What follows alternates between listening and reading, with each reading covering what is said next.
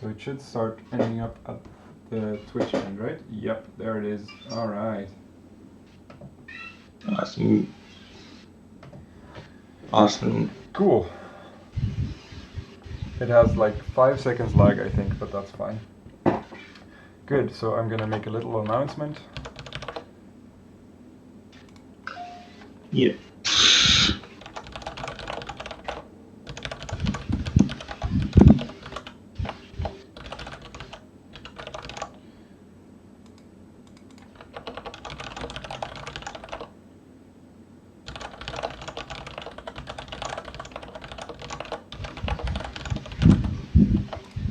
Good. So we can remove this. Now, let me show you what I made.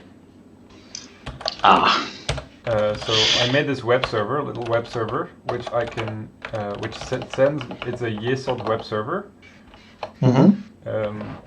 So I've got this really simple handler, which is only the home page and nothing else, which sends over the front JavaScript stuff. And I can start it like this.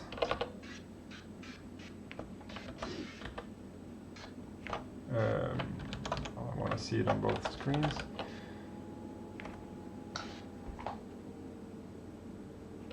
There we go. So what I made is a little bit of Purescript, which is in the front here, and it just it has this select thing, this input thing where I can type something and it will show up below. Okay. Yes. So this part is sent over from the web server itself, and this part is sent over from the JavaScript, right? Yes.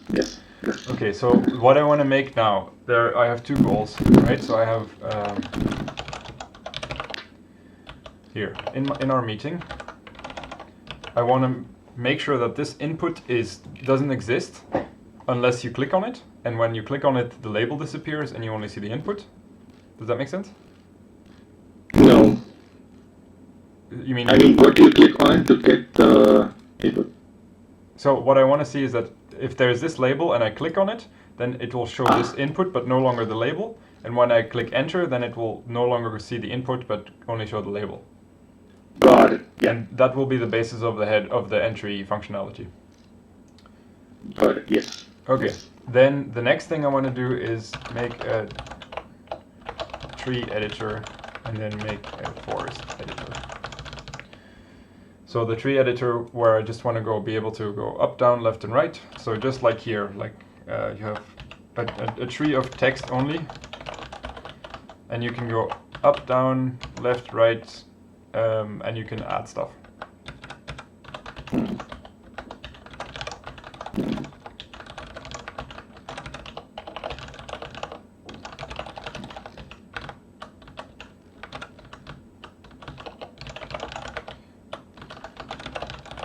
So these things I want to be able to get done.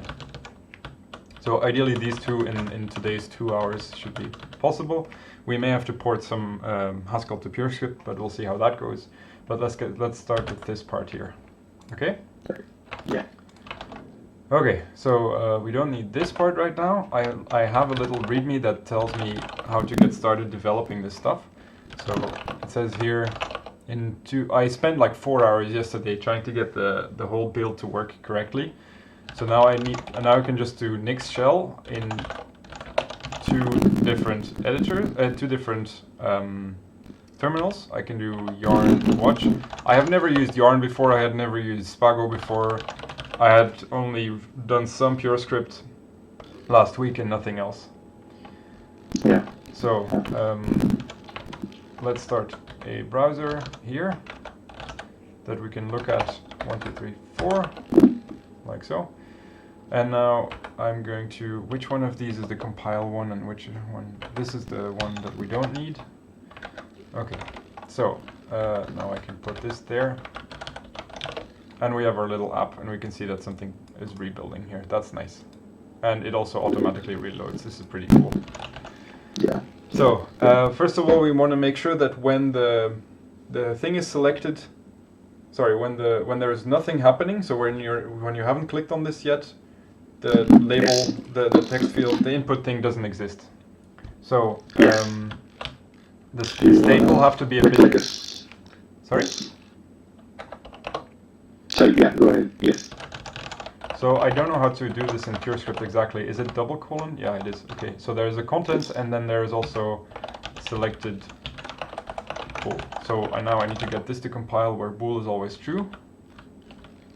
Where is the starting state? Here.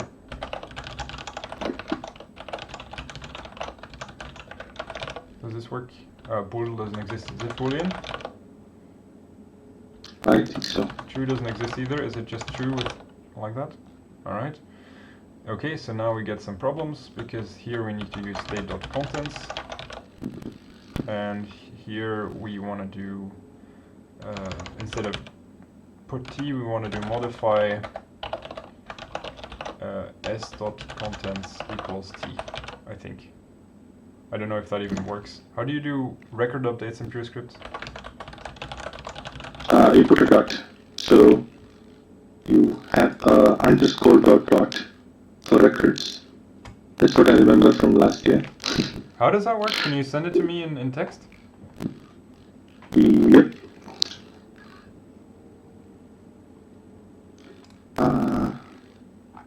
Like this. Where are you sending this? Send it on Teams, right? Yeah, okay. Oh, wow, yeah. Just like that. And how is what's the verbose way of writing that?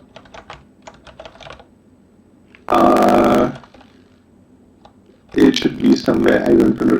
You want me to open up some documentation? Well, yeah, so it would be nice if we can do yeah. this a bit together. Yes, yes. So I want to be able to just update one field of this thing.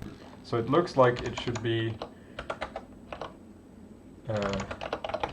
S to S where,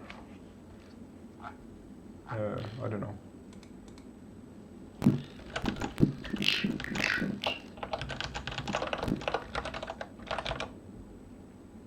No, that's not it. Functions and records. So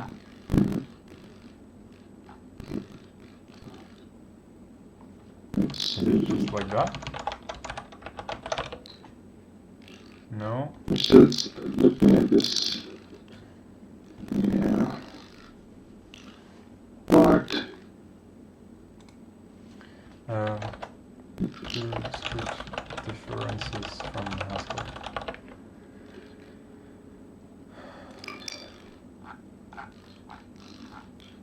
Yeah, so we know that.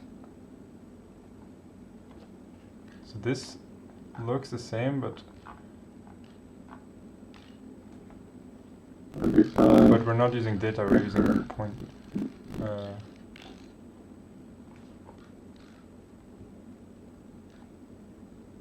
So what is not working here? Let me read this correctly. Aha, so the error is actually somewhere else, so maybe this just worked. Okay, so let's look at this error. Yeah. So what's the issue here? This, On line 39, column 71. So let's put this in that, and then we'll see. Line 40, so this one.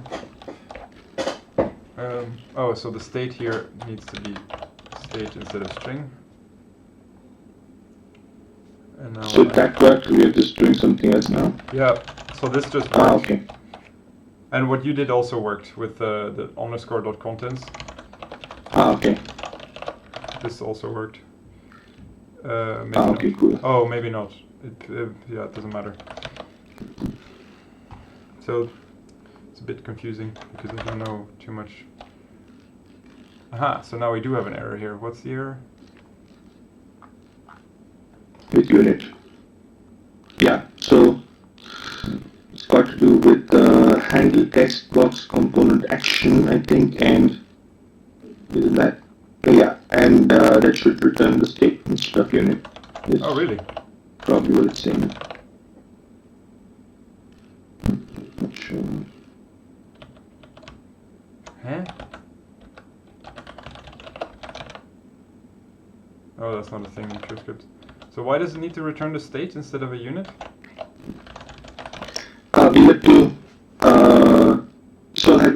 we have to also look at halogen docs, I guess. And I found that the best guide is the one from Jordan, Martinez. Yeah, but it used to work with the unit. So what has changed, right? So this should be equivalent to s get. Oh no, sorry, I'm wrong. There is also already stating the halogen, right?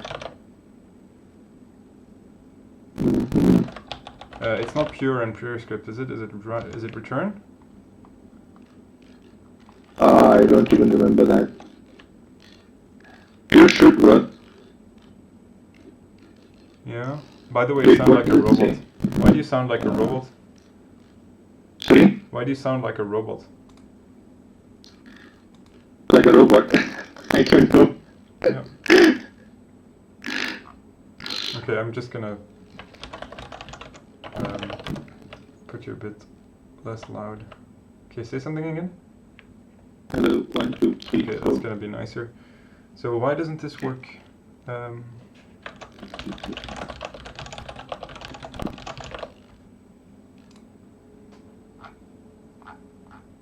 So we had put, which returns unit, and modify also returns a unit, so I don't know what the issue is.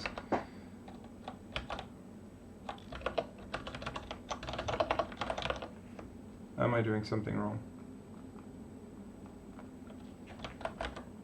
49, column 21.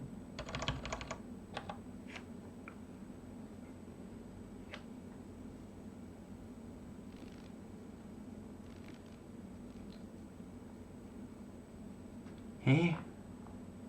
The error message here is a bit... see, I don't like when it says could not match type with type. I don't know which one is the actual and which one is the expected. Yeah, it's shitty.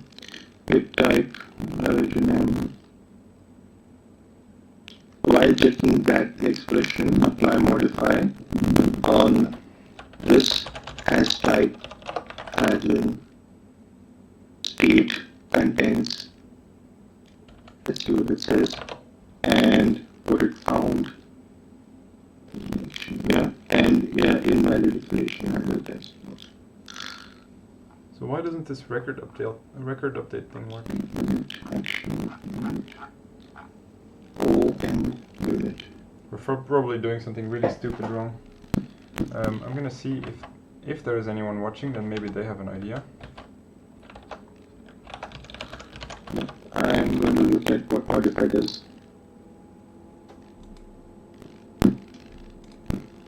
Now, how do I open chat? Okay, so there's no one watching, that's fine, chat. Okay, so there's no one watching, that's fine.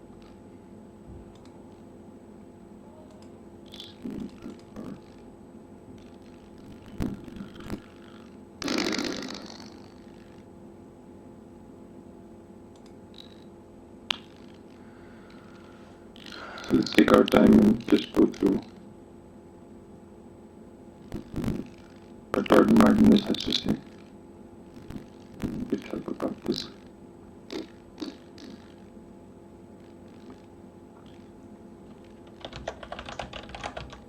So, is this a record or is that something different? That is a record, yes. Okay, so now how you do record updates? Record updates are done exactly how you're doing them, but with modify, because that will then return the next record. Is it maybe the case that dollar doesn't exist or something? No? No, that's not true. No, I don't need to see alternatives, I just need to see how it works. Yeah, I need to see how it works. So you're using an action, right? Action. Yeah, so I can do it like this, I think.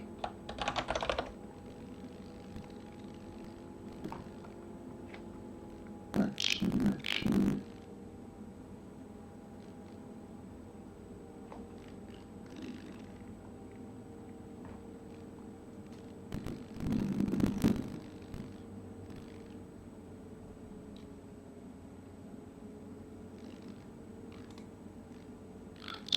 So your thing is a handle action, and it has halogen M state query child slots.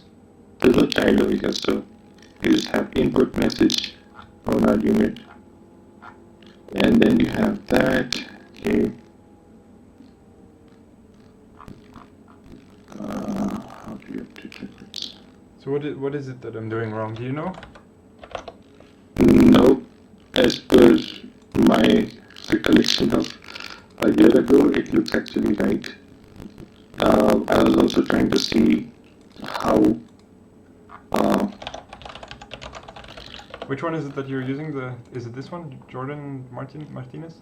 Yes, that's right. Yes. So they should have an example of modifying here, right? Yes. Yeah, here. This looks like exactly what I want to do. Okay. Yep. Yes. Exactly. So what am I doing wrong then? Could you do underscore? It is true that some functions are with underscore and they require less number of arguments. Oh, I see what you mean. Okay, so it's modify underscore. And what does modify do then? It returns the state or what? It will do something similar, but it will take one more parameter is what I know. And I don't know exactly what it is because my memory is from a year ago. So let's say Purescript, halogen, and so we should be able to find, where's the docs for this? Yeah, search for like halogen modify underscore in this. But I want to find the docs. So yeah, okay, so here I should be able to find modify underscore. Yeah. Aha, so here it is. Yeah. Wait, no, but this returns unit, so this is not the one we're using then, right? Because we have to use, oh no, wait. Aha, so there are different ones. So aha, here it is. So it returns the state. Okay, that's the issue. Okay, good. So now nothing should have changed in practice. Okay, so in practice everything works fine. Next up, we want to be able to have the selected stuff change. So for the text here, we want to do each age.onClick. Is there such a thing? Yeah. I don't know if it is on click or click. Then you can name it anything. Let's see.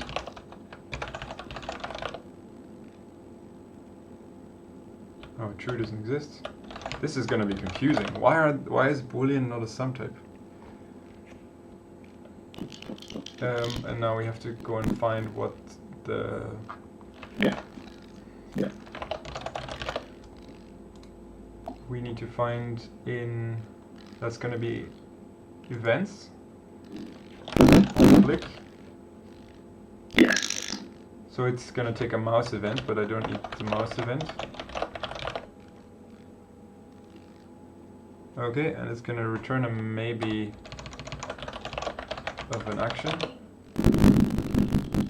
Okay, so now no clue what this means.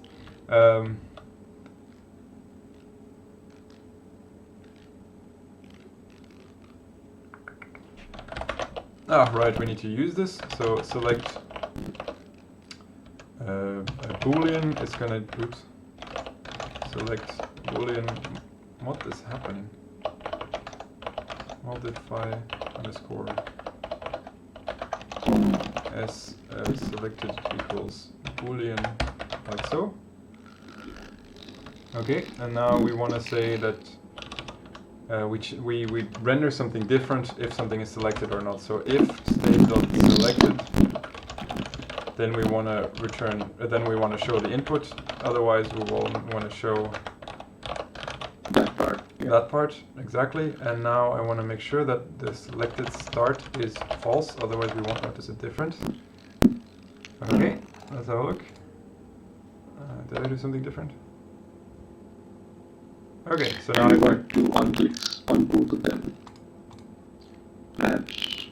No, we don't want. And we want this to be auto-selected as well. How do you do this auto-selection stuff? Autofocus? Is it autofocus? We also need one more thing. What do we need? That we need one more event to come from HH input. How do you finalize that your entry is, like your typing is over? Yeah, we will need to be able to deal with enter somehow. But first I want to make sure that when you have this label and you click on it, it doesn't start typing here yet. I need to click again in order to do that. So I want to see if there is something like autofocus.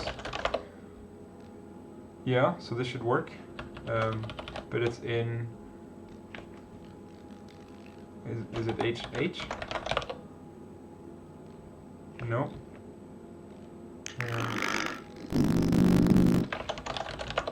So it should be in attributes, I guess, right? No, properties. HP. Autofocus. There we go. Okay. That. Oh, I need to say true as well. What? Not begin.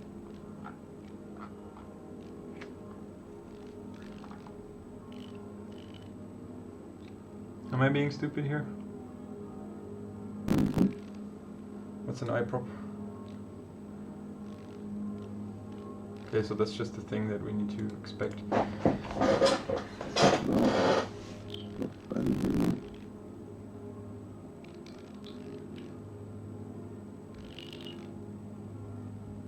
How do you use autofocus? Okay. Because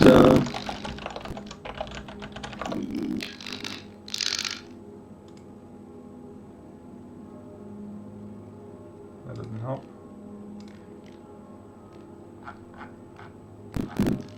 I think it's going to become very clear that real-world development is mostly looking stuff up when you don't know what you do. Yeah, totally. And another thing really, like that's how it's done. I mean, you don't know what you don't know, right?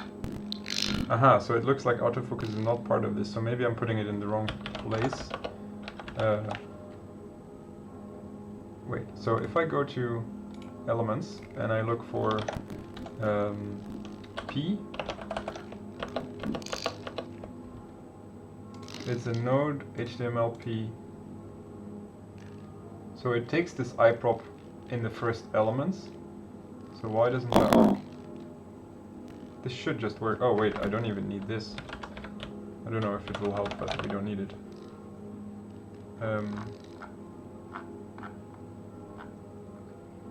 So what bothers me is that there is no autofocus anywhere on here. You see?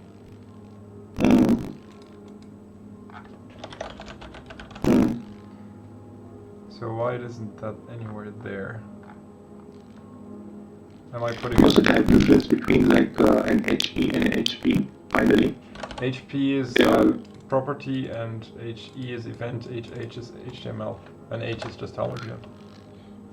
Right. No, but I'm saying what's the end result after you have...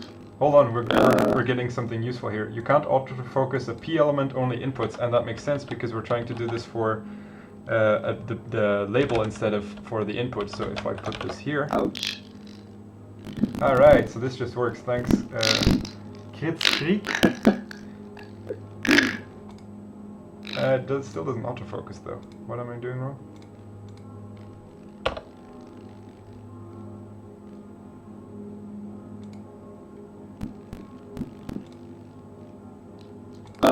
Also, we might want to keep the developer tab open on this one. The developer tab, what do you mean? Hit F12. Ah, I see what you mean. Yep. Okay, so let's have a look at this.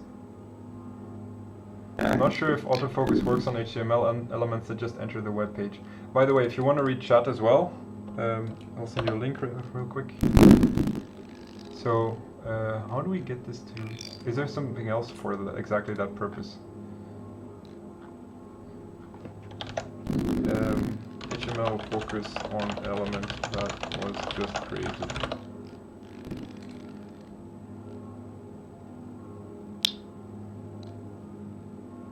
What the hell?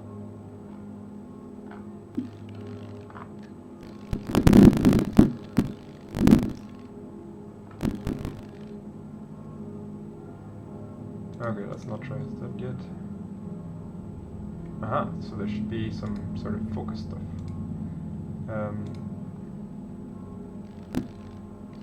You might need to use a you have to send the event in. Aha, okay, so now how do we do the there was this ref, there was this thing in the learn halogen stuff where you can refer to a certain element, and I forgot what it was called. Is it here, referring to elements? So I should be able to annotate here the input with the ref label. This is new. Okay, I don't know. Thanks again, Kritzkrieg. So that should be possible, and now once we've modified it, I don't know if it's going to be able to refer to this element, because I think by the time we refer to it, it won't be created yet, but we'll see if that works. So now we should be able to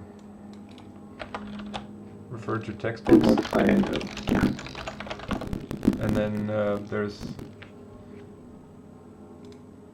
should be some focus. Well, that's not what I'm looking. Is there a way to search within this repository?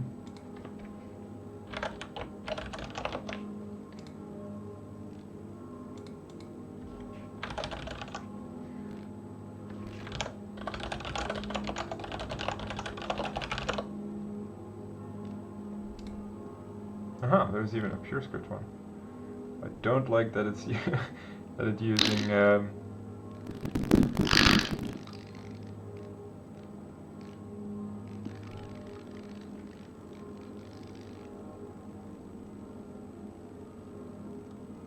so, but it's called set focus, so let's see.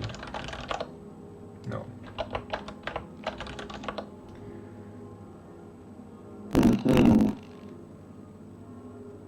Here's up-to-date documentation, but the UI is a little bit from Pursuit. Aha, okay, cool. And now set focus. No, focus. Class name. This is about spec. So what's the... There should be a function that does this, but it's not that one most... Oh, no, wait, halogen. No, that's for Bootstrap.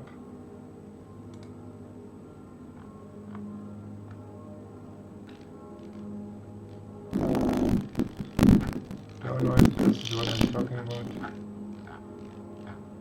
No.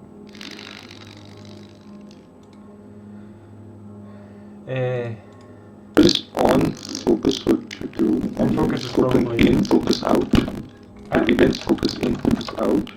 In halogen HTML events. Yeah, but this is an event. This is not the action, right? Yeah. So where would I find the actions in here, you think?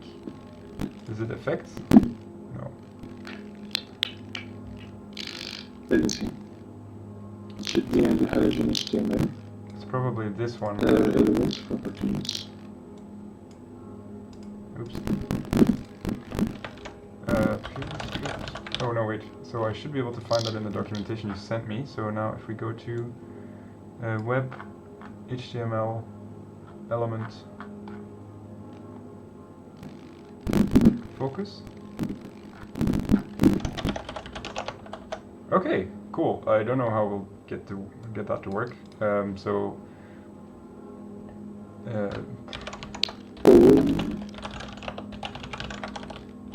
now where did you find this?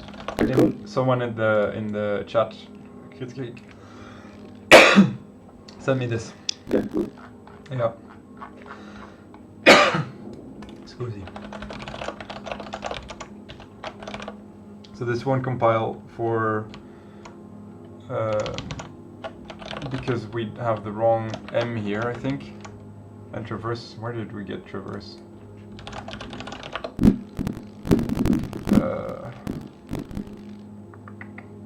Well, we can check in where I got it. So where did we get traverse? Data.foldable.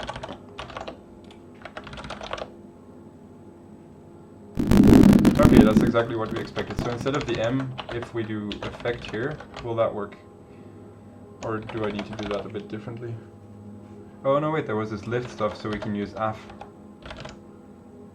Yep, exactly. So we do lift effect. And then we can use AF instead of effect. I suppose there's also lift AF. Then I'm not sure what that means.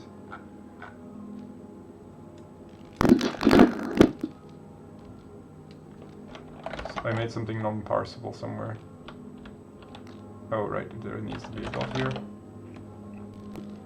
Unknown type AF, because that comes from H, I think. Nope, where did we get AF from?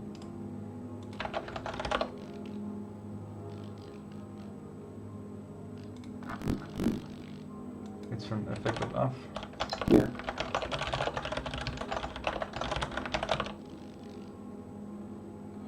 That doesn't compile either, but for completely different reasons.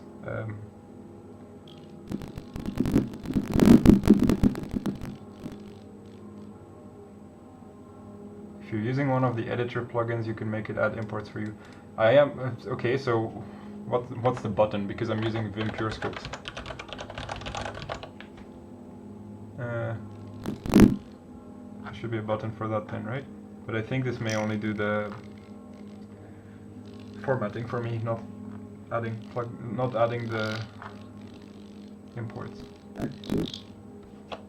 Okay, so let's leave that for now. I need to learn where it is anyway. So what happens if I do this?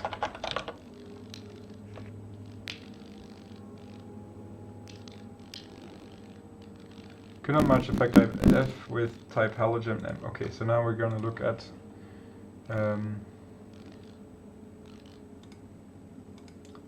which one was the one that you sent me? This one. Okay, so now go back. Okay.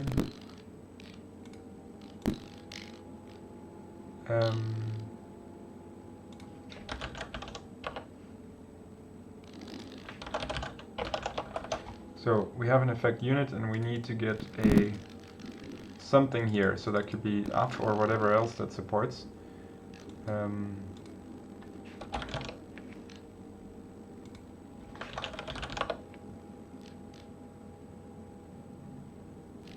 Is AF a monad effect? Can I check?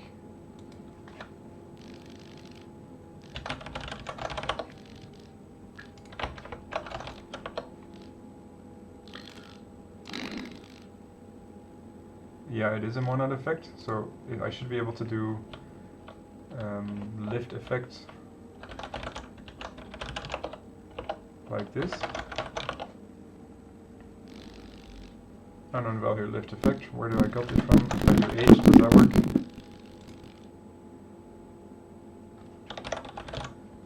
Yeah. So what else am I doing wrong here?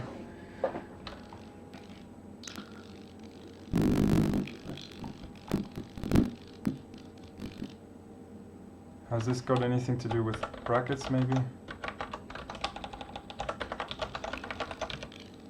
The component also needs the monad type changed. Ah, that makes complete sense. I didn't look at the line numbers again. Great, smart. So if I do AF here, and I forgot something else. Oh, because I left one extra parenthesis. Okay, so this seems like it works, but now, I mean it compiles, we will see if it works. So if I click this, it focuses immediately. Okay, so now the next thing we need to do is make it so that when you press enter, it goes back to the unselected state. So we should be able to have some event handler here. Yeah. Where if I is that a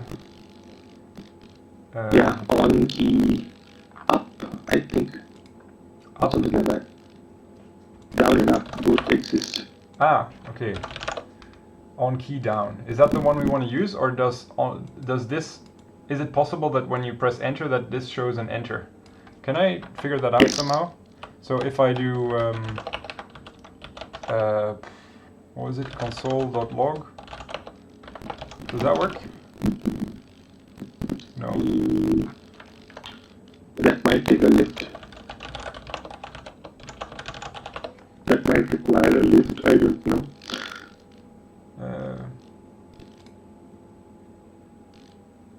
You can also trace stuff if you have the debug package around, so I can definitely get that package, I think. Trace it. With spy and trace m, so Purescript debug.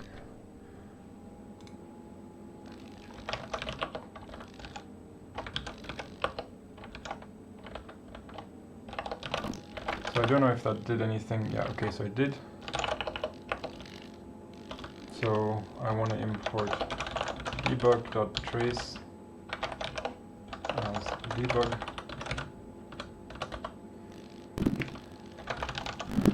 And then we should be able to do trace show ID or something. Aha, here, spy, fantastic. Oh man, this is better than Haskell.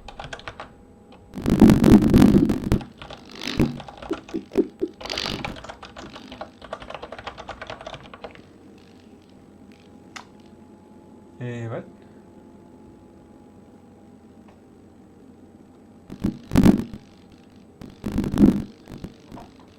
Line 42. No, 43. I think spy takes a string. Well, it doesn't here. Or maybe does it do that on the type level? It Takes 2 parameters.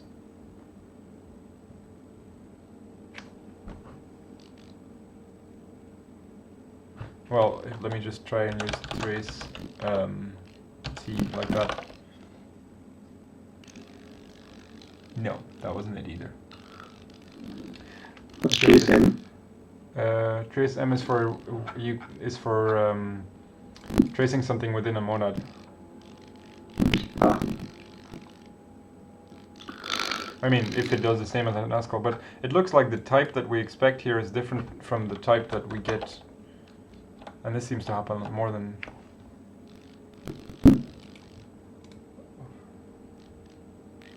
Aha! So we're using the wrong debug trace version. That explains a lot. So then it's spy with a string or trace with a value. Okay, let's just try spy. Label. I don't know what to label it otherwise.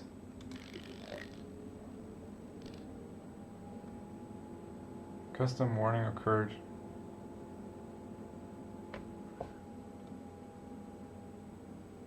Want to see what this warning it says a custom warning occurred, but it doesn't tell me what's the warning.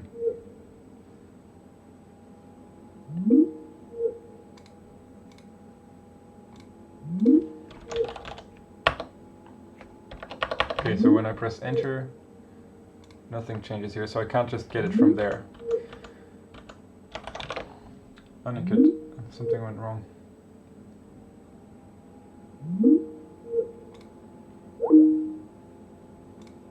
Let's try to get him back first.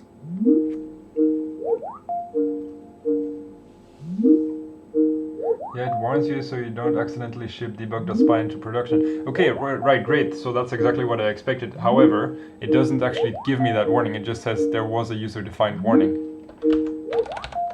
Right? Or did I miss something again?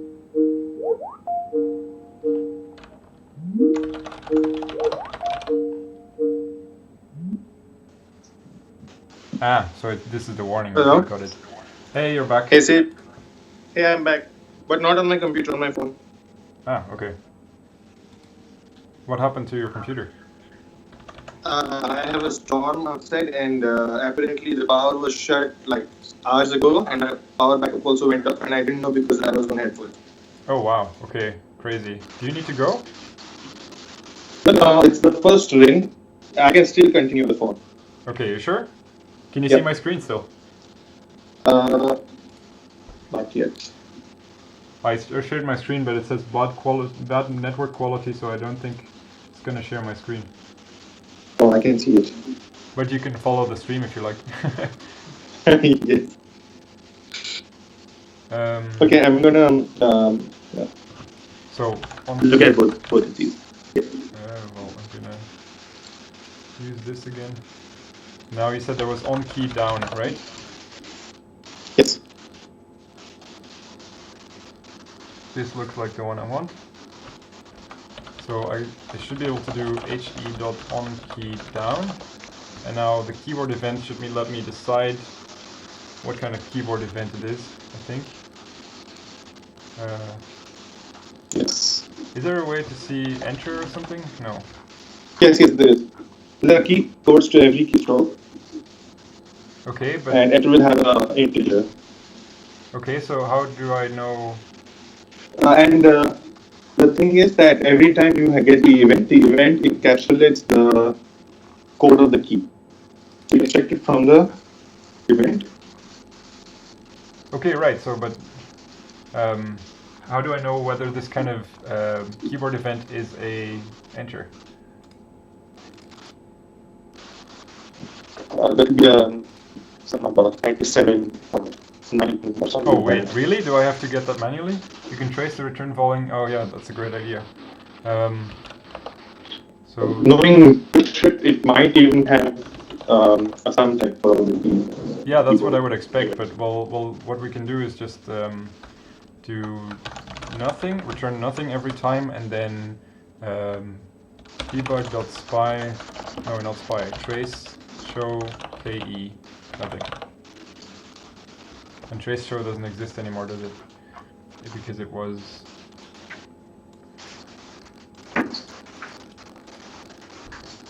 Here, so it needs to be trace. Does it show automatically, or does it figure out how to do that? What else did I do?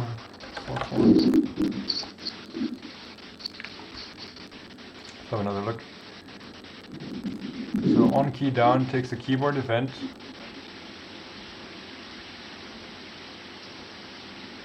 And returns a maybe. I think that's what I'm doing.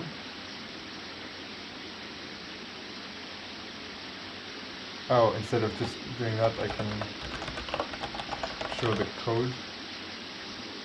But it's not just... Trace takes thunk, so debug.trace.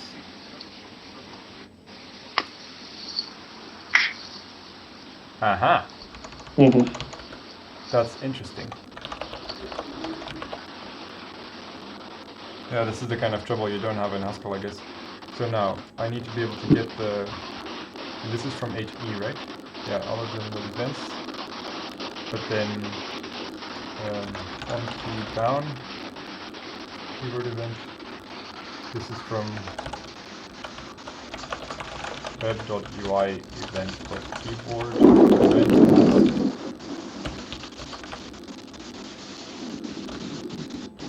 So this is talking about.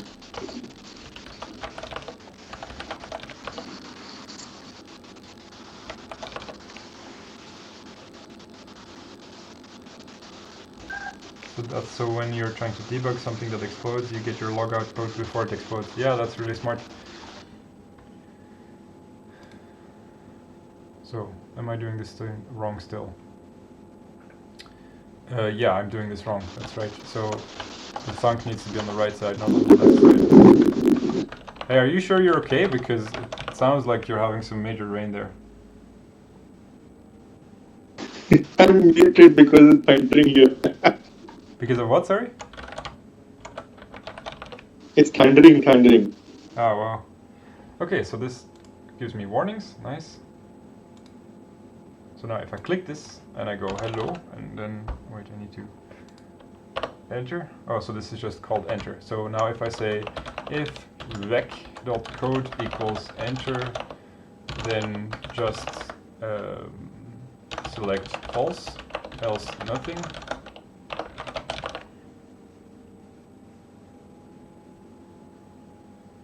And I need to match here. All right. So now I should be able to click on this and then go hello and then press enter. Nice. Woo. So that's the first thing we can finish. So now I can say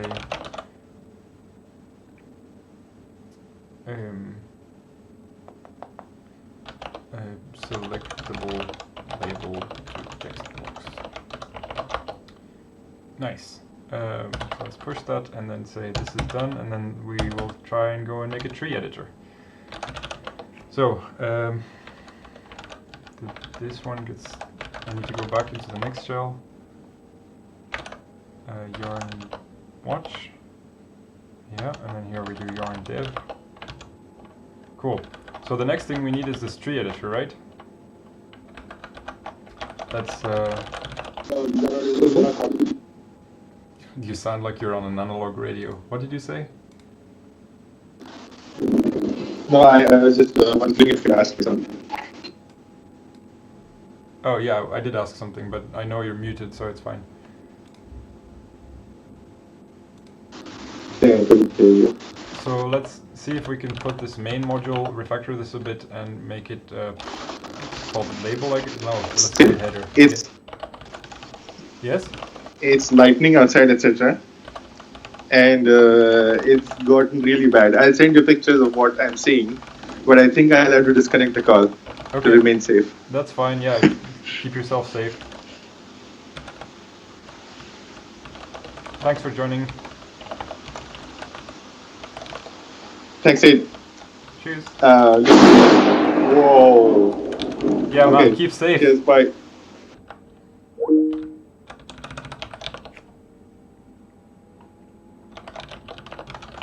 If P then just can be written as control monad 0 guard. Oh, nice.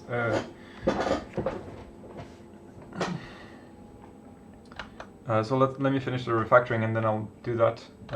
So let's get rid of these warnings. 21, 20, oops. Is there a way to get the W-all or something?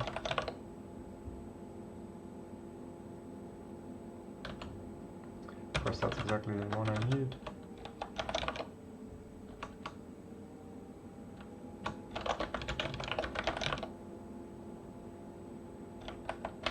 Nine, 8.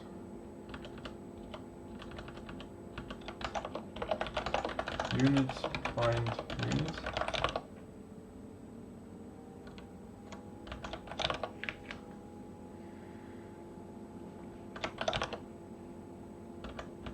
Deleted too much again.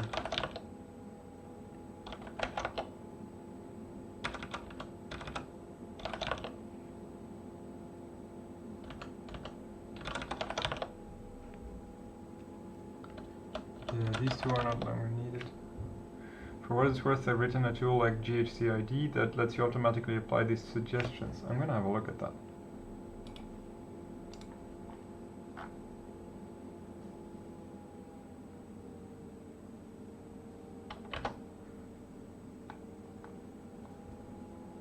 Okay, if you don't mind, I'm gonna look at that later because I don't want to set up the tooling again right now. I spent about 4 hours yesterday doing that.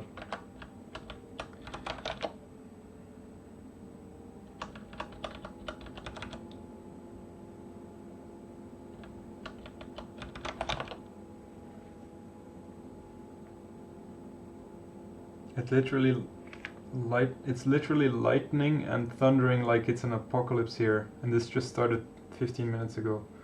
Damn.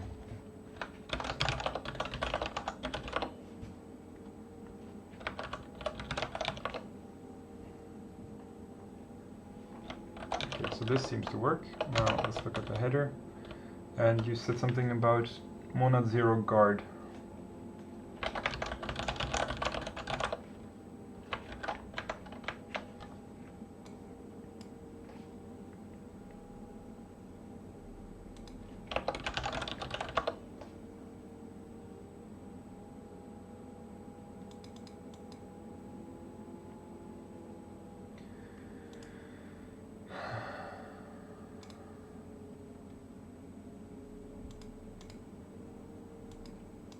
Is there a way to pop out the chat stuff on the right here?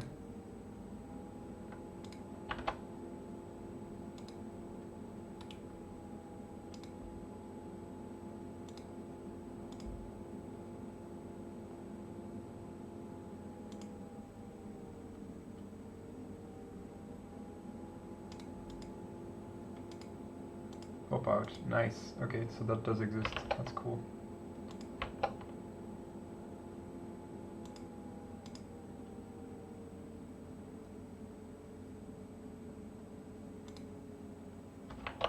I'll see if that updates correctly.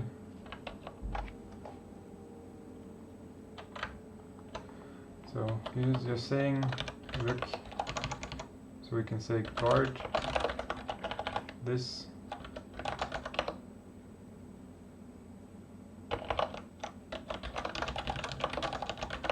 Like so. I think the parentheses are wrong on that, but we'll see.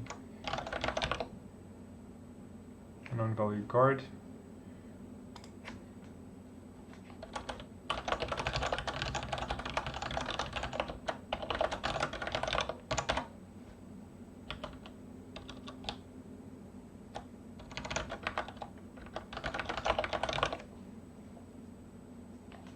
Yep, that seems to be what you want. Nice. Okay. VDOM driver. Don't need this one, we don't need that one. Import effect is redundant, debug trace is redundant.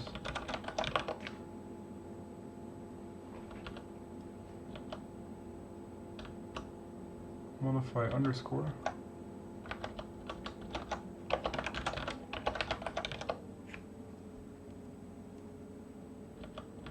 Okay, so let's leave it like that.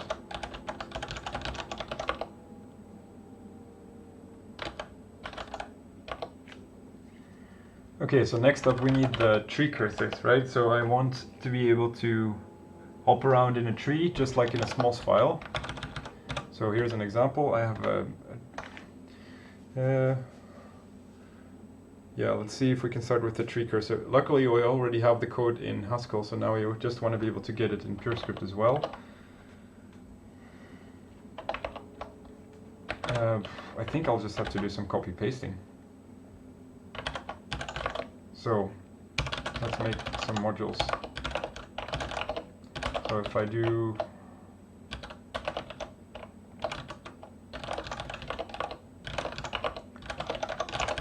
from cursor, we want to be able to get the tree and start with the types. This is Haskell code. Let's see if we can well, not automatically, if we can manually translate this. I'll just pretend that I need this.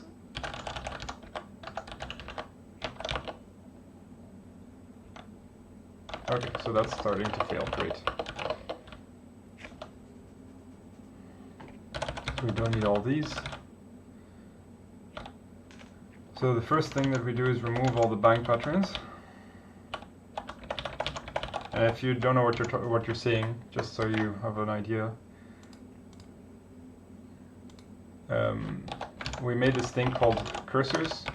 Cursors are a special kind of data type where it both represents the entire structure of something you're looking at and also where you're looking within that structure.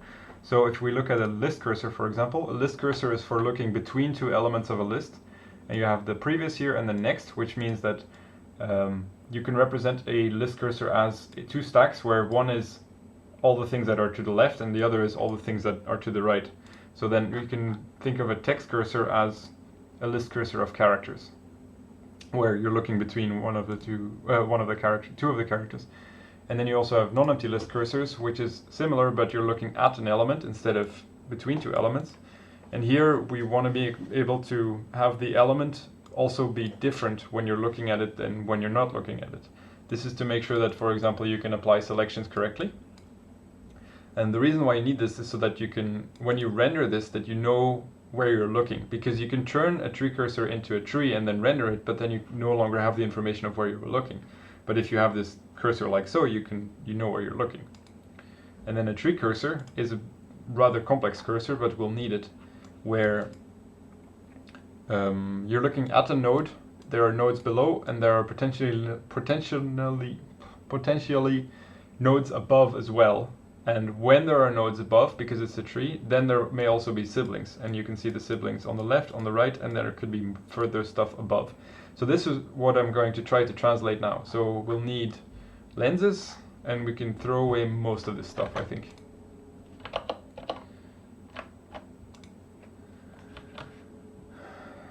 So let's just assume that we export everything to make things a bit simpler. We won't need validity and deepsec. We won't need the deriving for now. I don't know how lenses work in Purescript, but we'll definitely need them. But this is deprecated. Is there a standard Purescript lens stuff?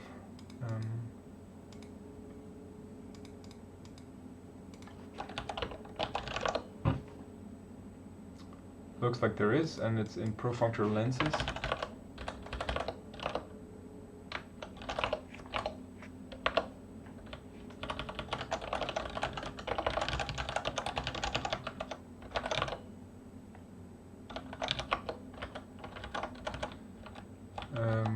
Okay, so we'll be able to get lenses, and then the other thing we will need is a non-empty list.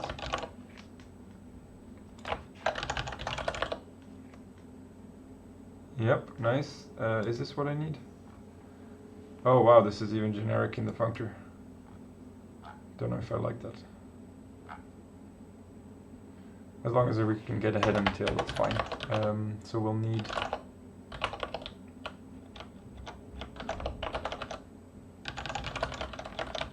non-empty.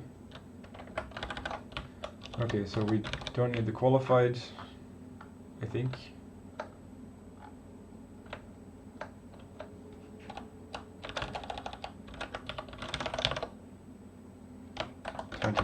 There's something wrong starting there. So does this still look like a correct record?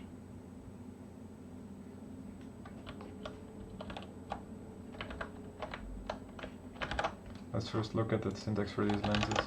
Oh, and also to make this a bit easier, let's start with just the tree stuff.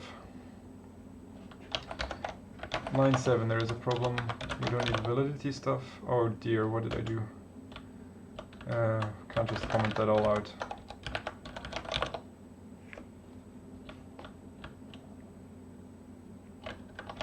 Okay, so now it seems like something is possible. Lens.micro is not found because we need to get it from data lens. Is there no data lens?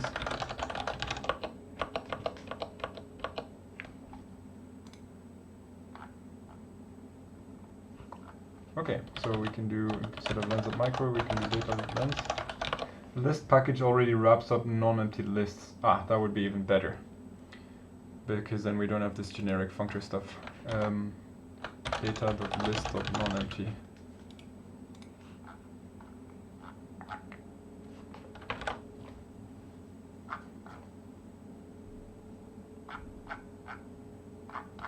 What is this symbol? Natural transformation. Oh. Oh dear. Okay. Where's the non-empty list defined though?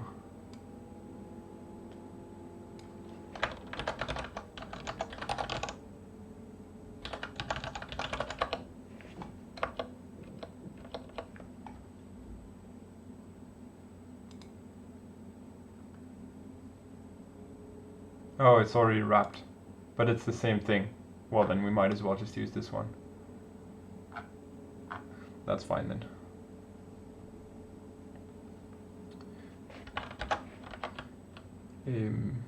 Actually, let's see what else we get. Yeah, we get a whole bunch more stuff, don't we? Okay, so let's use that instead. List. Yeah, you're right, we get all the list functions. That's nice. Data.lens is not found. Why is that? Is it because I didn't restart the thing? Yep, that is it. We don't have GHC, so we don't have generics. That's fine. So just to give you a bit of an introduction, there are these things called C-forests and C-trees. That's for the collapsing of items. So we want to be able to, when looking at a tree, collapse the stuff below and... Oh, we do have generics. That's right, but you don't have generics from GHC, so I can't import GHC.generics. So the C-forest lets you collapse whatever is below, and if C-forest can either be open, closed, or empty. I didn't know whether empty would be considered open and closed, depending on the situation. That's different things. And then let's see if there is some sort of data.tree.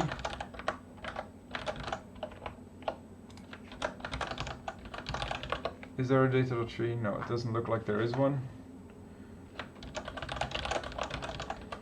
We might just have to make one, which would be fine. So there is this one. Oh, that does what I want.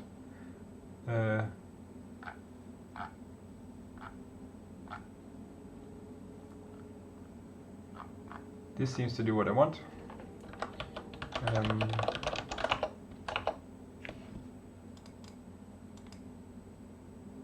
Multi-way trees with zippers. So this is the latest version of that, and that's exactly what I don't want. Am I going to be annoying about that? Yes, I'm going to be annoying about that because we'll need the tree for ourselves. I'm going to just do the exact same thing as in Haskell, where you can say node. And the reason why I'm going to do the exact same thing as in Haskell is so that we can copy paste a lot of the code.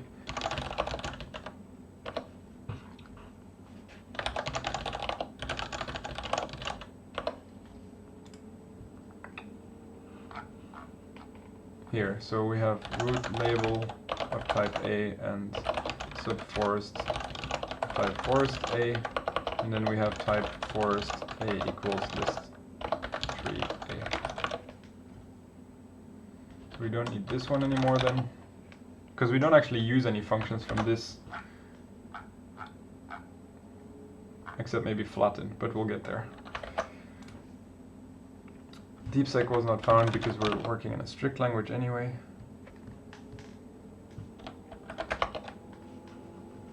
Okay, so tuples don't exist like this, do they? So we need to... The question is, will we need this? For now, let's assume we won't.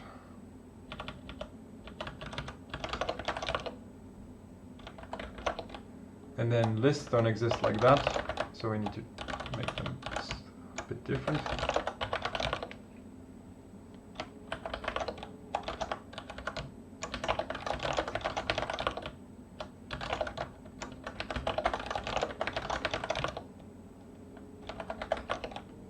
This is going rather well, so can I get rid of all the bangs immediately? You don't need validity and NF data. 89, we have another list.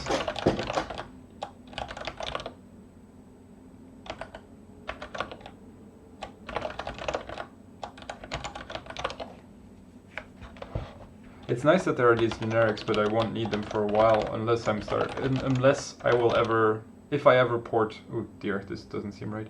If I ever port the validity stuff, then I might need the generics. Okay, so what am I doing wrong here? Why did this insert another comma here? That doesn't make sense.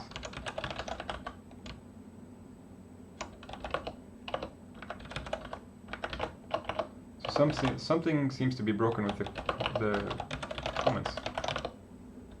Yeah, well, not much I can do about that, I'm afraid. Then...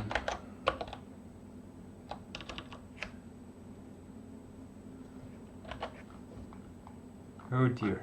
Okay, so we can already replace boolean by, bool by boolean.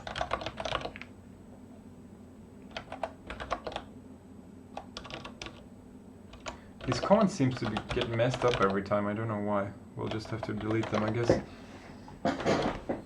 Unknown type list. This is because I need to import data.list.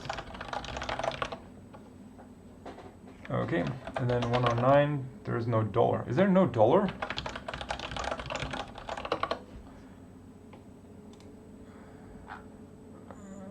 Yeah, okay, so let's not use that.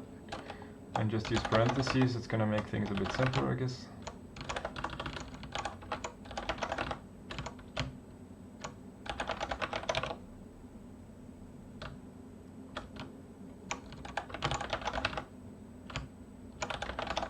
I also don't know if we can make lenses in this way. We may have to do some more fancy stuff.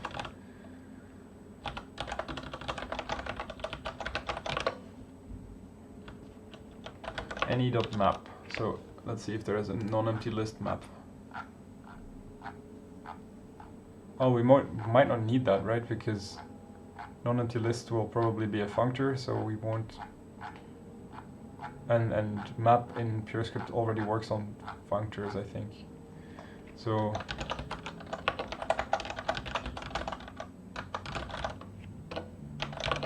that should work like that. Unknown value map.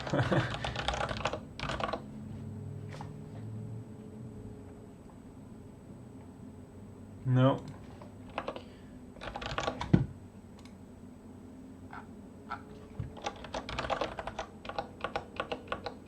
Okay, this seems stupid. Where do I get map? Oh, wait, I can just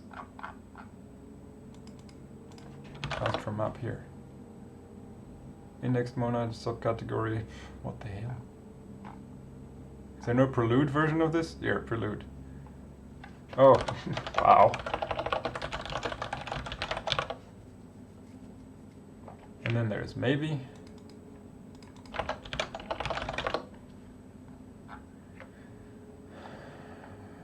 That's from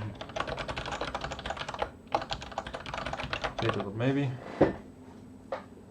Any.nonempty. Is there a special function for that? From list. Yeah, this is the one.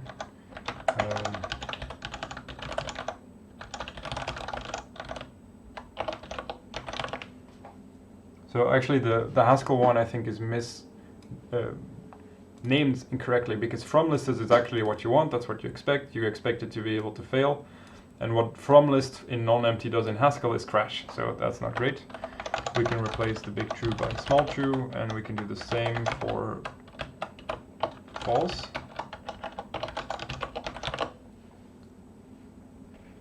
And then non-empty is not called non-empty like that.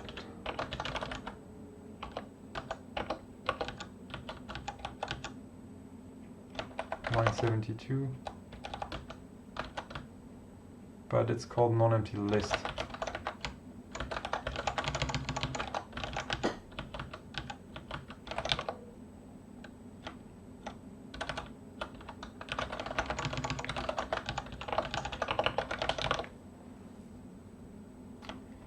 Alright, now we're cooking with gas. So, now let's have a look at how we make lenses in Purescript. Oh, so that just works. Okay, nice. So what am I doing wrong then?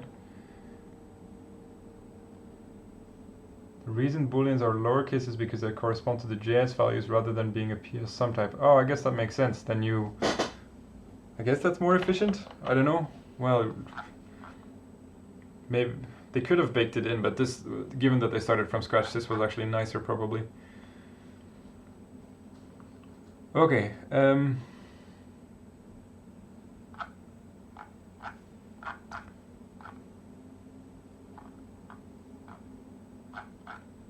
So do this efficiency is one thing, interop is a lot easier. Yeah, that makes sense.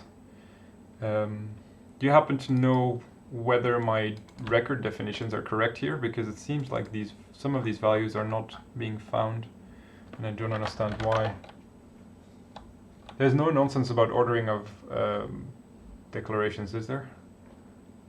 Oh, maybe the dollar?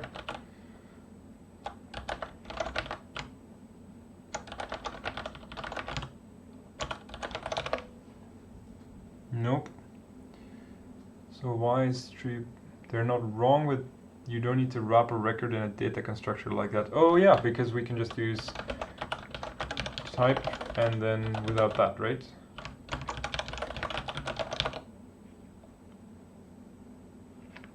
Okay. So why would you ever need a data record without instead of this thing in TypeScript? Instances. Oh, so I can't get instances using these. Do we need that? Let's assume not for now.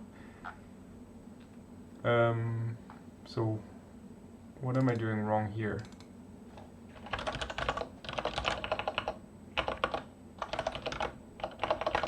So the record update seems correct. What else am I doing wrong then? So is it maybe true that there are these record selectors are different?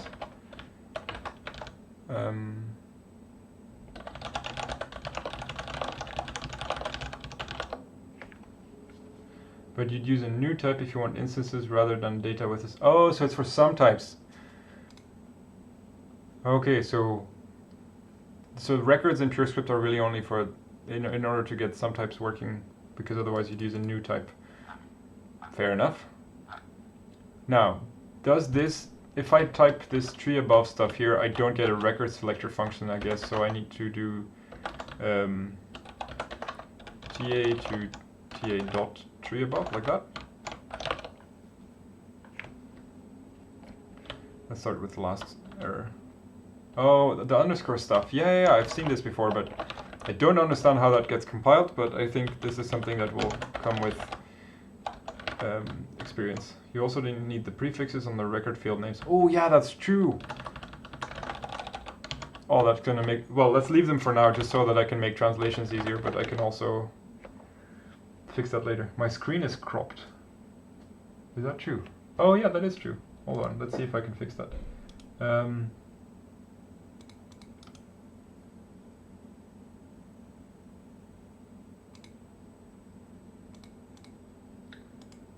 Why is it? Oh, let's see if I can fix that. So that's Q.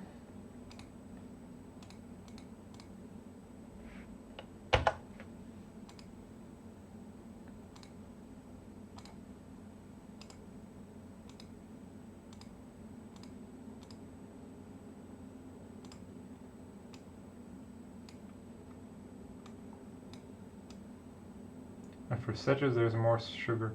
Ooh, that's nice. So now my screen should be less cropped. Can you check?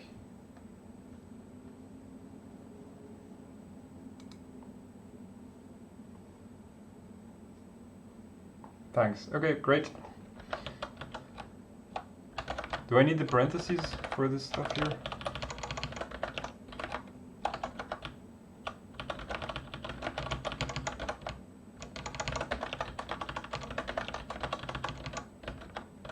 Thanks for telling me Atopuzov. Oh, I don't need the parentheses.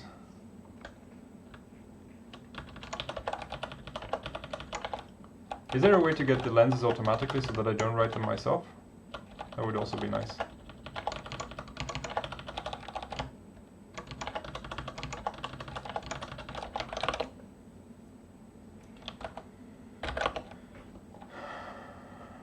Cycle appears in the definition of type synonym tree above.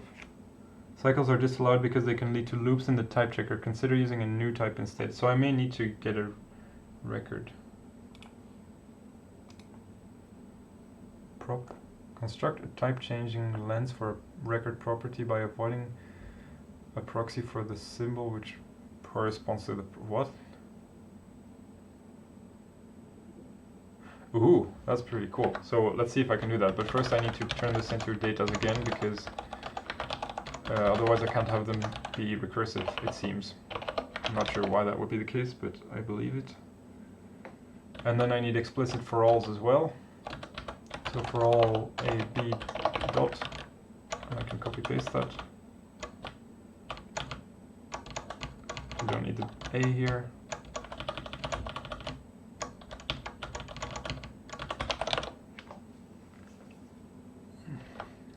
A prime is undefined on line 25. Fair enough. Alright, so now we have actual type errors.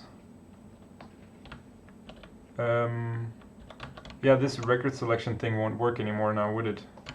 Can I now do this?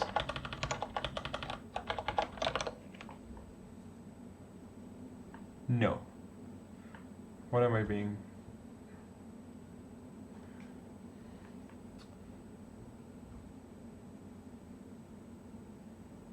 Heh.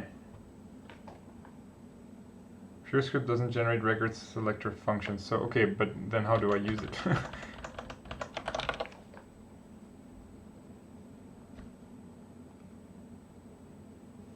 Well, it doesn't have to. Haskell records are very different. Yeah, that makes sense, but then how do I get the record selector function?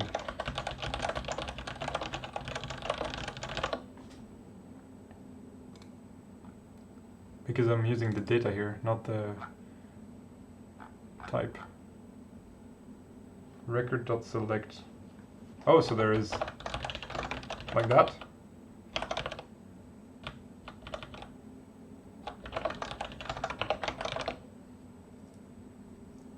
No, then it thinks it's about the module. Do I have to...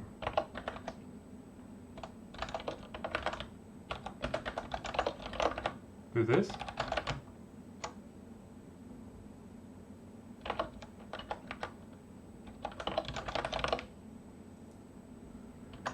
Okay, so then if this is right, then I'm doing something else wrong, because it says here on line 52, could not match type record with type tree above.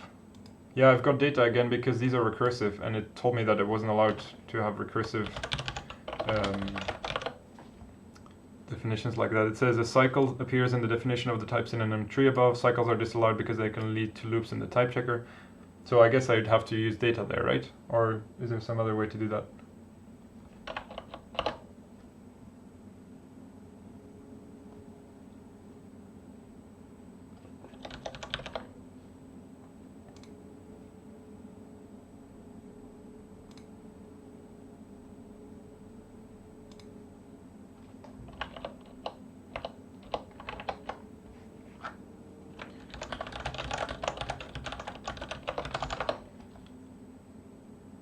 Then you'll need to use new type for data. Okay, so what if I use data? Then how do I get the record selector functions?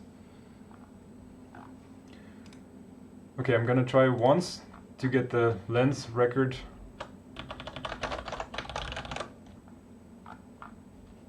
thing, just to see if that works. This is not like the template Haskell stuff, right? I need to still write my type synonym, so I can do prop. So there's no generator selectors. You can pattern match on the constructor and get them out that way. I'd rather not. So I'm gonna try using this prop stuff.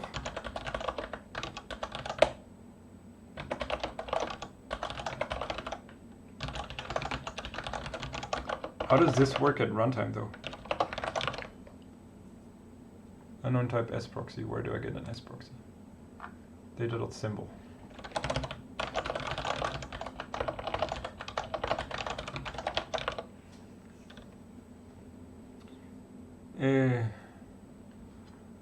Is this talking about different records as well?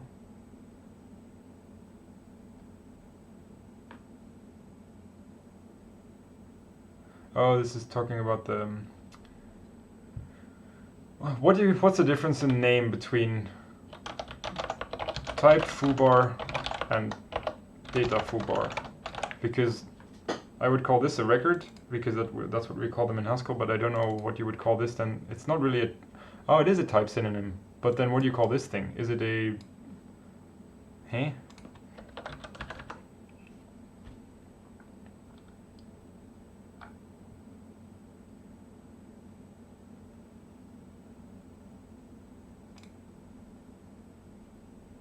So it's not the record that I want. Is there data lens data or something? Product? No.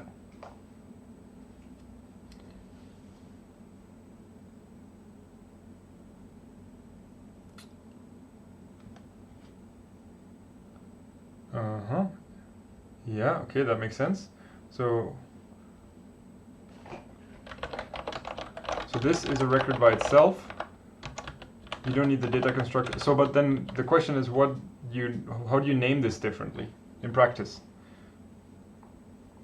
So, for example, now I want to be able to see if there is some sort of way of generating a lens for this kind of record.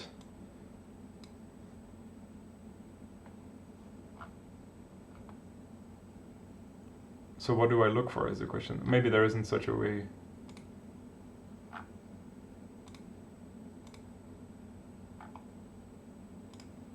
It looks like if I use a new type with a type synonym, then I could get it to work.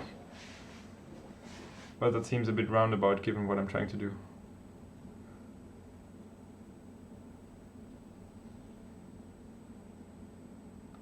you could maybe get those lenses like new type prop proxy. Yeah, exactly. That's what I was thinking as well. So, but then we need to use Purescript new type.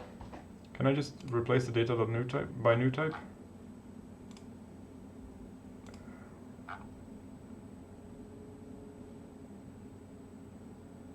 If you also do derive instance, okay.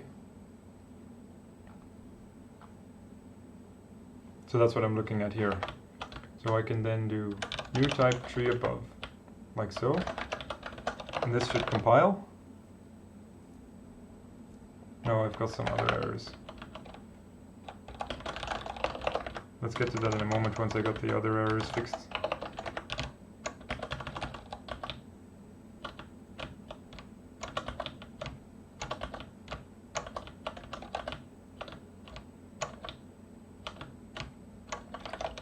Is there a problem with these cases like that? Or do I also need to... yeah, so this is supposed to be nil then?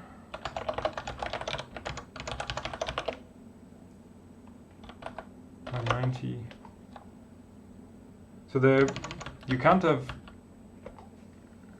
function definitions like this then, or what?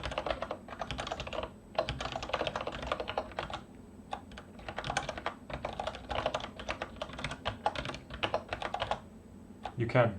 Okay, so what am I doing wrong?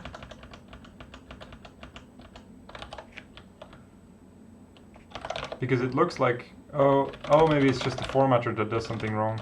So it would work if the formatter wasn't turned on, is that right?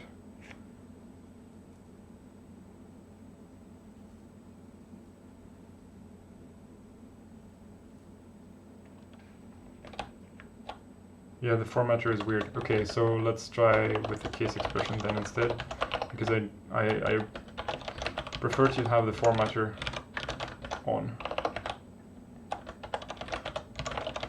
No, I shouldn't use these parentheses anymore, I guess. So I'm still having a type error. Rebuild C tree. Yeah.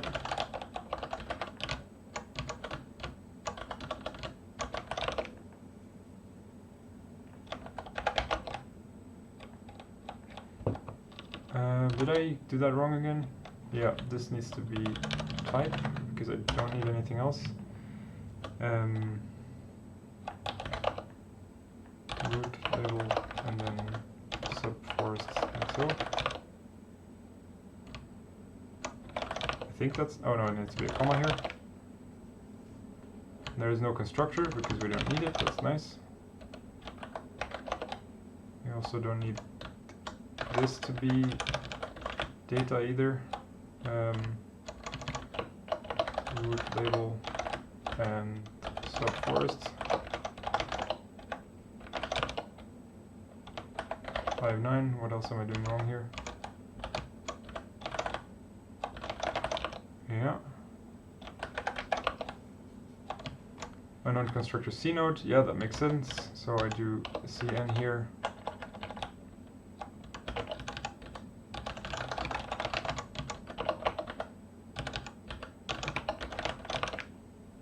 Hey, will you do these streams often? Well, that's going to depend a bit on my available time and whether anyone is interested in watching. Because at the moment we've got 7 viewers, of which I am at least one. And I don't know if it's going to be worth it, but we'll see. Because this is the first time I do them for real. I did one test stream at some point. I might just stick to Haskell coding instead of the Purescript stuff, because I actually know some Haskell as opposed to the Purescript. We will see. If you'd like to see more of it, definitely send me something on Twitter.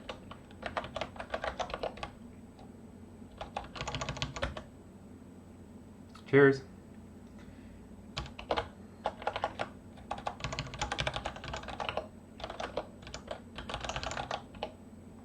Oh, I don't think I have any commands set up.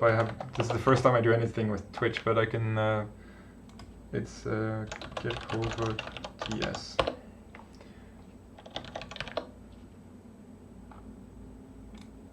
This is me.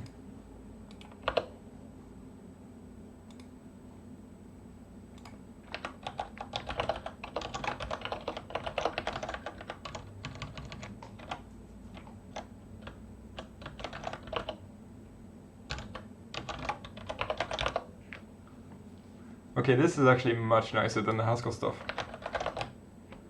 I just have to get used to it a bit.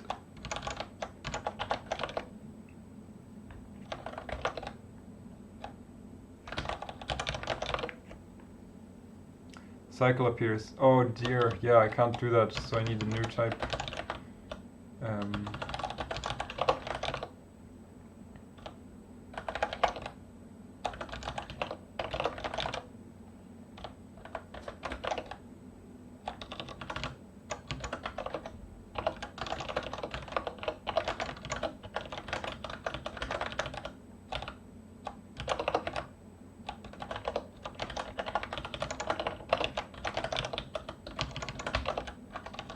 I also like that this lambda case stuff, well, this is, I guess you wouldn't call this lambda case, in Haskell this would be lambda case. This is built in, and this just works beautiful.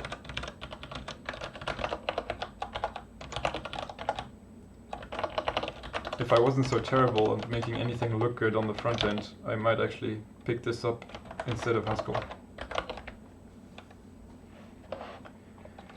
So this will be followed me. Woohoo! I have a follower. Thank you. I don't mean to laugh at that, it's just I find the whole concept of Twitter a bit silly sometimes.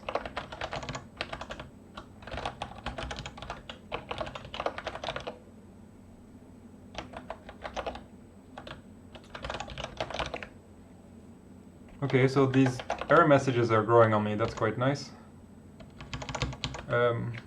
Can I share a link? Yeah, sure, feel free. I also shared a link, so you may want to just retweet that. I don't know if this is the way I need to do that now, but we'll see. Ah, warnings. Woohoo! The build succeeded. So now let's get these lenses back, because we can't actually do what I'm trying to do without the lenses. What did Klitzkrieg said? Klitzkrieg, if you would prefer me to refer to your real name, then feel free to tell me, and then I'll just say your name.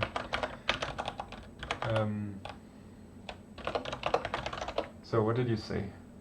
Underscore new type from proxy Christoph. Okay, cool.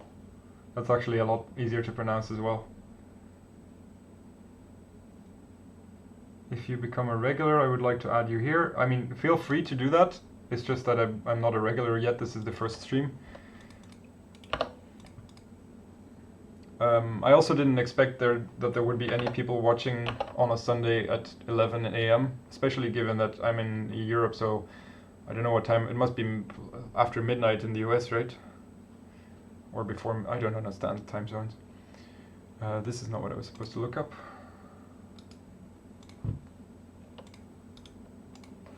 No, still copy pasting seems to be a bit broken here. Yep, copy pasting from Twitch, that is definitely broken. Maybe the Linux copy pasting works better. Yep.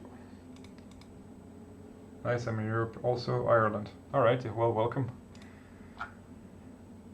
Oh, I didn't know about this.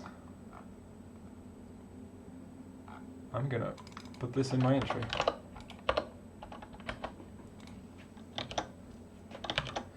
So now, how does the new type stuff work? So we need to derive the instances that you were talking about, but I actually found some documentation about that, didn't I? Not here. Not here. No. New type. Data.lens.new type. Huh. Am I looking at the wrong stuff?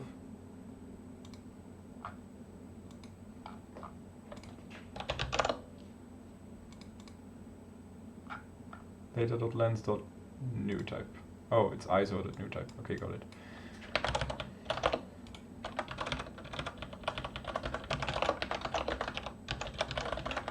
So how does that work? I never really Purescript new type docs. Okay, that's gonna be nice. Let's have a look at those. So there's a class for new types. Okay, fair enough. So that means I need to derive instance. Are instances first class in Purescript? Because you named them, right? Why would you name them?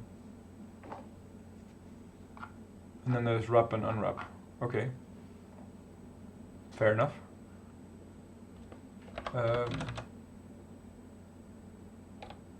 You name them so you don't get weird names in the generated JS. Is that the only reason? Can you not refer to the new type email address to get the dictionary? There's differing options on whether that's a good thing. Okay. Oh, so you can refer to them. Well, at least if they ever want to add that in, then they already have the syntax for it. New type, tree above. Tree above, right. So this should just work then, or what? Unknown class new type, because I need to import data.newtype. And then I might need to add that to my Spago file as well. And it's not called email address, of course.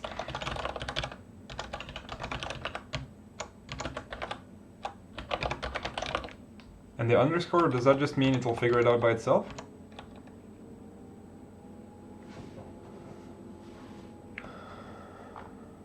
Oh wow, that's fancy stuff. Okay, so now we have a way to get the lenses.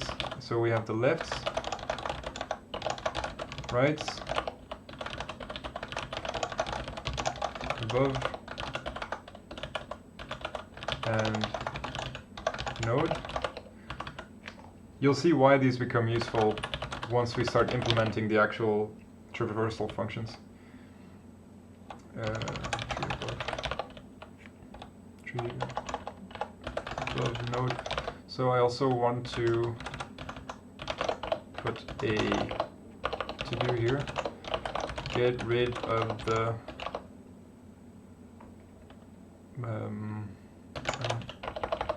prefixed record field names.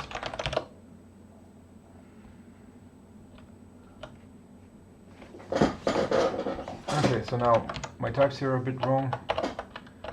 Maybe tree above B.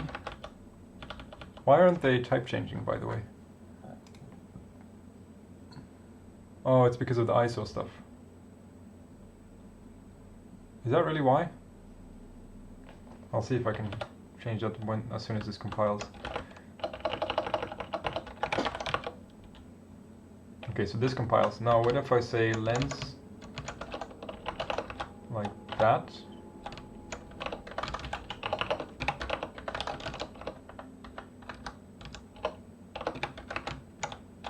And then go, instead of AB, we're going to use C instead.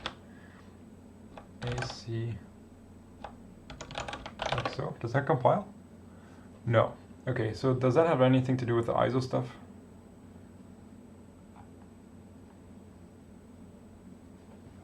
This may be problematic.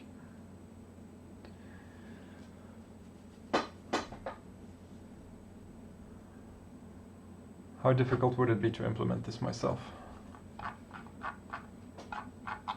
Because if I could recall correctly, actually, no, let's have a look at the Haskell source code. Because if the Haskell source code for the same thing doesn't have the type changing record updates in the lenses, then we don't need that, evidently. Okay, so we don't need it. Nice. Then let's not do that. I'm not going to get into the habit of doing things just because I can. Alright, so we have something that compiles. Let's clean this up a little bit. This we want to keep, I think. But the tuples will still need to... Let's see if I need it first. Tree cursor current subtree L. Okay, so it turns out we just don't need this at all. Anything else I need to look at? Nope. Okay, so imported and translated the Haskell tree cursor to Purescript. Super. Now I'm going to take a break to get some water. Is there a way for me to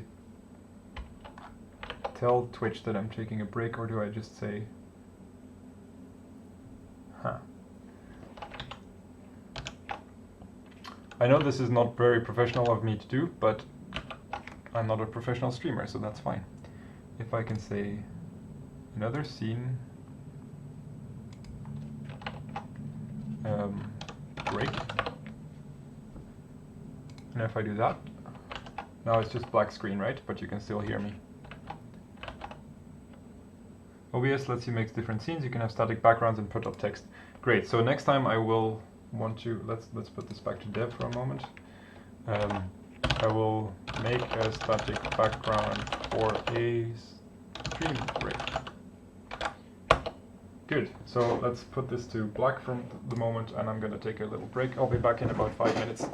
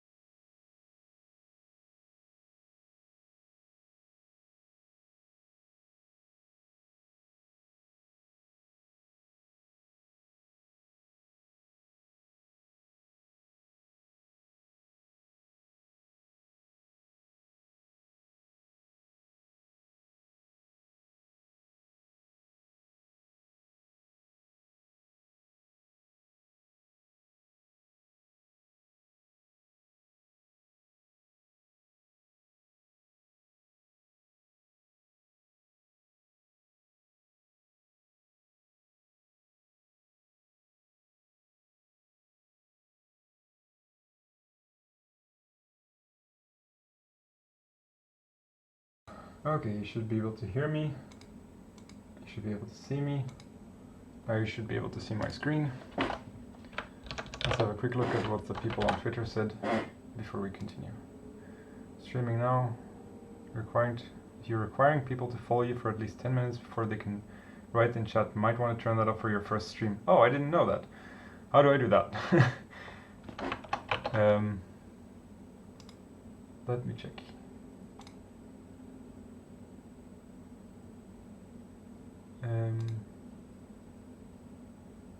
Settings. Security and privacy.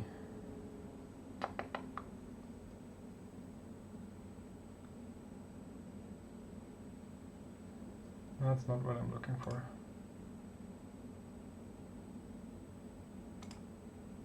We don't have subscriptions.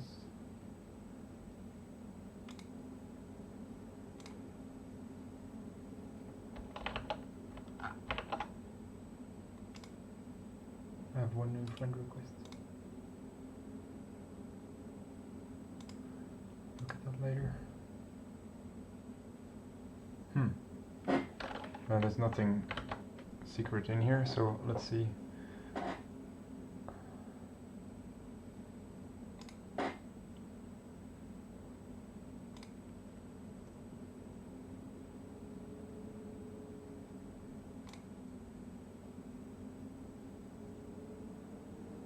Is there a way?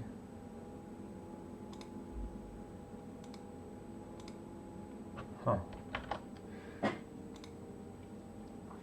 I'm a bit of a Twitch noob, it seems.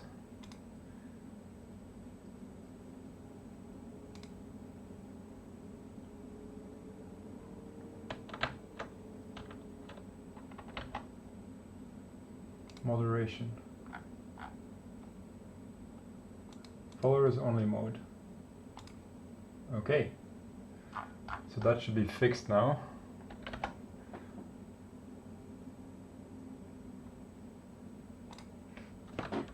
This should be fixed now. Thanks for letting me know. Okay, let's get back to Purescript. I just ended up sitting here for 10 minutes watching you struggle with modify underscore unable to help. Oh, that's really nice. Twitch usernames are going to be the bane of my existence, aren't they? AOD9.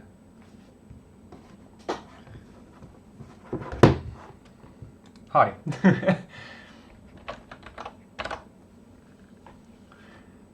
So let's see if we can get to the next point where we have a tree cursor that I can show to the screen with just text in it that we can't edit. So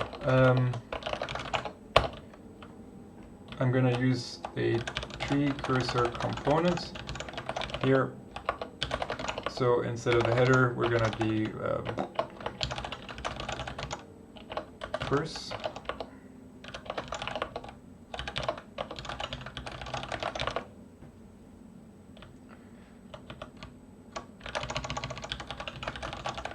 Tree cursor component.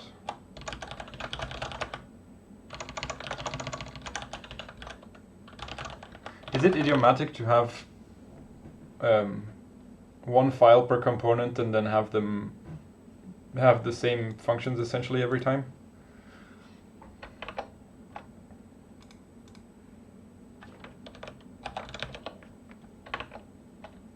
It's common to call it component and then import qualified. Ooh, that's smart. Let's try that.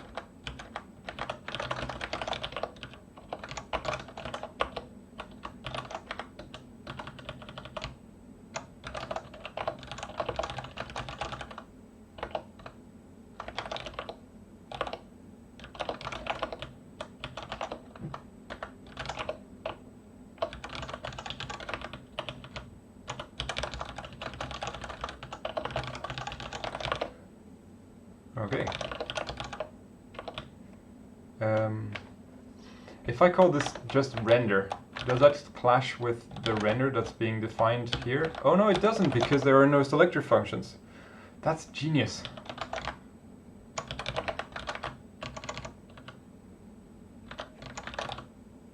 Yeah, so I probably made a mistake with the main function here, but I couldn't see the error yet. Isn't there a way to say import tree cursor as tree cursor in one without having to repeat this tree cursor stuff?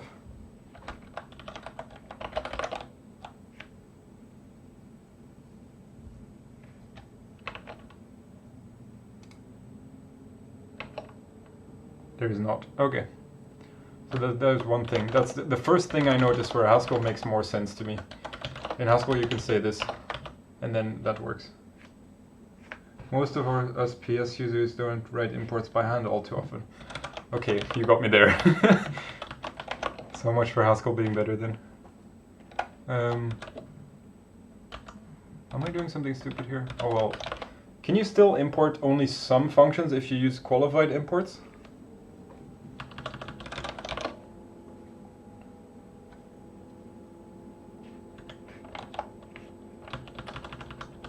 Actually, I'm gonna put this up so that I can show if I do this. Yeah, so we're in this task here, make a tree editor. So actually, just to give you a bit of context, I'm trying to make this the exact program. It's called Smos, which is now a terminal user interface, and I'm trying to put that in a web browser.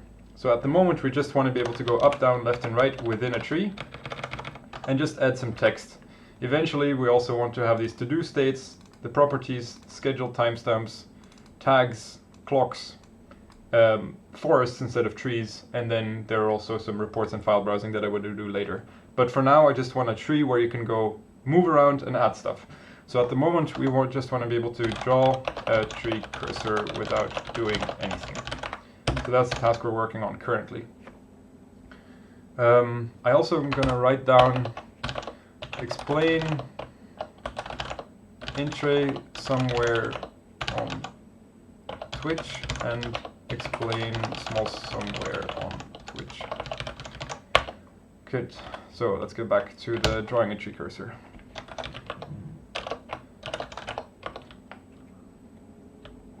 So now the state is going to be different. It's going to be a tree cursor. Is there a way to show the documentation for this module in the browser without having to open the code itself here?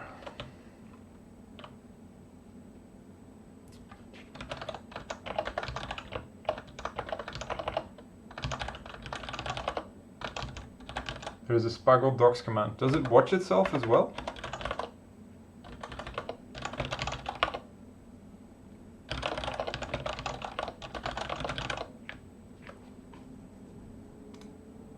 Oh, this is genius. Then I'm never gonna have the problem again of looking at the wrong documentation because of version numbers.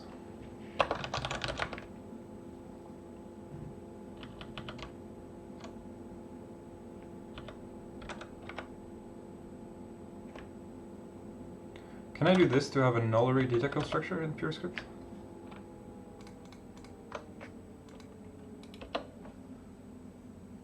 Oh, lovely. So now I should be able to go to cursor.tree.types. Nice. Oh, beautiful. Very nice. Okay, nice. So we have a tree, forest, tree cursor. And just to reiterate, this tree cursor has two type parameters. The first is the type of whatever you're selecting, and the second is the type of all the other nodes. At the moment, I'm going to make them the same. Later, we'll want to have a text cursor here instead of a, or not even a text cursor. So usually you'd use a text cursor, but in this case, we probably want to use the component with the text box that we defined earlier. I don't know how I'm going to do that later yet, because that would be like recursive components, and I don't know how to do that yet, but let's get to that later. For now, I just have two strings here, and that'll work. Let's see if this null reaction thing works. It might once I got this working. Let's make a tree cursor that let's make one of my own. Is just a constructor in Purescript? Looks like it is. Okay, nice.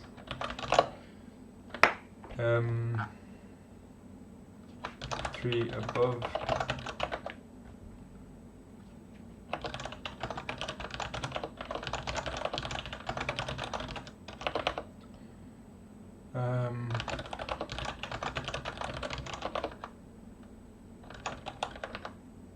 Equals is only for record updates. Literals use colon like in JS. Yeah, this would be a lot more intuitive to me if I had ever actually written JS. But thanks for telling me, otherwise I would have been confused about the error message again.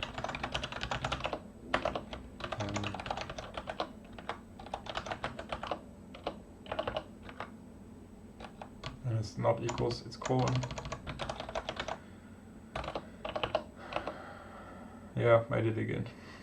Muscle memory, exactly. So we have the above, tree below, colon, a sea forest, let's do empty sea forest, and then tree current world. So this, once I've got the right parentheses, so this value here, I'm gonna see if I can expand it a bit using my handy dandy formatter. This starting state is gonna represent a tree, hello world, like that. Because the current one is called world. Oh, and it's not just representing this tree, but also the fact that we're looking right there. So we're looking at this world, and above that there is a tree above which contains one node, hello. There's nothing on the left, on the right, or above that. So I can expand that a bit later once we get some more... actually, no, let's do that right now. Left, right. So how do lists work again? It's really cons? Oh no, there is this thing. So I can do left colon nil, I think. How does this parse? Okay, yeah, I'm not gonna worry about that. It's not my problem. Right colon nil. And then nothing else above, that's fine. And then below we also want a open C forest, and this will contain a... Where's the C forest stuff? Open C forest, which is a non-empty list of C trees. So let's say...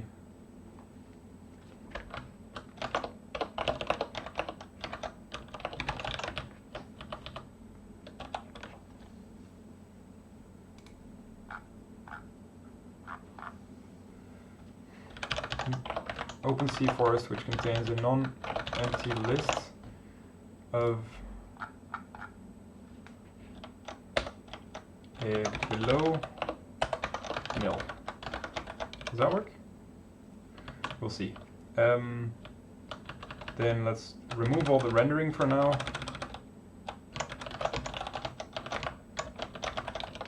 I hadn't used Spago docs for my own stuff before, but I'll most certainly will now. That's a little bit of a typo. It makes it even harder for me to read the chat.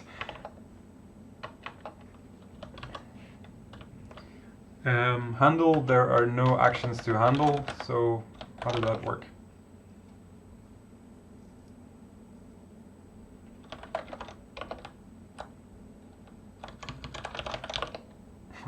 How do you handle a nullary type?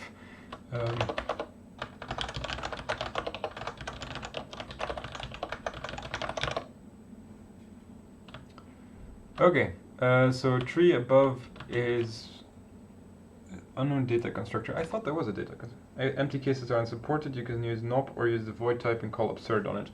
Okay, well, it's only temporary, so I'll just use it like this right now. It's really nice to have random people on the internet teach me Purescript.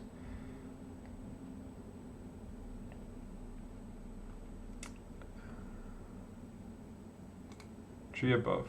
It's a new type. So why isn't this constructor found? Oh, do I need to import this? Did I really forget that? Cursor tree.types. There we go. Data.list. Open C forests. Was it the wrong name? It's open forests. Non-empty lists. Where did I get the non-empty list from again?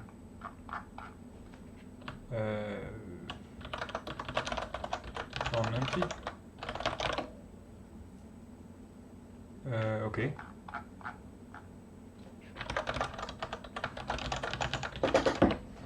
Oh, that's from data.nonempty. Okay, I take it back. This data.nonempty stuff is pretty cool. And I'm forgetting an empty list here.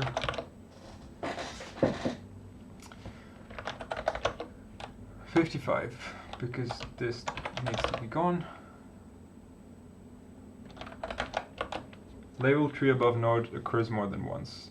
That's because I made a silly mistake.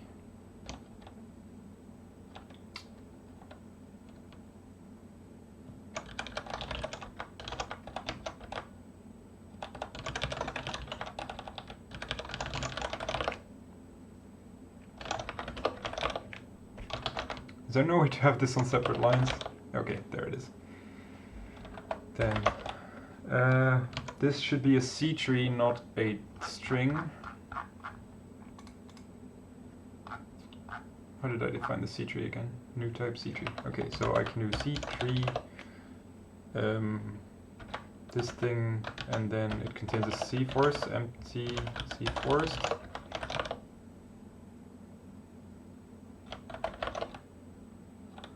Will I need parentheses? Oh yeah, I do.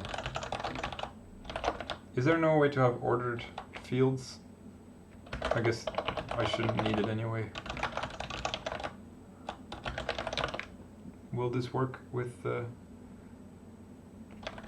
Oh, apparently it does. Nice.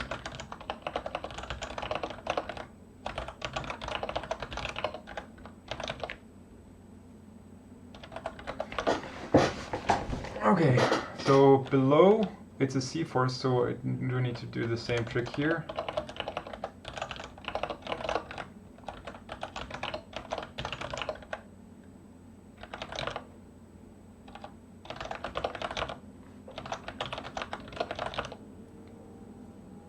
Now I'm getting warnings. Excellent. So now if you have a look, it should be empty. And it is indeed empty. No, it is not empty. Now it... Hey? Why is this... Oh yeah, that's the text. Okay, great. That's what we need. Next up, I want to render this casing. Now, let me see if I have the folding as well. It doesn't look like I do. So let's get that from the Haskell code as well. So just to give you some context, I'm gonna put this in the chat. This is the package that I'm sort of copy pasting. And there is some... Here is some more code that we'll have to translate. The reason why I need to translate this is because I had to make this in Haskell and it just doesn't exist, and I think we'll need it. So let's see if we can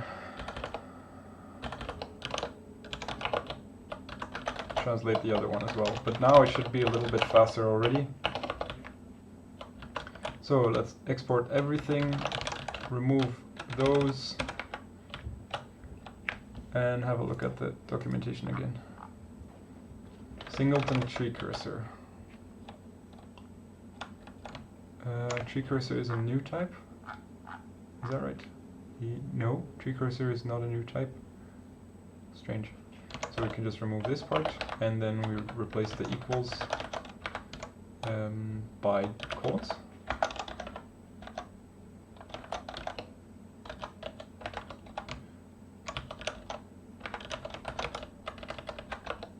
No, that doesn't work.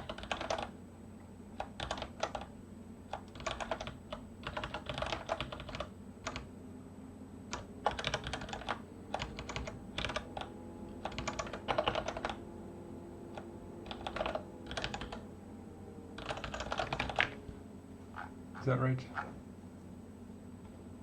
Yep.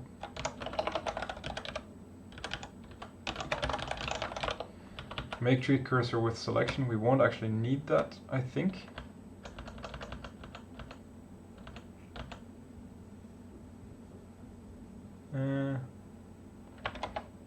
Yeah, let's not do that. Rebuild tree cursor. Oh, actually, we also don't need the selection here then. Oh, let's just leave that there now that we have it. And we can leave that here as well now that we have it anyway. Should be relatively easy to translate.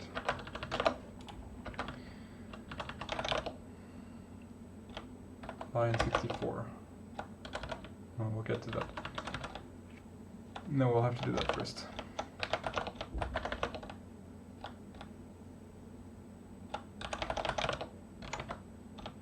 Line 18.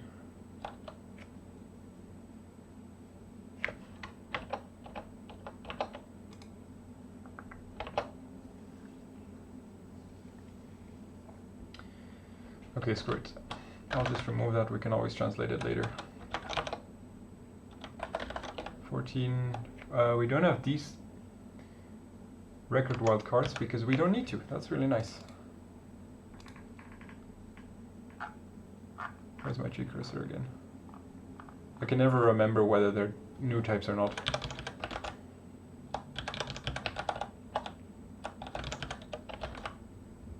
We definitely need the making and the rebuilding.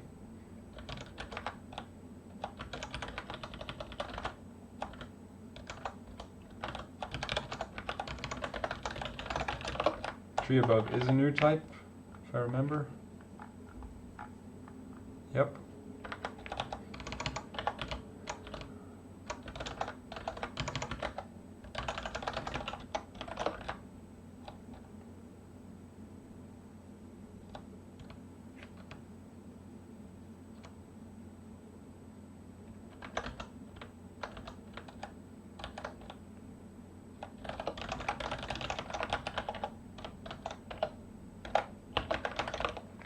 So this won't work for multiple reasons,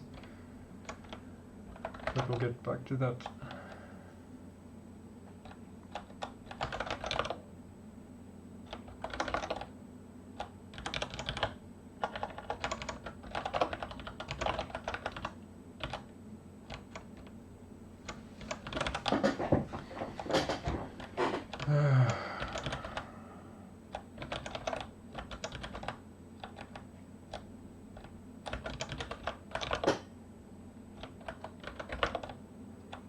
What else am I doing wrong here?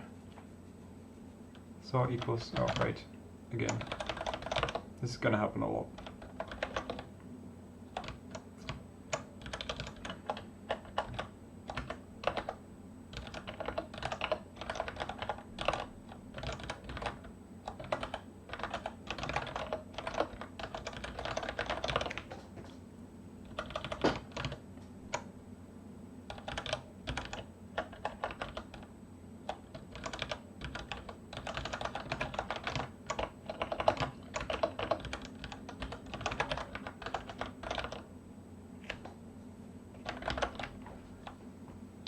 Do we need the traverse stuff? I don't think we will need the traverse stuff right now. The folding will definitely need.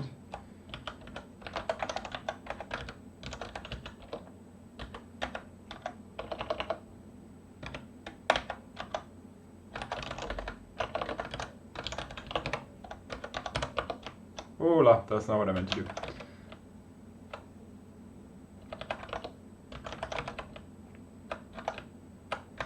That's what I meant to do.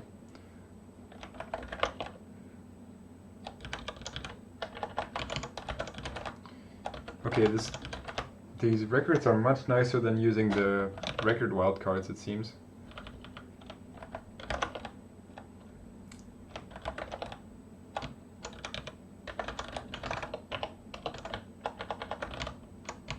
Because then at least you know, so in the record wildcards you wouldn't have this TC dot stuff, so at least now I know that this tree current is coming from there.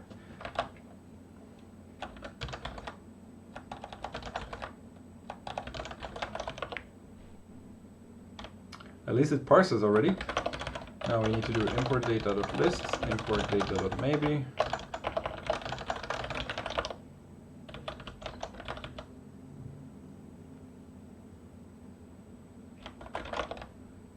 C node doesn't exist because we called it the C tree, didn't we? Yep.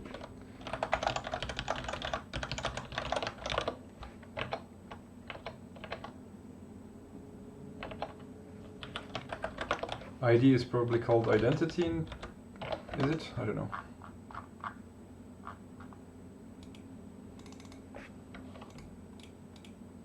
The formatter, a Haskell composition taught into a record access or taught in something to be aware of, as that will be hard to debug. Oh, that's great, thanks.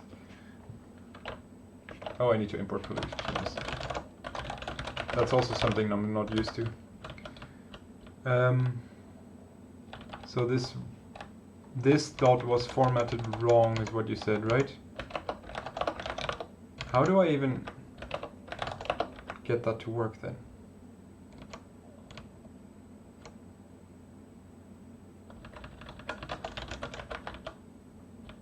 Oh yeah, we have the fancier composition, nice.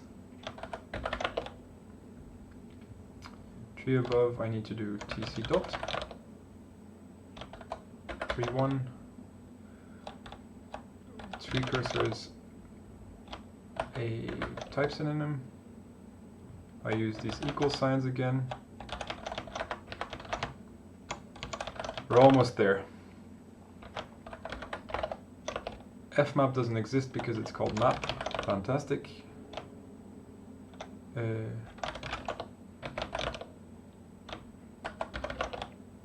tree above lefts, we need TA dot. If any of this is unclear, by the way, you can just let me know and then I'll explain what the pieces do. But it should be relatively straightforward.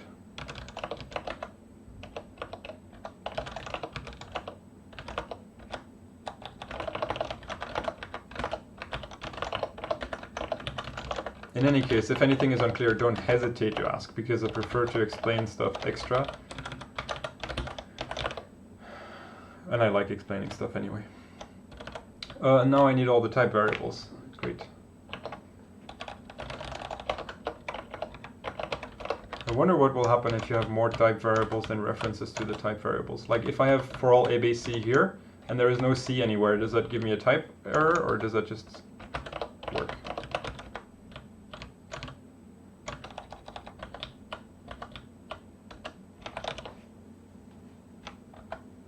I think it'll warn. Oh, genius. Okay, so now I need to be able to deal with the fact that arrays and lists are different here. Is there a concat like that?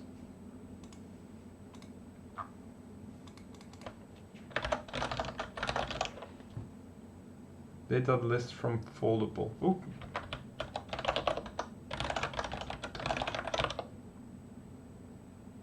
Concat is just fold. Hey? So from foldable makes sense to me, but then concat, what does that do? There is a concat.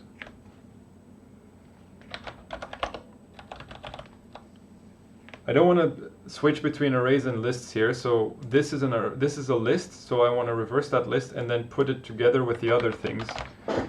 Still in a list, so I don't actually think I need, or I want from foldable, but rather, is there no literal way to write? You can turn array literals into list with from foldable. Yeah, that makes sense. Except, oh right, these are array listable literals. So I can do from foldable, and then there should be something like list singleton, right? Yeah.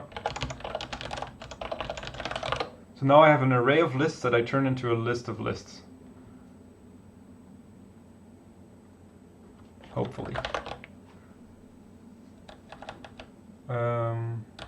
Dollar exists, so to speak, but let's not use it anyway.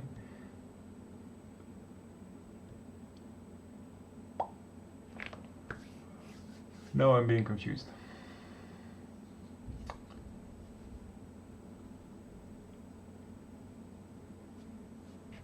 Line 16, column 57, F. Aha, because the C tree is indeed a new type. Oops. That alarm just means that I'm allowed to start eating for today. I'm trying to do some intermittent fasting. See how it goes.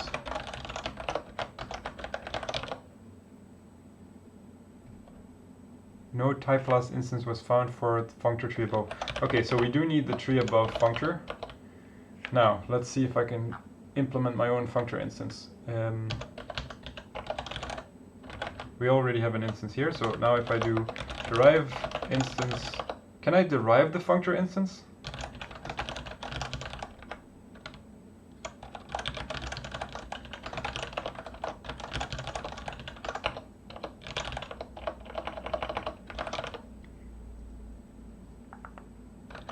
Looks like I can. That's pretty cool.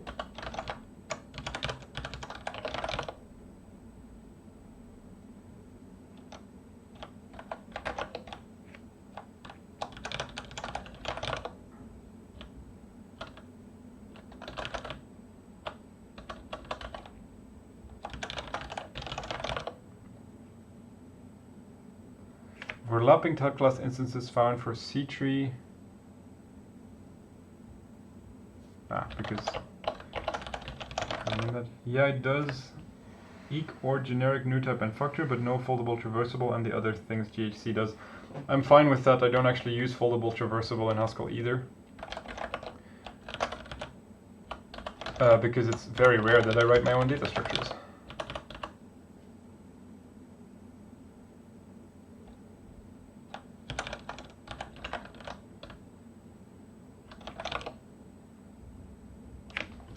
Okay, looks like I mistyped something else.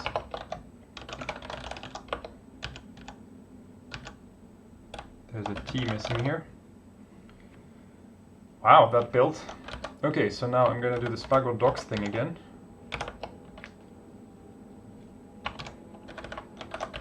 And then we will be able to draw our first tree cursor, I think,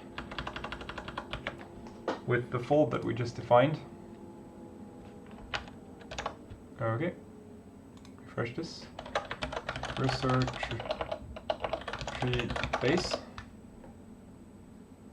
Do I have this somewhere else still? Yeah, okay. Let's close the rest. So what we'll want to do is use fold tree cursor. So fold tree cursor lets you start from the currently selected tree and then wrap around other stuff using whatever is above it. So we call them the wrap function and the cur function. So what I can do is fold tree cursor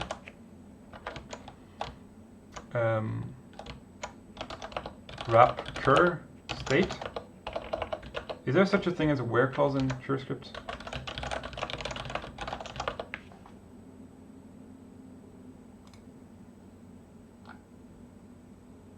Okay, so there are where clauses. So now I want wrap of will be list of C tree of string to list of C tree of string. And then the inner widget, well, it's not a widget, I guess, in a component HTML. I'm not sure what that is, but and then turn that into more of that HTML stuff. And cur will take the current element, which is also called string right now. Actually, I'm going to do this a little bit different here. No, let's not do that. Let's make it easier. C forest string to the first C. I don't know if undefined exists. We'll see.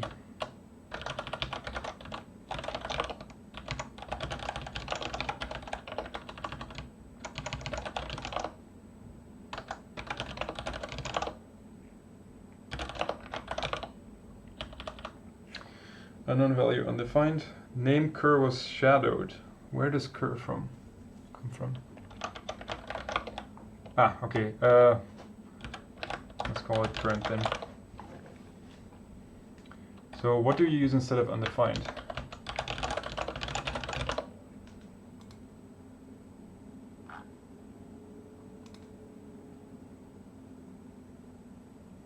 Do you really need to use a library? Doesn't. Most of the time you use a typed hole, but you can make your own. Okay, so but how do I use a typed hole then? Does it just work like that? No. Question mark X. Oh, that's pretty cool. Oh, but then it still gives me an error, right?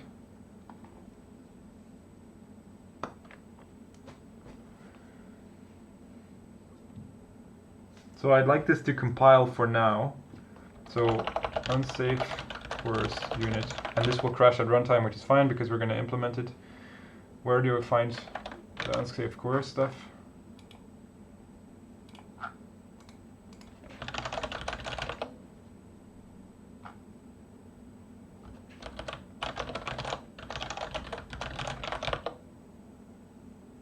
Alright, so let's leave it at that for now.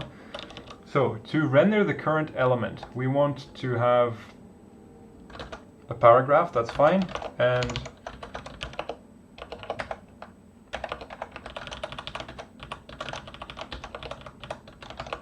now we want to render, well, let's say concurrent string to component HTML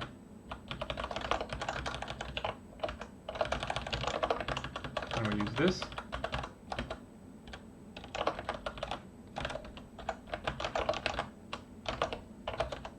Go unselected. Let's say go selected instead.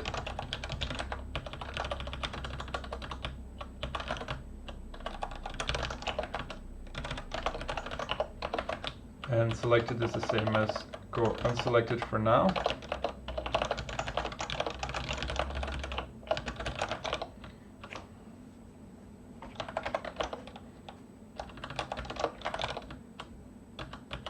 So, when we're showing the current, is there a way to FYI, all the HTML element functions have underscore equivalents with M3 attributes. Ooh, that's nice. Oh man, people have thought about this. That's cool.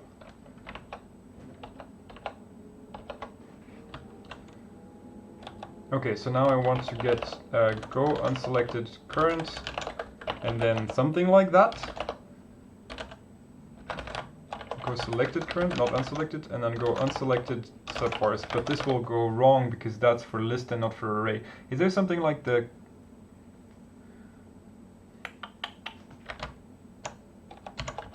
Is there something like the cons but for arrays?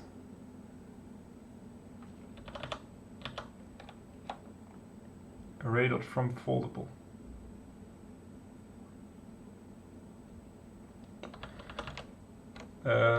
Oh yeah, okay.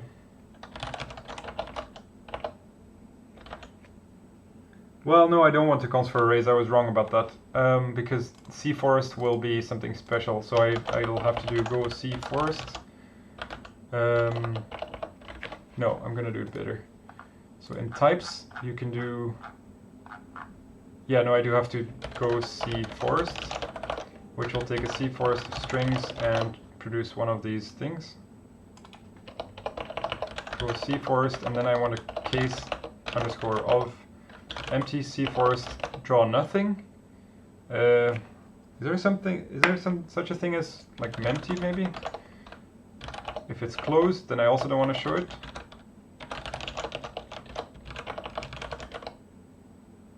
And if hh.text, fair enough. Thank you. Was it Christoph or Christopher?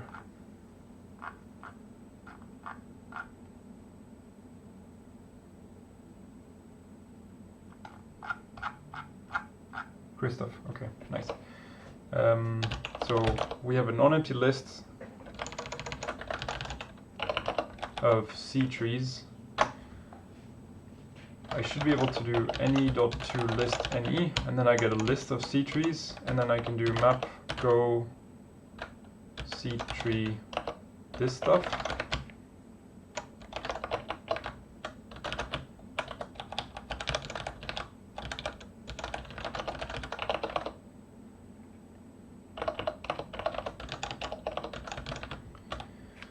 Except this will be an array, sorry, no, a list, and I want to make it into an array. And then I want to do hh.div underscore on it.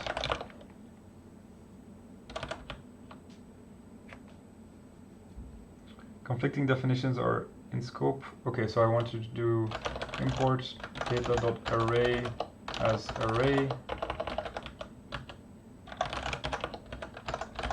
like so. Okay, and then I want to say import data.list.non-empty as ne.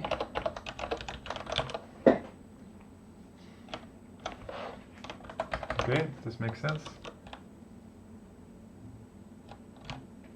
Then I don't need to match on this constructor. That's cool.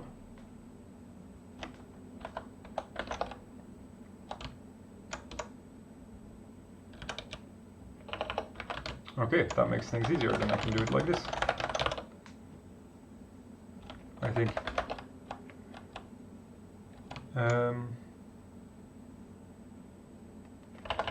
Like so. Okay, so now we have two unsafe courses left over. So a C node has a unselected thing in there. Cn dot root label, and then go cforest cn dot subforest. That just works. Beautiful. Now the wrapping, that's the fun part. So let's okay, so in the wrapping we have whatever has been produced by current here, And then, so that's the current right there. And now we want to put that lower. Put the right up above it. So we'll have to do some indentation later somehow. I don't know how yet, but for now let's just do it in HTML. So the way we do that is div underscore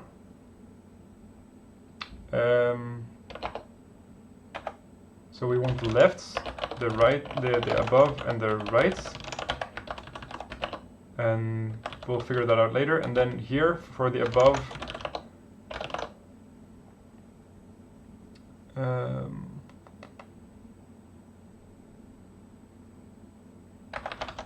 I think we want to do it this way.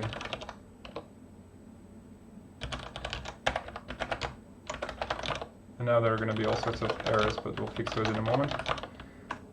So lefts, that's a list of C trees. So we can do array.from foldable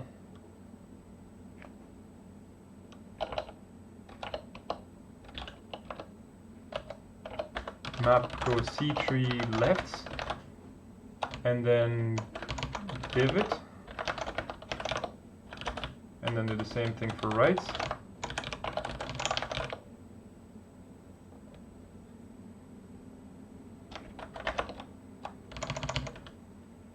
For above we want to go unselected. Okay, so now we have warnings only. So that means I should be able to go to my browser and see the forest. Nice. So we have left, hello, world, below, and right. And if we go and look at the HTML, it should look the way I want it to look.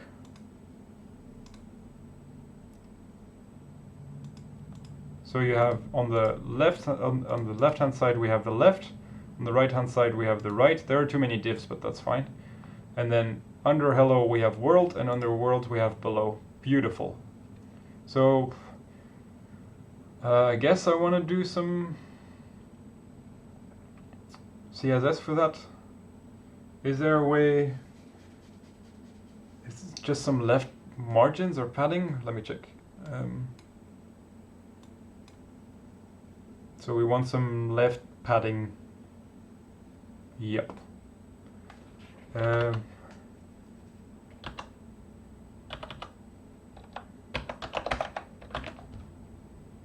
So I think we should be able to do H. You'd go with margin. Okay, I will believe you. Wait, why would you go with margin?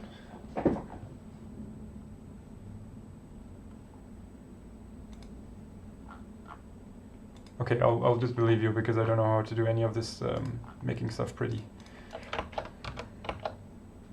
Padding would make the element span all the way to the left.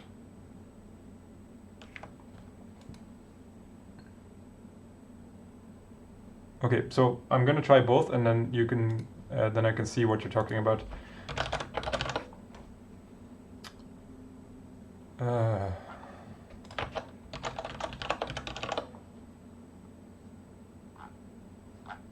Where's the halogen CSS stuff?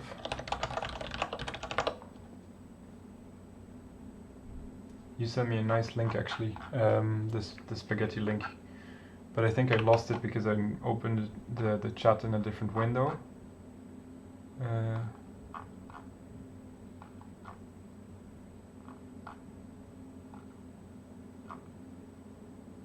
Aha, found it. Nice. HP class name. Okay, so I don't even want to write classes at this point, just to get something. What the hell?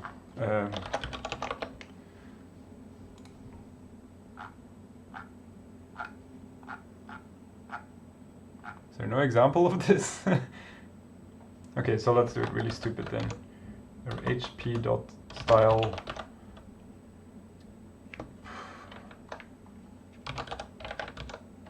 I don't even know how to write CSS, so CSS margin left. So 30 pixels. I don't know what I'm talking about, and I need a semicolon here if I remember correctly. It's not style. No, what? Hey?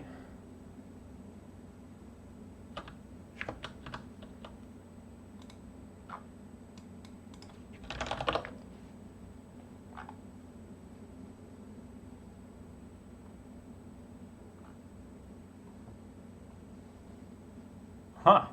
Wait, the CSS stuff is monadic? Okay, so CSS style do, and I guess it would be called margin left.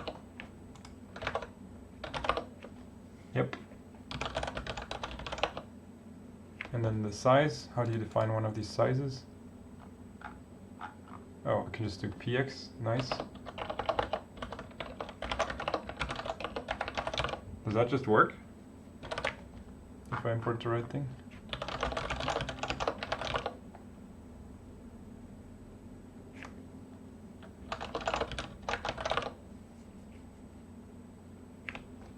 CSS.style doesn't exist. Wow, that's probably allergen or something.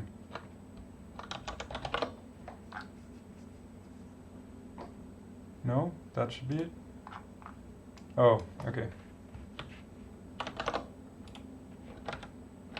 So I don't understand how the installing things works, because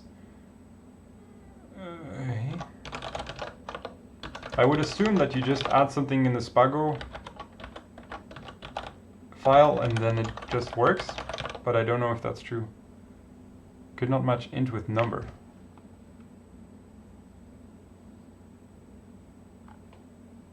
So it looks like I do have it somewhere. 30.0. What? Huh? Oh, because otherwise it doesn't know that that's floating point, I guess. So this is almost what I was talking about. Oh, yeah, so this is almost what I was talking about, because now in C3 I need to do the same thing.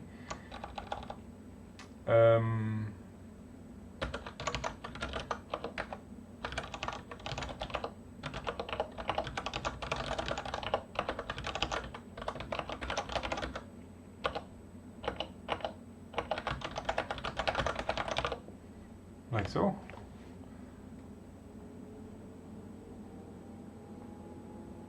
This is almost correct, I think. And you said use padding, or no, you said margin, okay. Inspect element.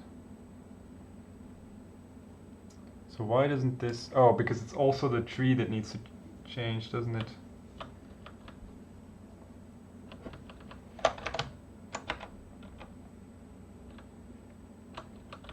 Oh, so this is actually wrong. These needs to go here instead.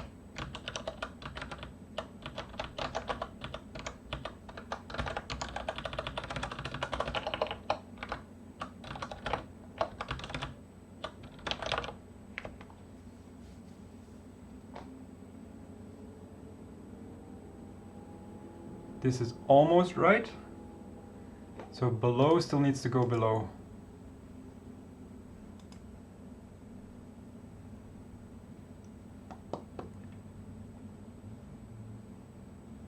So below would be in the cur. This is it, I think. So here we also want ha.div csz.style do csz margin css.px 30.0.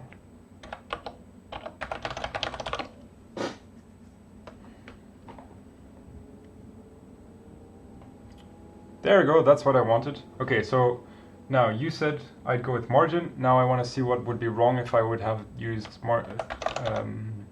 padding instead.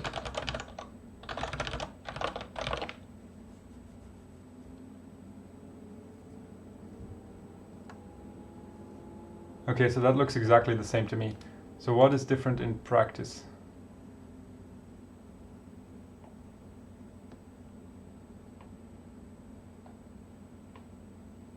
It would look the same. The difference would show if you give them a border or a background color. Okay, so can you tell me real quick how I can make a border? With padding, those would span all the way to the left. Oh, yeah, that makes sense. Okay, now I get it.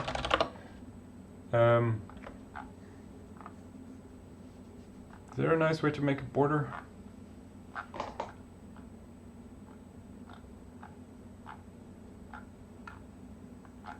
I want to see that happen because I've just not used a lot of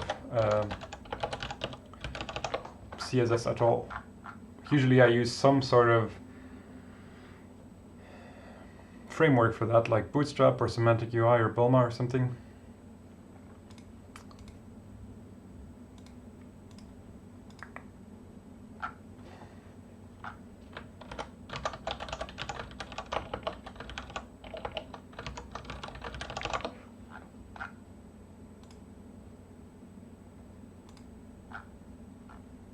Ah, yeah, okay, right. So CSS.border, and CSS would be from there. Okay.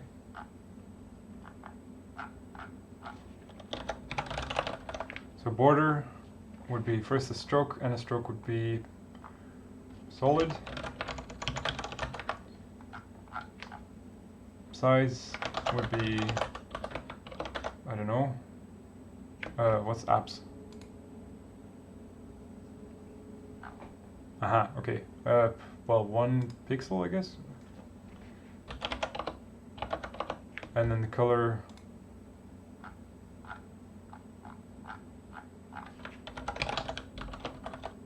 Okay.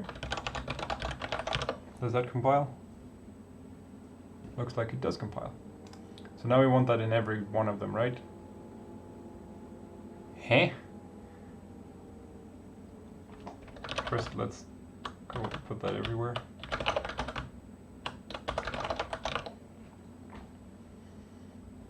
So now we'll see what you were talking about, hopefully.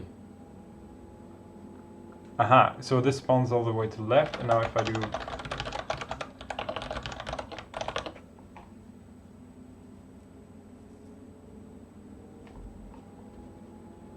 Yep, that looks like what you were talking about.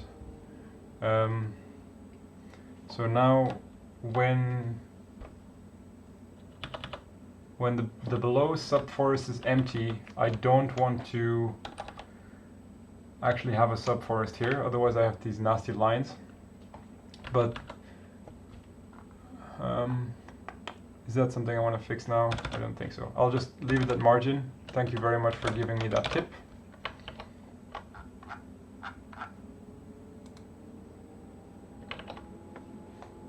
Okay, so now we have something where we show a nice forest, and now I want to make it clear that we're looking at this one. So in order to do that, I'm gonna be nice to the colorblind people and go hh.text like so. That's the wrong one.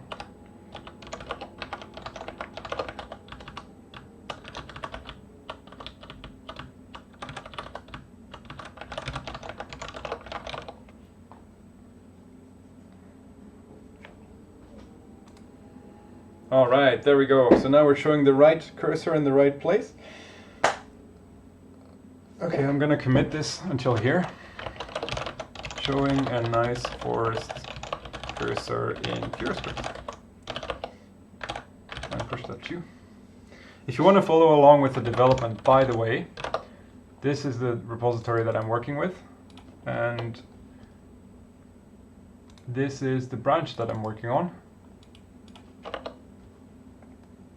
Just so you know that.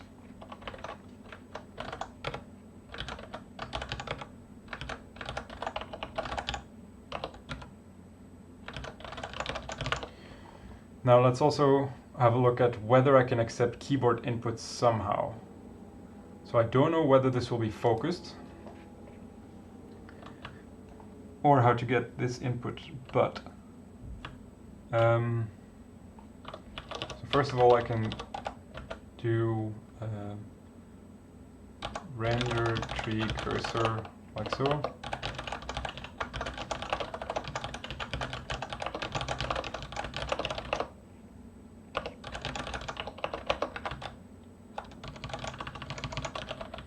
nice little bit of a factor, so it works with any tree cursor. Now we could also make some adjustments. You see there is this package called cursor brick,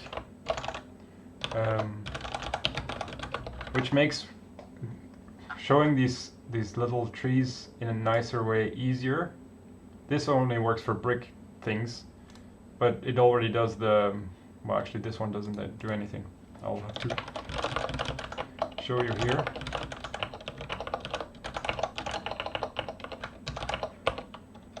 Here, so there is this this implementation of showing a nice cursor in a tree. If you're looking at this thing, that's what it's using. So I could make this more general, but for now that's not necessary, so let's not do that.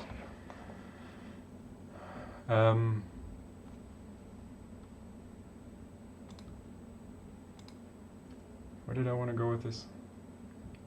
Oh, right, keyboard input. So can I just do h8.div and now have a look at the other code that we made?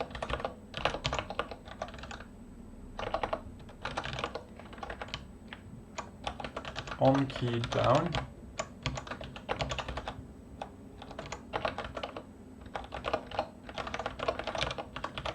And then get, so there's a keyboard event and we want to get the code of that and then case match on that, right? So let's make it types for all the actions that you can do. So data action would be go go next or go previous. Let's start with those two. You could just return an action that contains the key event and do the pattern matching inside the handler. Wouldn't that mean that you're also matching on a lot of actions that aren't supposed to be handled? So then you're running the handle function more often. That's how I'd go about it if I wanted to handle more than one key.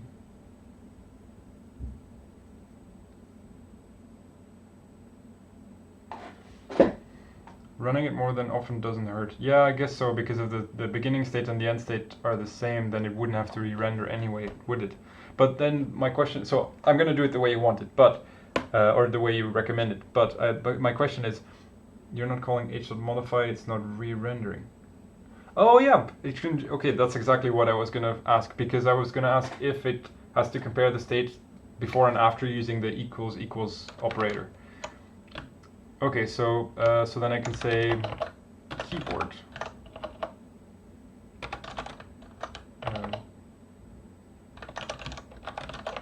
No, that's going to conflict, isn't it?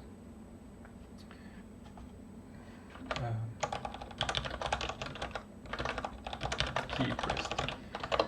So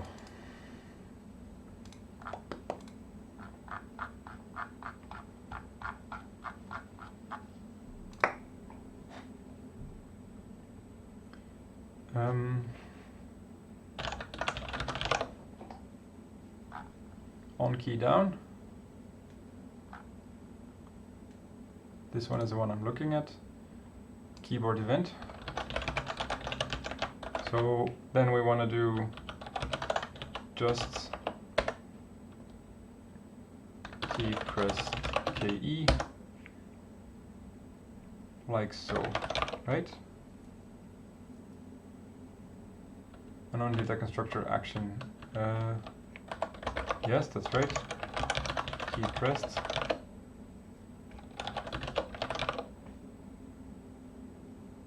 On invalue state. Okay, so I can, currying exists, right? Yep, that just works. That's really cool. Unknown type keyboard event, and that's from Vec. Super cool. For all M.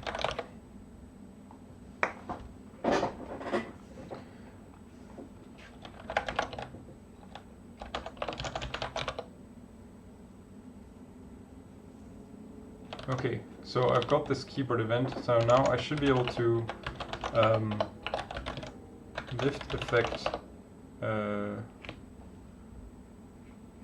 How does the console logging again work?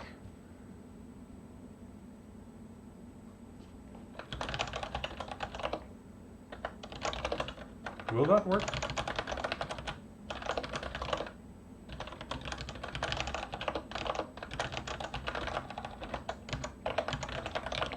Trace M means you don't need to worry about effect. I agree. I just wanted to know where I can find this.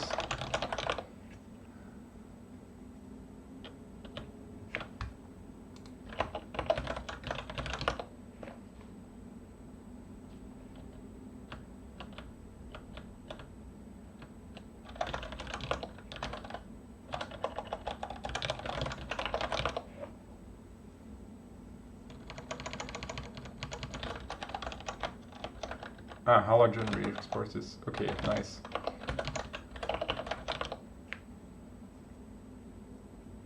So we can't show keyboard events, but that's fine because I just want to show the code.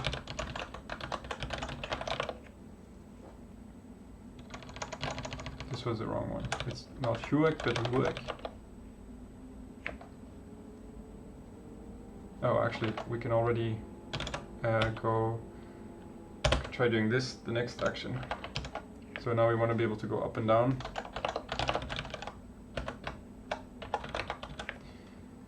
Okay, so now if I go to this editor and I do F12 and go to console, I should be able to...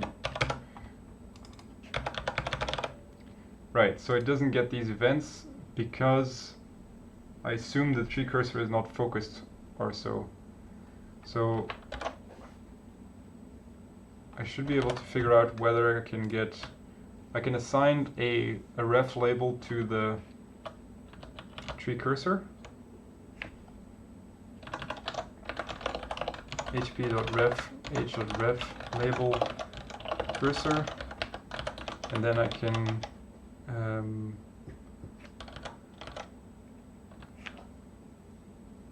is there a way to get something started right before, like an initial evaluation? You can watch the body element for key downs. Okay. Do you want to? Yeah, I want them globally. How do I refer to the body element? Is there something like get HTML element type or something?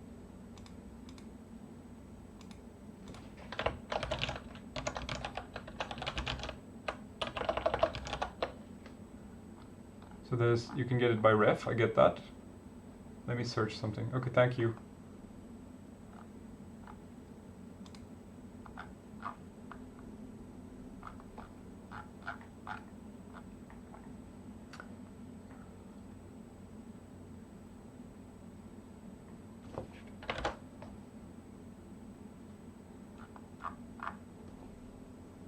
It's a little more complicated. Yeah, I would assume so.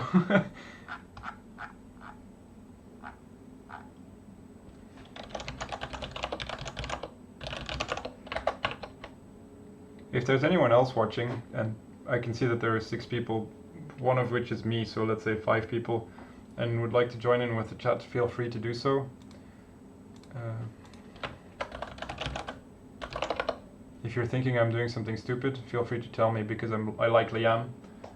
This is the second time I write Purescript, so...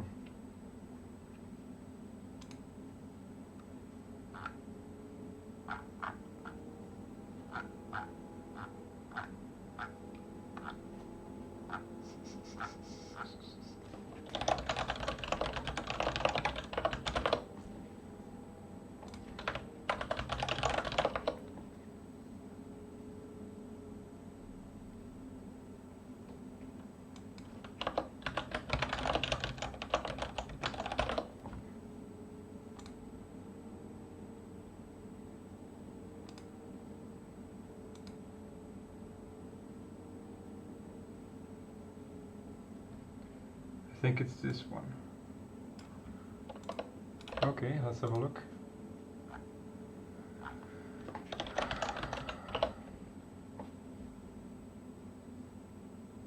Initialize.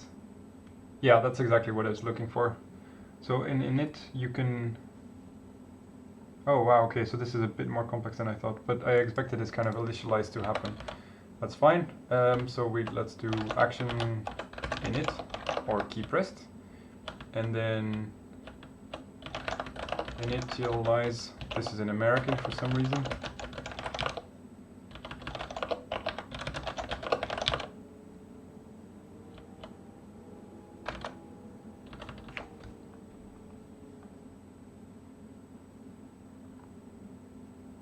Yep, that makes sense. So on init we want to do this stuff. Let's see what that does. So get the document, I don't know, from the window. I don't know the difference between this, but that's fine. Subscribe. I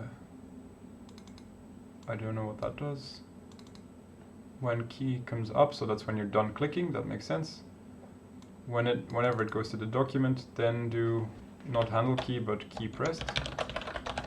And the SID will likely not be keyboard thing, and I also need to import web. Make sure you're not leaking event handlers when your component is destroyed. Oh, that's cool. See, I never actually did a lot of JavaScript at all, so I'm not used to all these problems that these libraries are helping me deal with.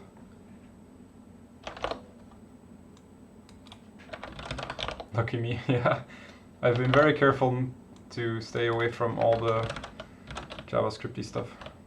And so Purescript is my first experience with JavaScript, really. Actually, that's not true. I did some Elm before.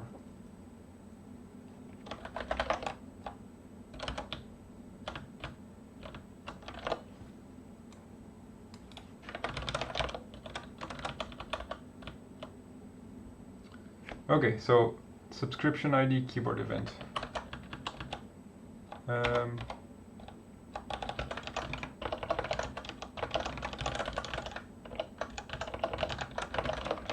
I don't know what the subscription ID is used for. Eventually, we'll see.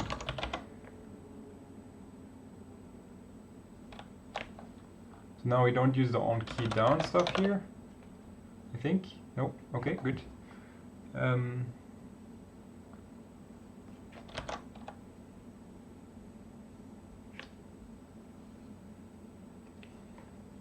It lets you unsubscribe in response to an event. Ooh, nice.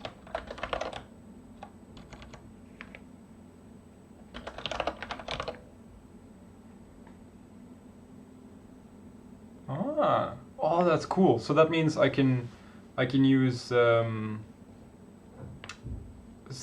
normal Vim key bindings to move around in the tree, and then unsubscribe as soon as I go into a certain header, so that I can type normal letters in the header. That's really cool. Okay, so these things that you're sending me are solving problems that I haven't run into yet. That's really cool. Initialize. Alright. So now I should be able to see in the console what key I'm pressing. Beautiful. Okay. So now we want to be able to deal with two events for now. So I can do case vec.code ke of, and now I want to be able to deal with arrow down and arrow up.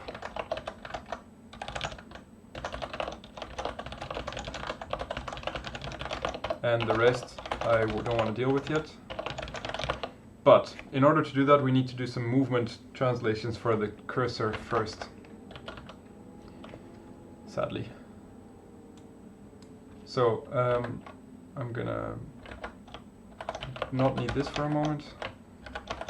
And we need to do some more translations. So tree movements are also implemented in the cursor library that I already have. I have to run, but this was fun. Yeah, great to have you. Thanks for all the help. I'm gonna see if I can get to the point where I can do the movements, and then I'm gonna stop for today anyway. But thank you very much for your help. It was really nice.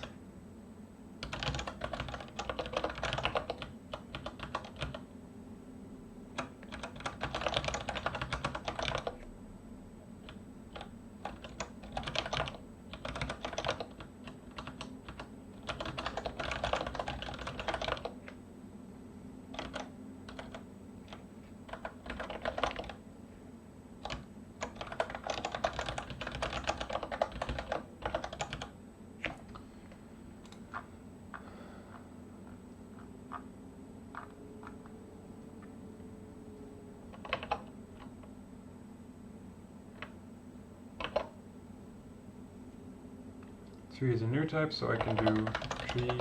No, wait, that's tree. I want to look at tree cursor. Tree cursor is not a new type, so I can just do TC. Nice. Yep. And then TC at TC can just be TC. Good. 41. Tree above.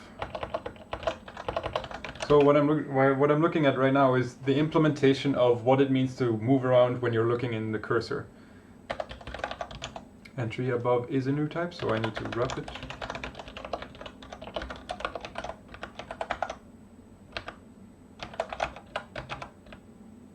Space here, okay. 51. No, 53.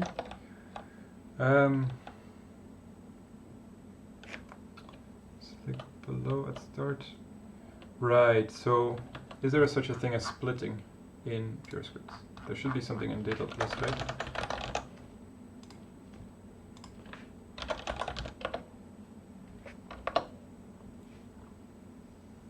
Is there a split at?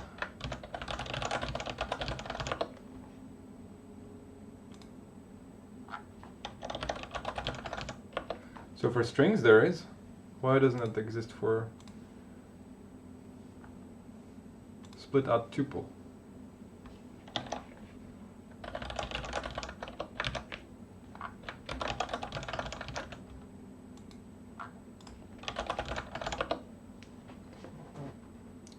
But that's for strings. Isn't there any one of them for lists?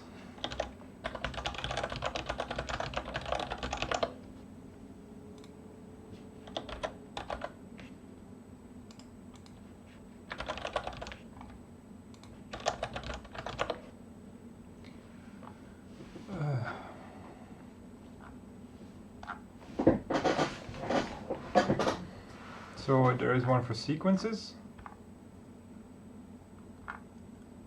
but not for lists. Do I have to write my own?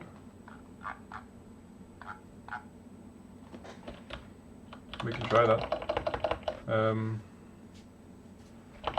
Split at int to list of A to list of A, list of A.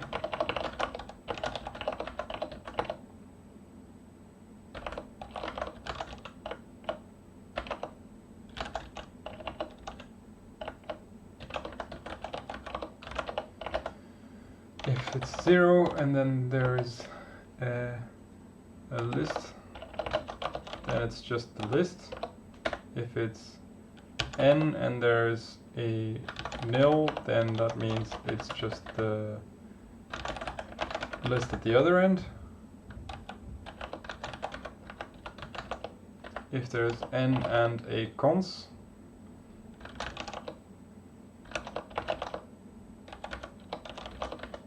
then we want that to be on the left.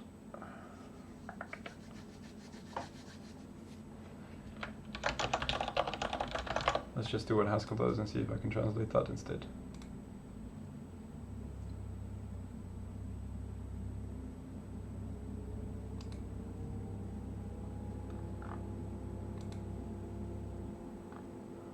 Okay, so it's a bit more complex than... Ooh, is there take and drop? There are, but those work for arrays. Here, okay, list.take.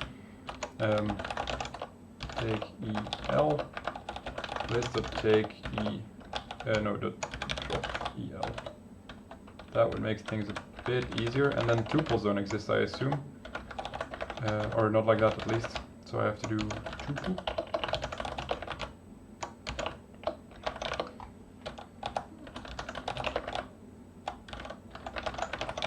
How do tuples work?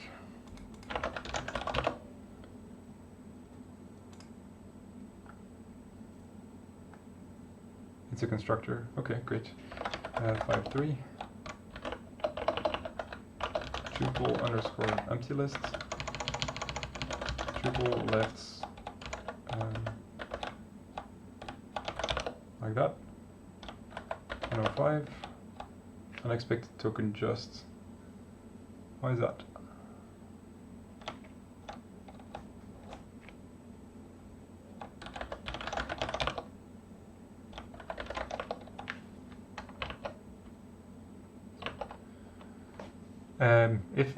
If I'm stuck with something and it frustrates you, feel free to just tell me, because it's gonna happen a lot, and I don't want you to be frustrated about watching me code.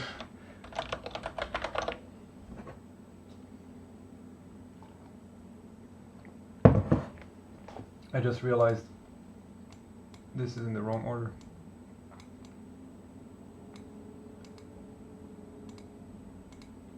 There we go. That's more like what I wanted. Okay.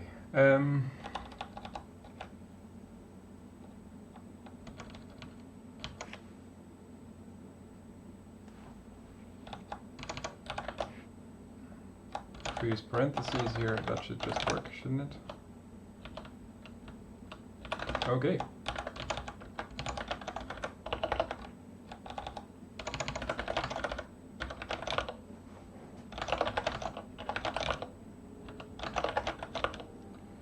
Untype maybe. Data.maybe. Tree below, import. Oh yeah, because there are no record accessor functions. So we can do tc.treebelow.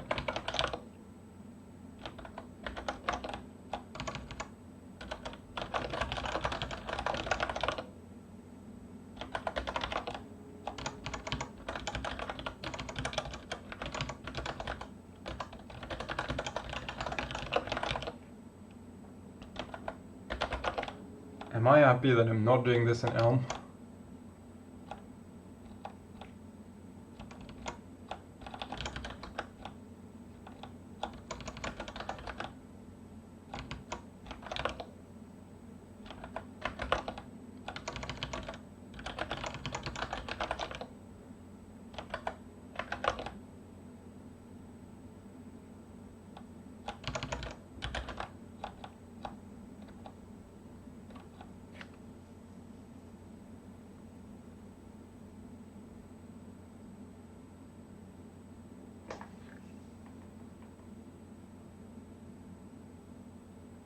What?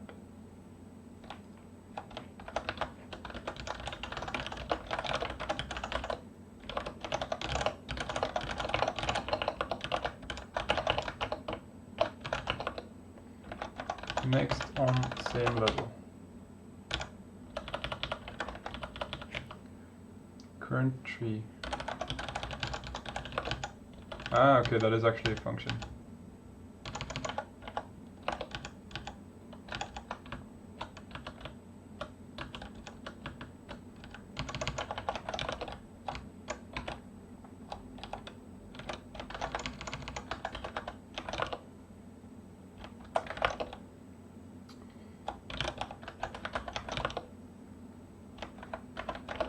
Ah, this translating stuff is not so interesting actually. But we have to do it as well.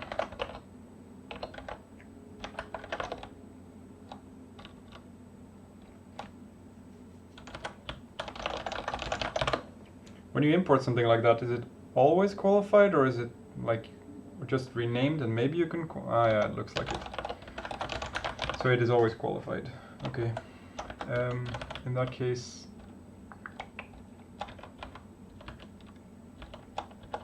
just gonna get rid of these. See if I can do it like that. Tree below only works on TC.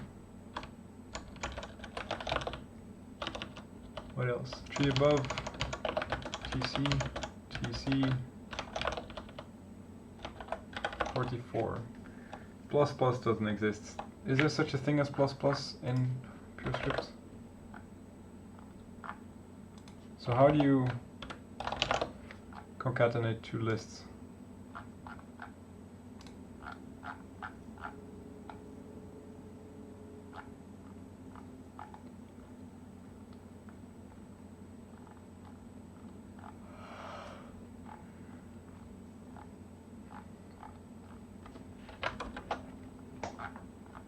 So there's concat, but that's for lists of lists. I want it for 2 lists.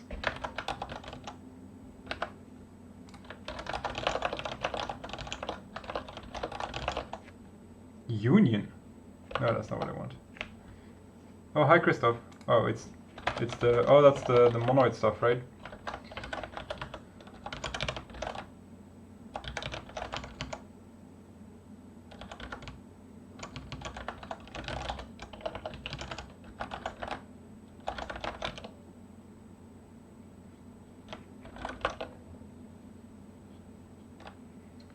Tree above lefts, tree above rights. I'm still doing the translation that I was doing when you left. Semigroup monoid without an empty element. Yeah, okay, fair enough. So Haskell is going through this change at the moment as well. Actually, I don't know how proficient you are in Haskell. I keep explaining stuff, but you probably already know.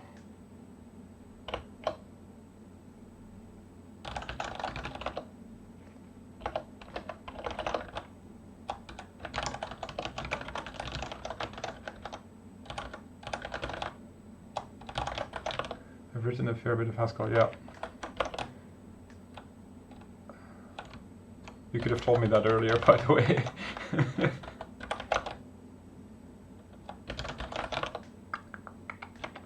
Okay, is there such a thing as alternative?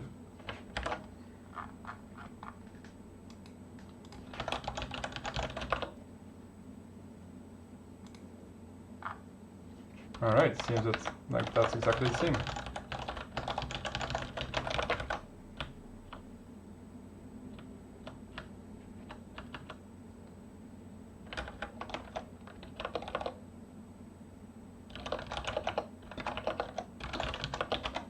So it looks like we did need this. Great. So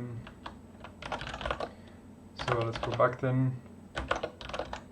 That's in base.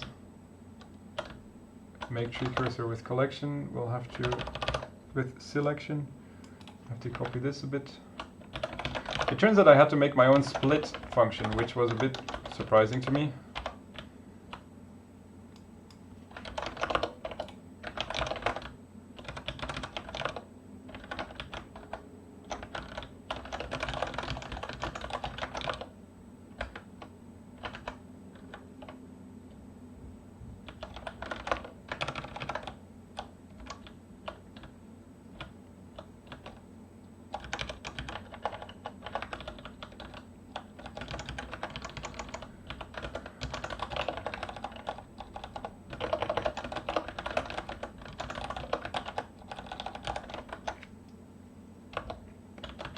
Exactly. No big deal.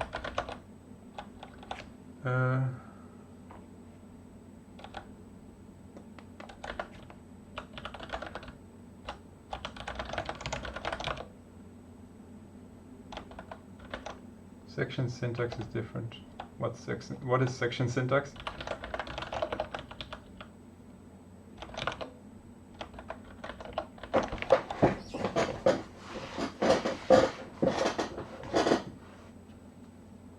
Walk down. Oh! But that's what I want, right?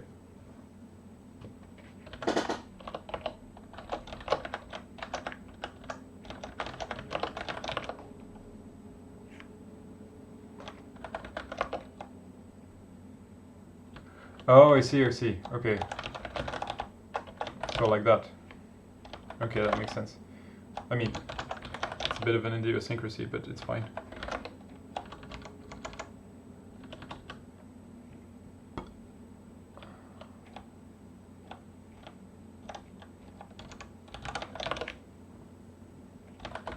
Thanks for that. I would have looked for a long time to figure that out.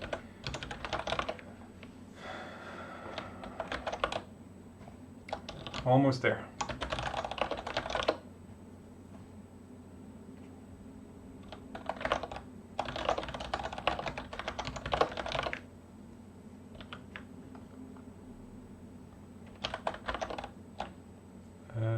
Tree above.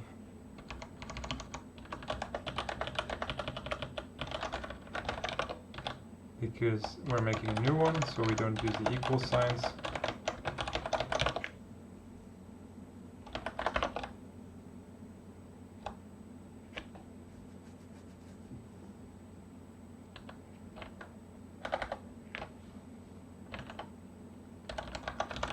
Precursor selection. Where did I define this again?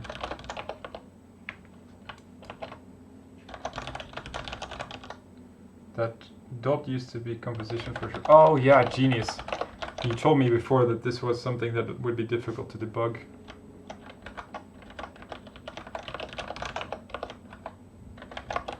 Okay, nice.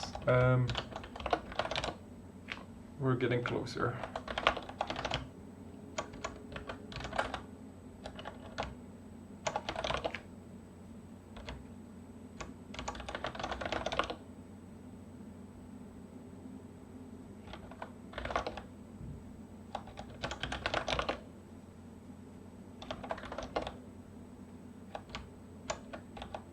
Okay, now I get to do this. I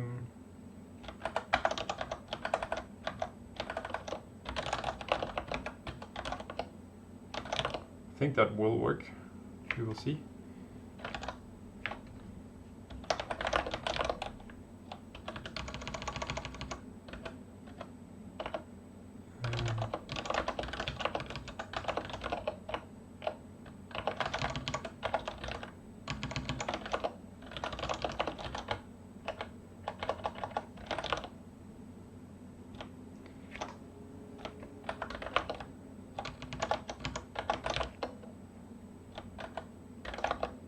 Tree above.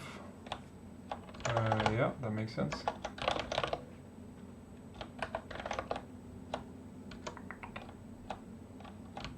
This we need to give the constructor.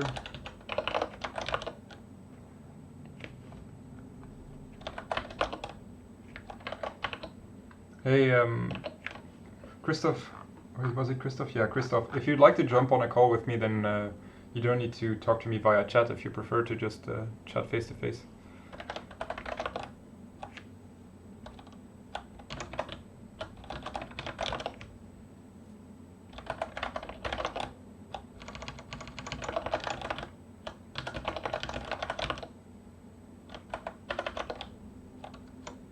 Sure. Okay, so now the question is, well, you can see my screen via the stream still, but I prefer, I'm thinking what can I use for screen sharing with you, because otherwise you'll have the lag with the stream.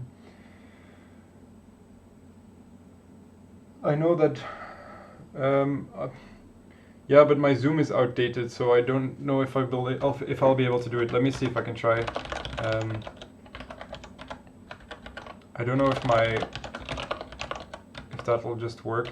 So if I do upgrade, no, actually I won't do that. So Zoom won't work because Zoom is not updated. Microsoft Teams would work, but that only works if you're in the same Teams, and that's not the case. Let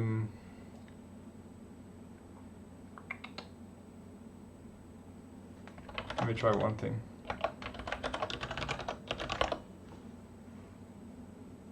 Discord. No, Discord screen sharing crashes for me every time.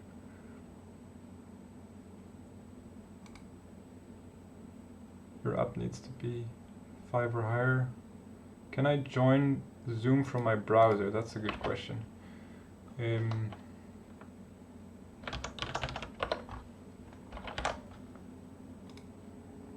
I'll do this off screen.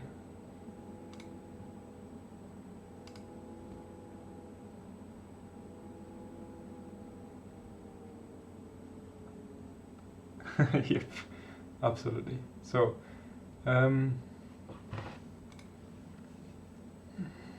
start meeting.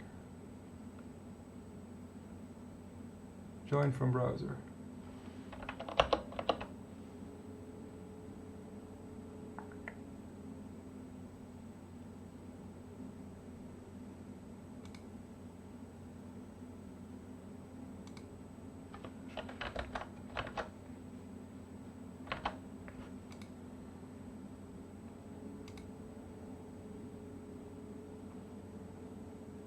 Join from browser. So the join from browser button doesn't seem like it's working.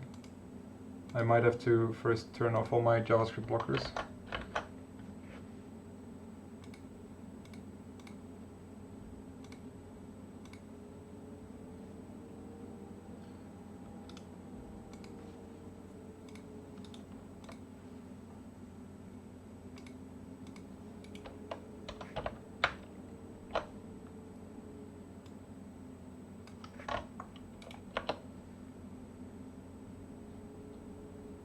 Join from my browser.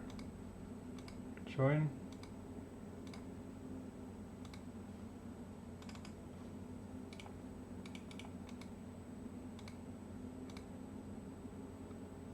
Please wait, the meeting host will let you in soon. Okay, so I think you need to admit me.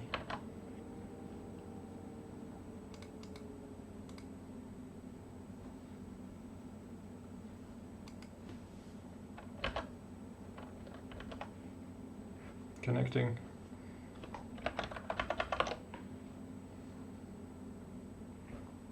Your browser does not support using the computer audio device. But I am using Firefox. Do I need to...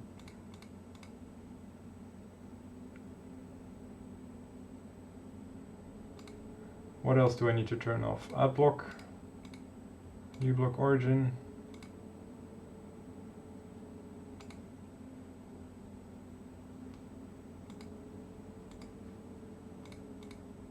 Anything else?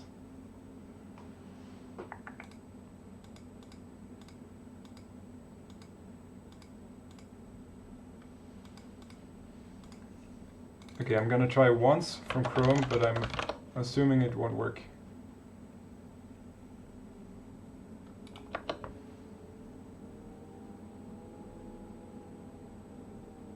The FP Slack, yeah, I don't know if that's gonna work, we'll see.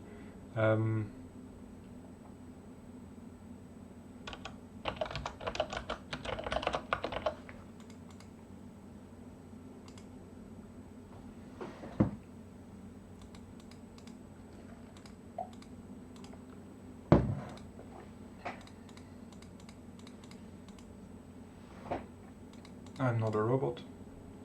Oh, yay, I get to prove that I'm not a robot. How cool. Mountain or hills?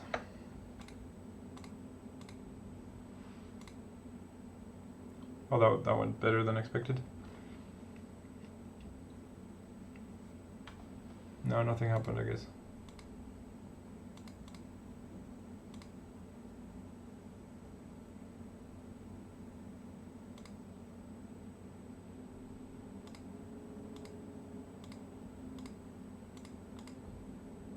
Let's try that again. Chimneys.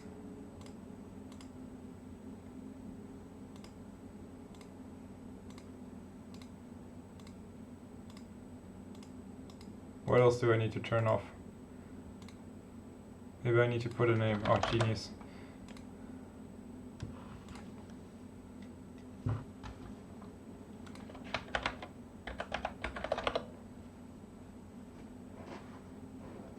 Okay, now you can let me in again.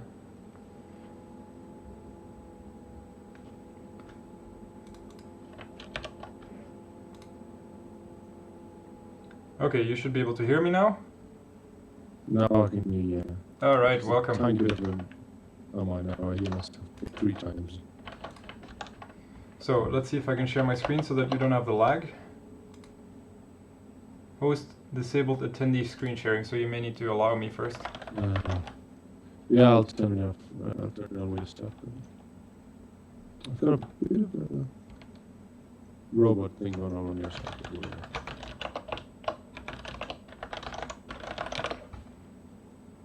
Alright, let's try again. No. Oh. I mean, I think I turned it on now. Yeah, it says I quit the meeting.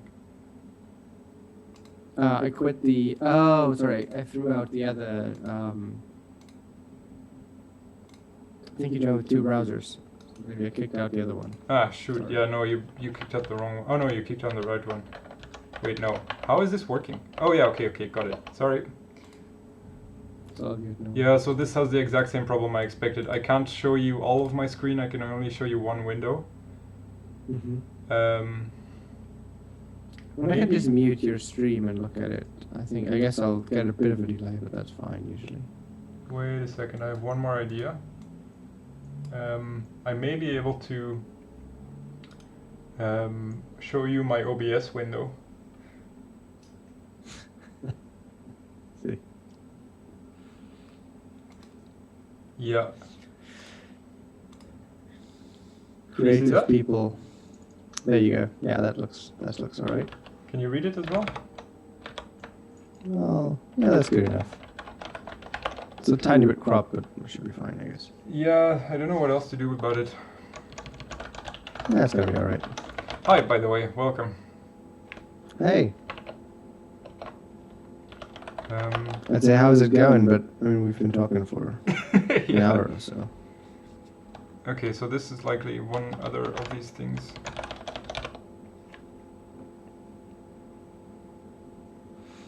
Mm-hmm. 106. This is so I don't. So the parser is quite smart, right? Because here it says tree above left colon, as in assignment, or right construction, Yeah. and then there's a colon here again for the cons for a list, and it just figures out what that's supposed to be. Right. Yeah. I mean, it basically, because you open the record, it knows that the first thing it needs to parse is a label, and it sees a colon, and then greedily eats everything that would be a expression. Yeah, So that makes sense. that's probably why that works. But here I want to use assignment, right? Yeah, the if you're money overwriting change. fields inside that TA, you want. Yep. Okay. Yeah. 106. What else am I doing wrong here? Okay, so list with type function. It sounds to me like you've got the access going on. Yeah, I think it's the tree above left's TA where you're like assigning it like. I you're- guess. I think you did it in a few places. Let's see. Yeah, likely. This needs to be nil. 64. Record instead of function.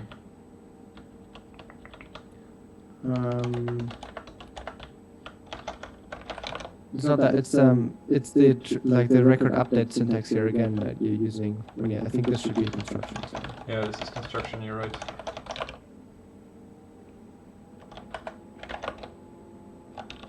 Here, we have a non-empty list. So, do I have to do that? No, that wasn't it. What else did I do wrong?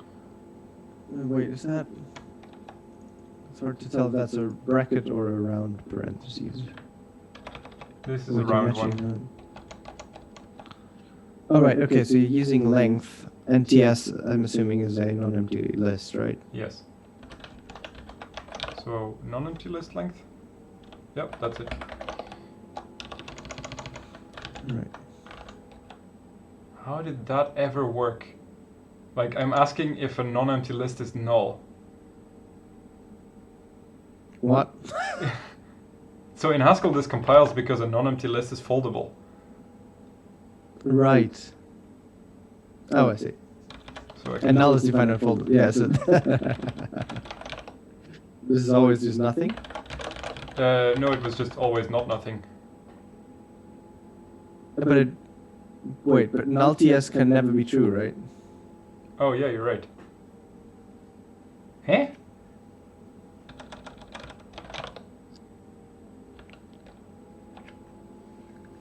How did that work?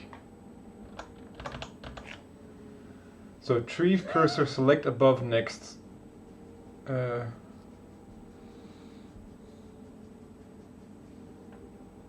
What? Okay, so let's just do it this way, and then I'm gonna look at the Haskell. No, actually, let's look at the Haskell code right now. If I do that, like here, stack test cursor test file watch, and then tree movement, and I want to say match only on the tree cursor tests. So I'm not going to translate the tests because I've already tested this code here. So Right, yeah. this would never be go, so this would always be nothing.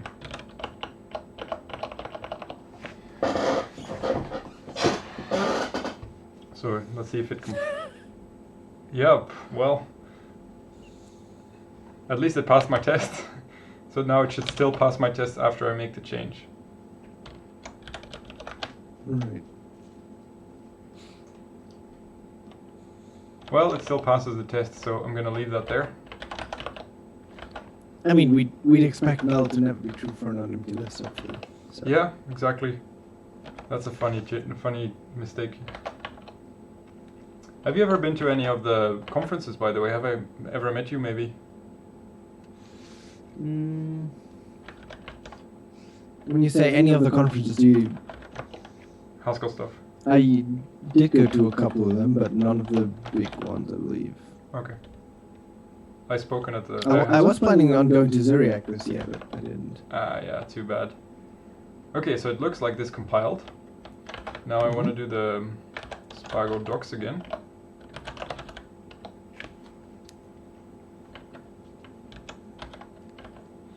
Where did I put my browser? I'll just make a new one. Yes.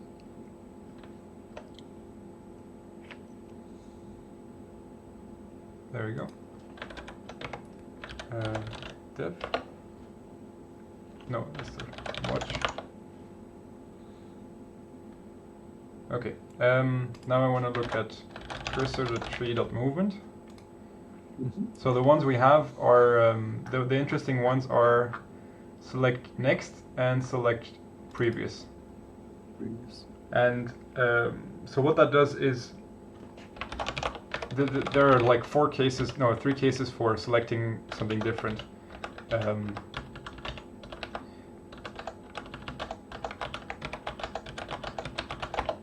So if I'm here in C and I go to the next one, I want to go to the child. But if there is no child, then I want to go all the way up in the next one for A, right? Oh, I see, yeah. And if there is no child, then I just want to go to the sibling. So there are a lot of different cases here, and excuse me, it just tries all of them one after the other with this alternative thing. All right, yeah. So yeah, it's a little unfortunate that that's kind of inefficient in Purescript because it's strict, so it like tries all the alternatives, right? It runs them all before it combines them, rather than running them and then like stopping as soon as it finds one that matches. Wait, why is that strict? You can still just return nothing if... Sorry, you can just return this one if it's just, right? Yeah, but I mean, in a strict language, if you like, so that infix operator, right? That's a function, right? So that's a function call. In a strict language, you evaluate all the arguments before you you give to a function before you evaluate. Oh yeah, you're right about that. Oh dang it. Okay, well, shouldn't be a problem in practice. I mean, it's going to be a little, yeah. You'll if it becomes a problem, you'll see it show up in profiles, and then you'll figure it out. Yeah. Then you can optimize it still. So now I want to have a little let binding for tree mod, I guess, which would take a function that can modify a tree without failure, and apply it. So modify underscore state to func s, or I can just do func. And then I want to do tree mod m, which takes a function that can fail, and I want to do tree mod that takes a tree cursor and tries out the func, and if the func fails, then it just does nothing. And the reason why this may fail, for example, you cannot select the previous one if you're already at the first element. Right. Did you mean to say h.modify? Sorry? Oh yeah, you're right. Did you mean to say h.modify? Why does that need to happen though? Did you just import halogen unqualified, or? No, but I have modify like this. Oh, I see what you're doing. Okay, I see what you're doing. Well, yeah. So what is not working here?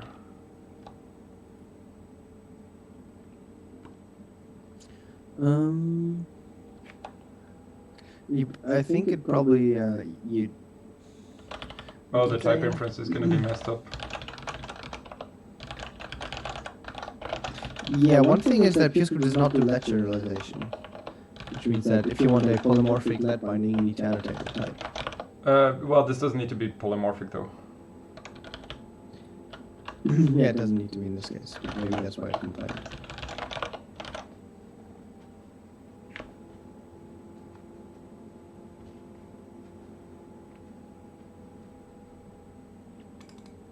Okay, let's just write a type annotation.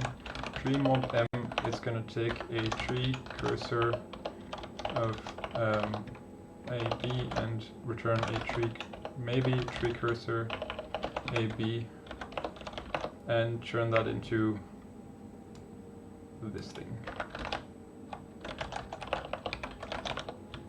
Don't you also need the... Wait. Oh, right. Yeah, never mind. Yeah, that's right.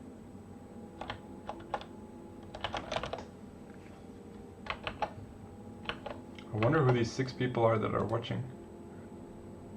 No idea. I don't think I've ever met any of them. Cool. Hi peeps.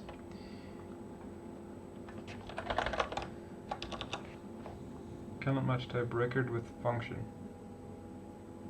Hey.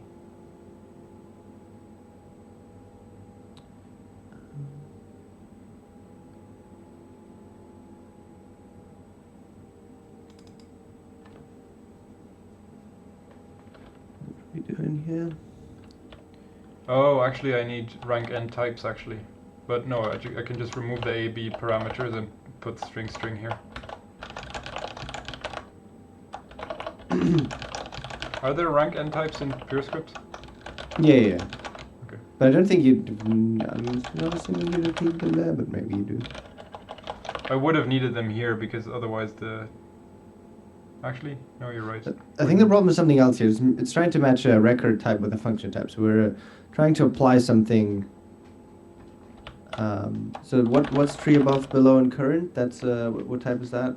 Tree cursor select. Oh right, I'm missing something. So because of the string stuff, I need to add these. I see. All right. So now I should be able to go to 1, 2, 3, 4, and now press up. Ta-da! That's pretty neat. That's pretty cool. And now I can also do arrow left and say select. Is there select above? This one? And arrow right, select below at end. This is the easy part of writing the editor. Okay, so now I can go up. Oh wait. Up, down, and now if I do left, it goes to the parent, and if I go right, it goes to the last child. Okay, so now I want to also be able to do that with letters. So, is there a way to say something like that? No, those are patterns. We don't have those, unfortunately. Okay, so I can just do that.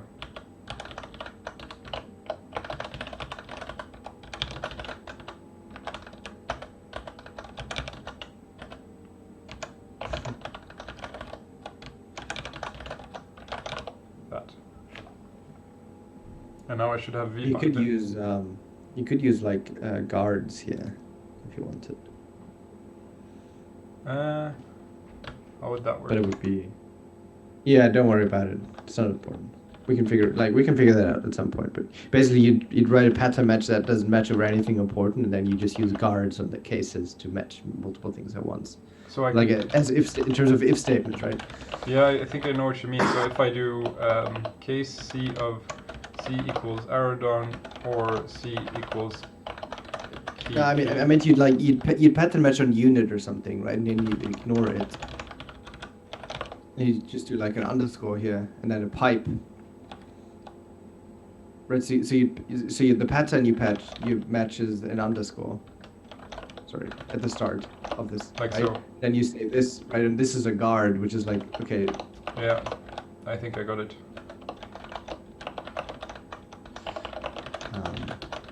Beautiful.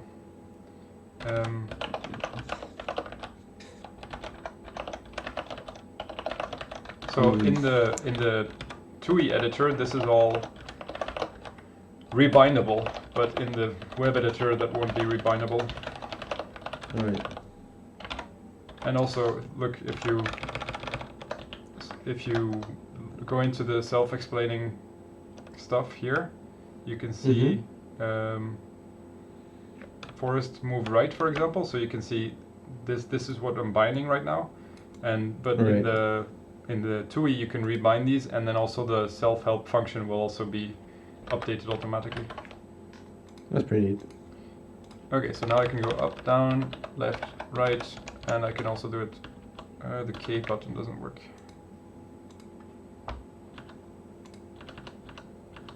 Huh? It seems to be matching different keys than I expected. I think that's one of the problems with code. It might not be local. Yeah, exactly. That's what's happening. So I'm pressing L and it says P because I'm using Dvorak. Right. Is there a way? Yeah, you need to check out the MSDN on that keyboard. There's different. There's other bindings that like know how to do Dvorak and that kind of stuff. So, was it called Mozilla Help Network or something?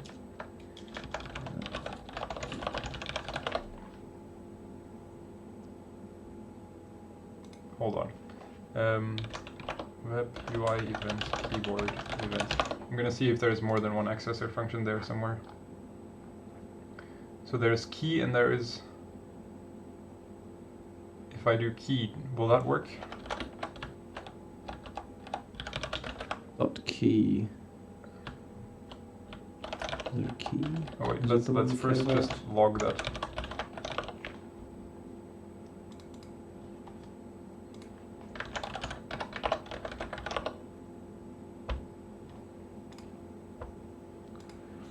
I think that might not be a binding for key because it's probably not standardized yet. But this just works. Does it just work? Okay, maybe. Yep. Maybe I just need to change some. These I need to change that to J, that to K, that to H, that to L, and then use key here.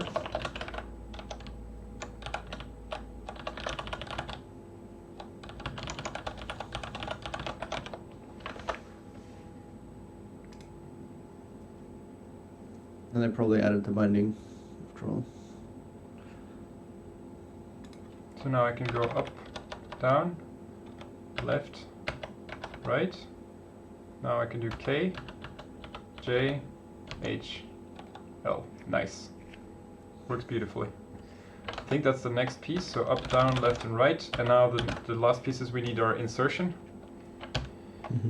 And then I want to be able to click on these like I did before. Right.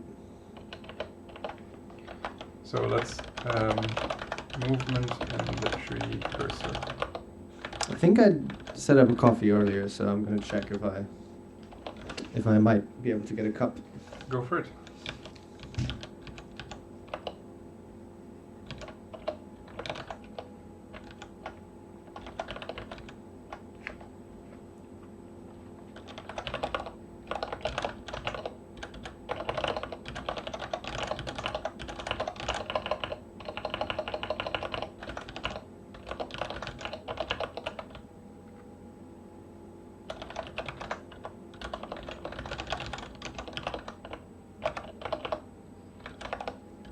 Turns out I did. So that's some more translations that I get to do. Hold on. What do you need type families for everything? I'm not using type families. It's always in the import, like it's always in the turn on. Huh, Settings. interesting. Yeah, I probably forgot to remove them then. I mean, it's possible that some kind of lens stuff uses it. I don't know, but it's just interesting. Let's see. So now I can do tree cursor.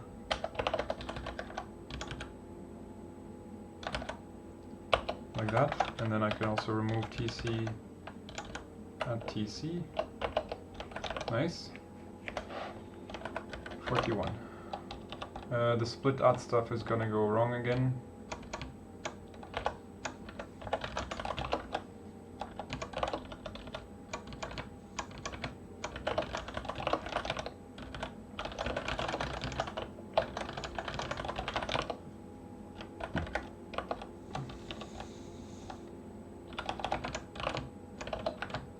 know I needed so much splitting. Well, it parses already, nice. So the non-empty list cursor, do we still have that? No, not the cursor, the non-empty list constructors. So there's a singleton one if you're looking for that, but I think you. Yeah, no, there is a constructor for this in Haskell, but that's fine. Oh wait, there's a. Can you see how there's a cons and a cons prime, and I think one of those two is the constructor you want. Yes, so this one is the one I want, but in Haskell there's an operator for this, that's why I was asking. Oh right, I see.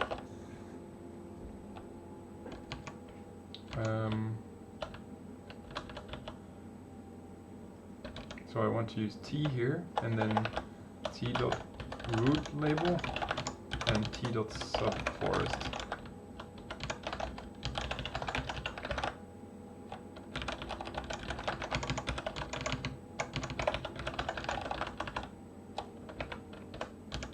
All of those equals probably need to be colons. Sorry, say that again? All of those equals probably need to be colons. Yep, you're right.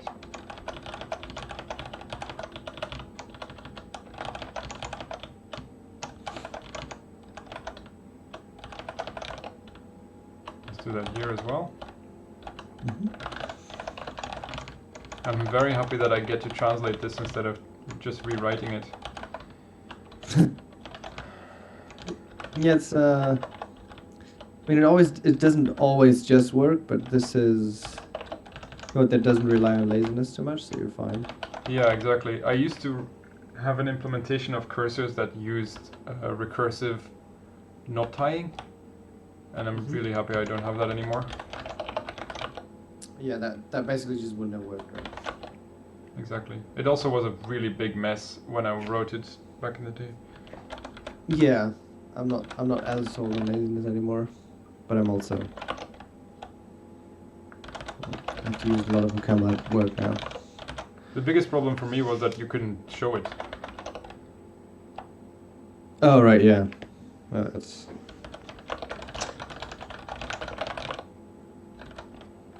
poking in, like printf and looking at stuff is generally very important. Yep. Exactly. One thing you can do that you're not doing anywhere yet, what the spelling on those, you need the A needs to be capitalized, and then I think in the current you have a double T. Wait a second. I'm gonna try and do this. Okay, Right. say that again. So in the, I can't see line numbers, so it's kind of hard to tell, but the tree above you just wrote, you need a capital A. Okay, so 79 capital A, the tree above. Yeah. And then in 95 you've got a double T, which is going to bite you. Yep. Wow. One thing you can do is you can, rather than like binding these variables TC, what you can also do is you could use a record pattern and pattern match out tree above and tree current. But I mean, it's not always nicer because you end up writing the label twice if you're only using it in one place. But Yeah. I see what you mean. It wouldn't help speed up the translation, I think. probably not.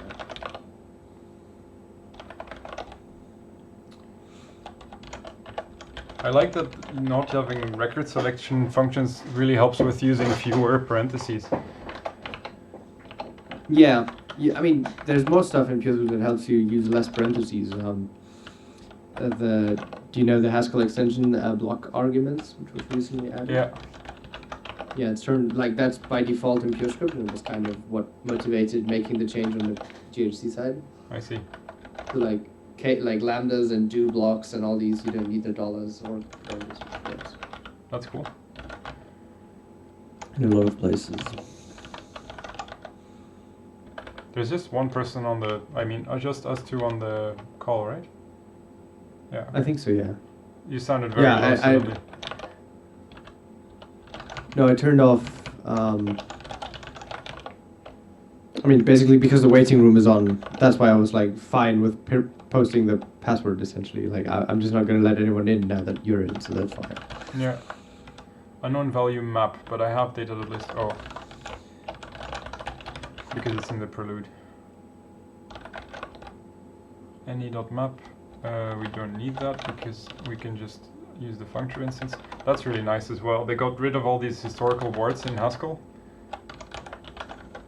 Yeah, I mean, yeah, that's true for now. Basically, as soon as they find more words in Haskell that Purescript didn't fix yet, it's gonna also have these words. Yeah. I wish we got rid of a few more, like the names like null or snock or these kinds of things. Oh, I like those. What's wrong with them? I mean, null is empty. There's no. Okay, yeah, fair enough. So here I want to use const prime, right? Do you have backticks in Purescript? Yeah, we do. They're actually more powerful than the ones in Haskell because you can apply functions in there. So sometimes it's like you can put any expression in between these ticks and they become infix. That's sometimes nice with like if you have say zip width, right? Sometimes it's nice to use zip in an infix position. Yeah. But zip width requires a function, and then whatever. What are you doing there? You're doing toList, and then isn't that just snock? Where are you looking? Here. Yeah, you're right. But 66. Snock doesn't exist in Haskell, right? So that's why. Maybe not. So I can just do.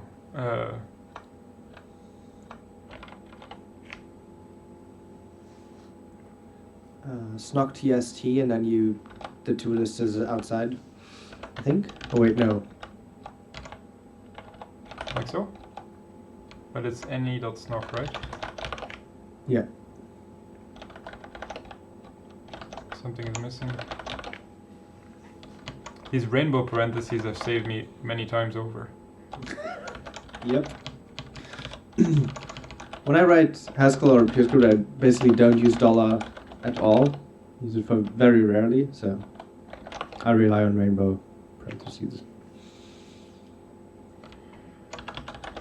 Okay, what else did I do wrong here? Well, it's not wrong, it's just retranslated. We don't need to translate all the dollars, right? Dollars work fine in Purescript. Yeah, just wanted to get rid of them. And here we want to use singleton. There's probably going to be a conflict between. Maybe there isn't. No, because I implemented the non-empty cursors qualified. Oh, I see.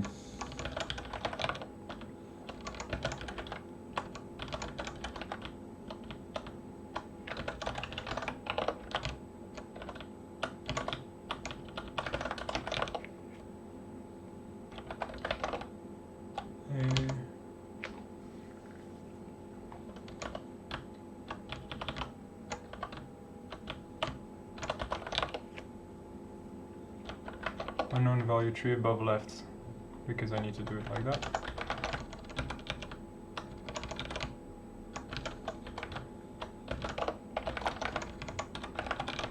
How did you find the stream, by the way?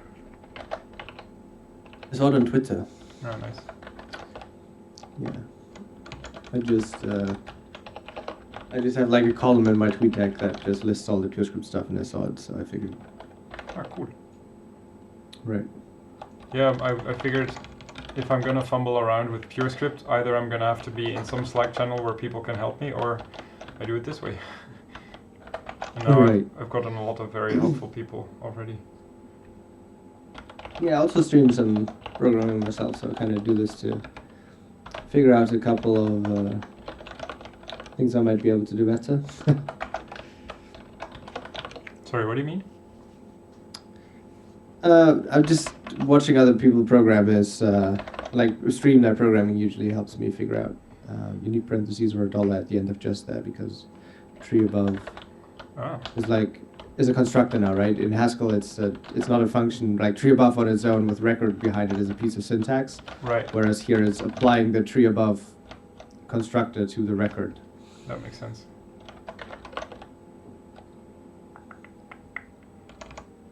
Tree current.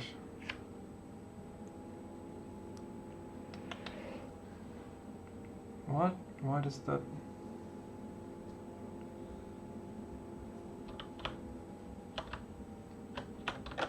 Is it like so? That would make sense. 104? No, still wrong. Could not match record with tree. So G You need turns. to unwrap the T, maybe. I Like, did do you right. need to pattern match on the T to get out the tree, the record inside? No, I think tree is not a new type. It's a type Oh, I see. synonym. But why does it not work? Why does it work here but not? Here but not there?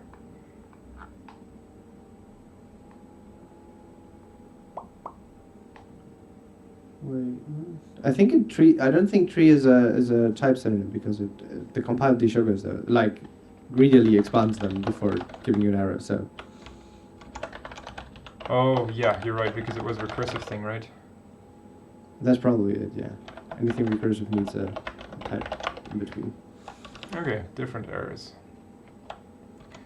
So an open C forest contains a non-empty list. That's right. Is T's non-empty? No, that's a. Oh wait, TS is a. TS is a non-empty. In that case, you need cons rather than cons prime. Aha. Thanks. Oh yeah, that makes sense. So here we have the same problem again.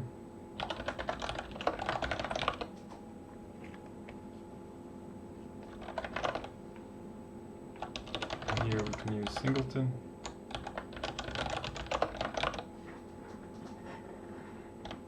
Or we Alright. could snock it again.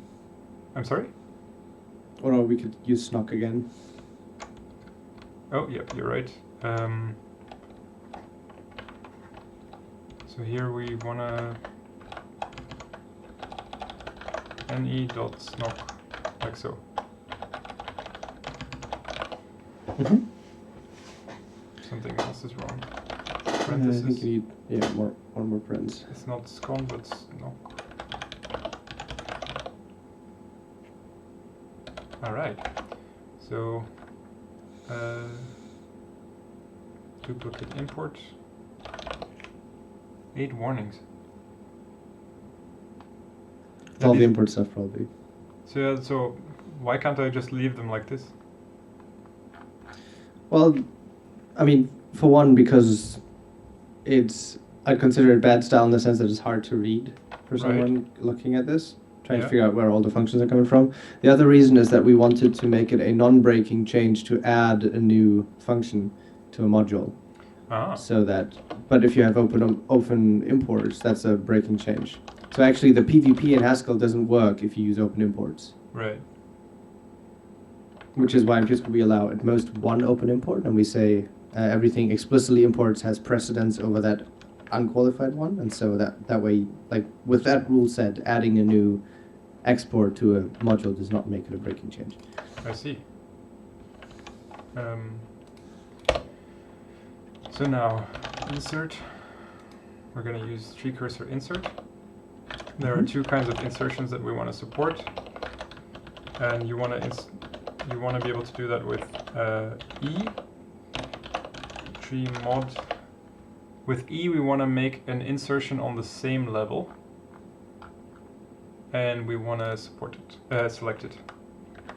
Mm-hmm. So identity, and then we want to insert a tree, and the tree will be with only a node. Root label equals Colon. empty string, Mm-hmm. and subforest equals nil. This needs to be colons, the equals. Yeah, you're right. Sorry. No worries.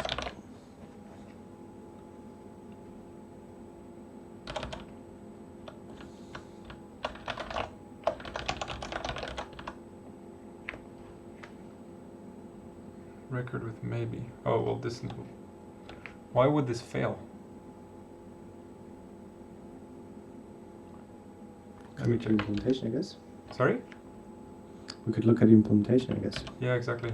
Well, not this implementation, but I'm going to look at the Haskell implementation to check. Oh, I see.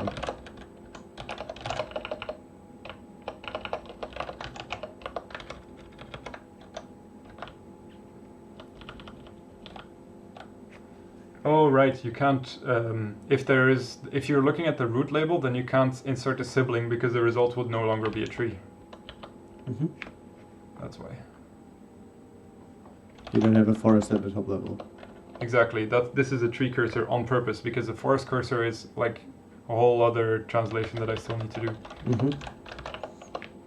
But add child. So do you need to turn the up one into tree mod m then? Yes.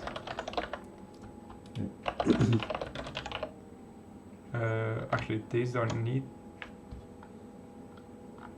Yes, I do need.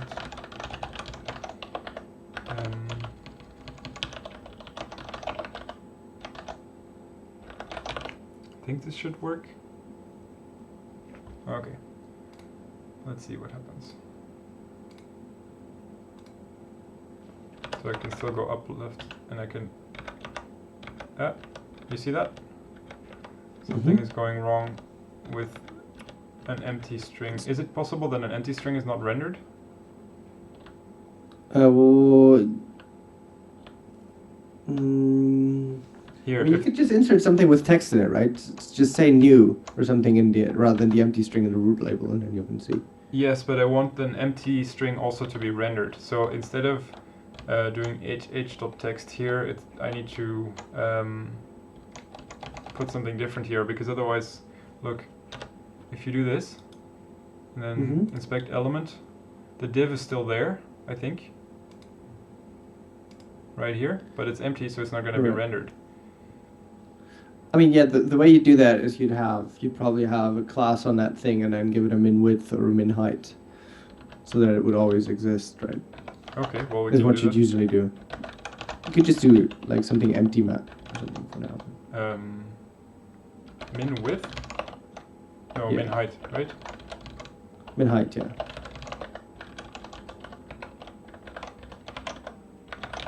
This is good enough for now. Yeah, you've got like one lowercase s there, yeah.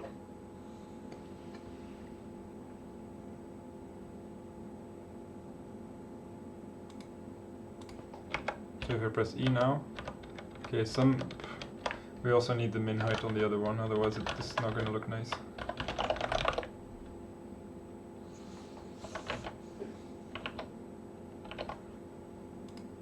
I think there's a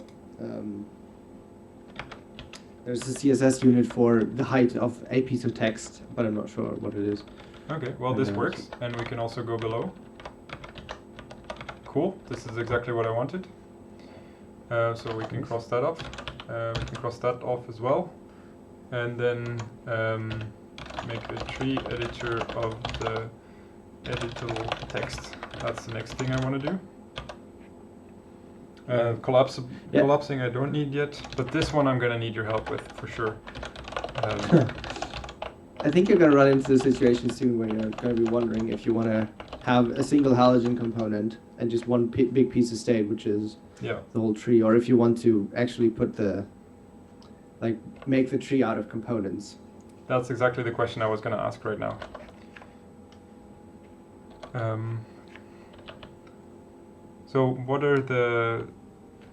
So the way I thought about it was that I want a tree of components where only the selected cursor is going to be a component. So instead of tree cursor string, I would want a tree cursor and then a component here. You'd probably not. I wouldn't put a component there. What you do is you'd put probably a component slot, which is how you address a subcomponent of a. Aha! How does that work? And that would let you talk to it essentially. There should be. I think they just updated the guide. I mean, this one also works. Yeah. Here, parent-child relationships, right? Mm-hmm. So I'm just gonna have a look at this. What would the state look like?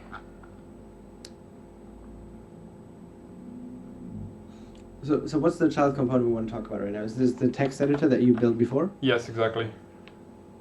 Okay. So what's the internal state of that? I'm not even sure if it has internal state. The header cursor, it has internal state, whether it's selected or not, and whether it has and the contents of it.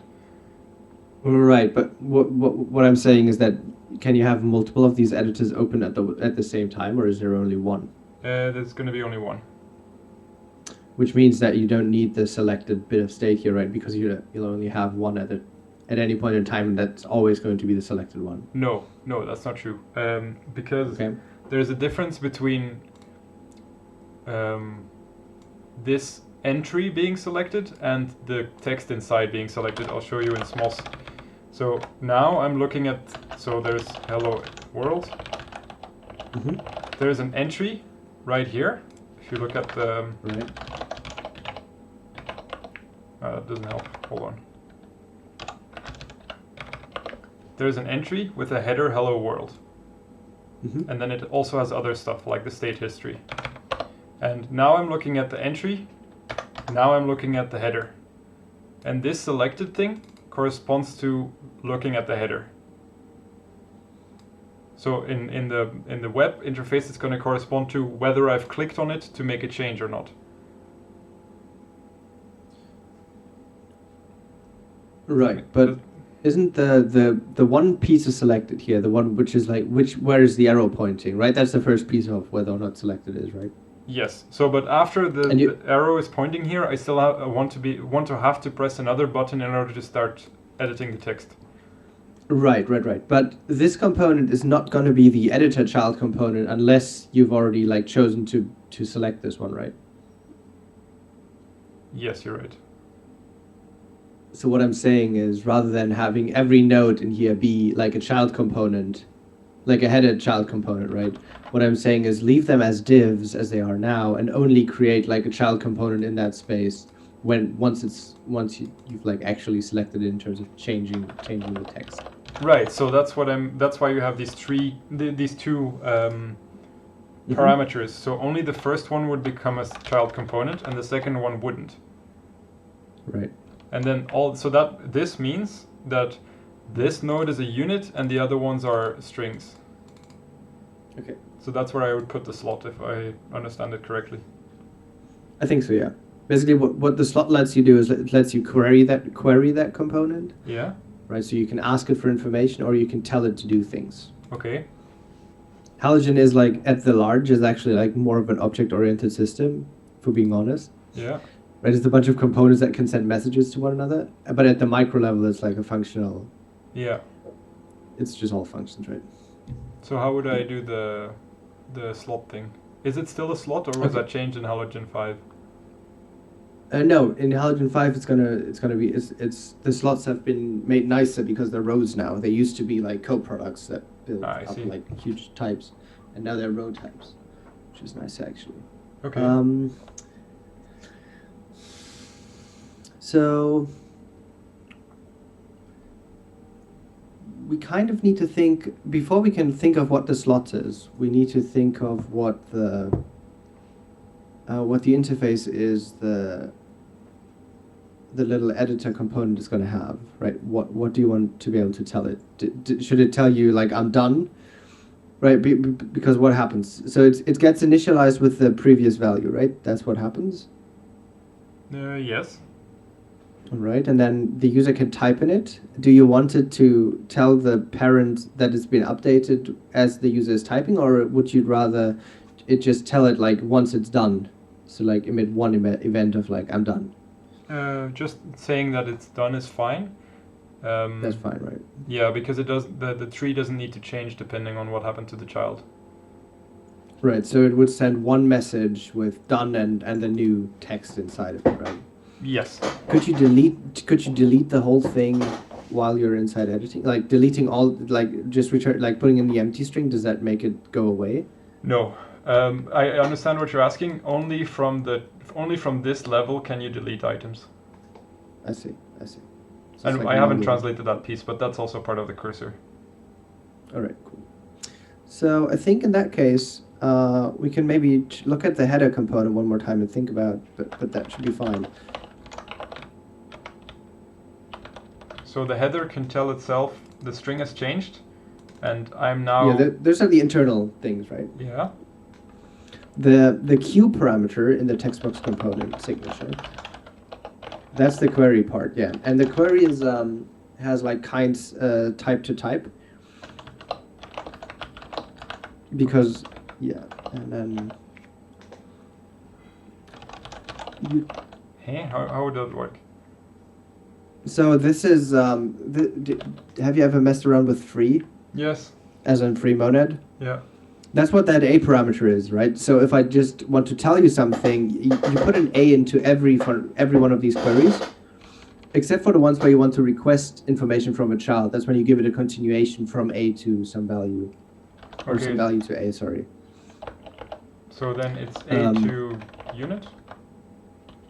That would be if you were to no. It's just, I think it's just start A here. Okay.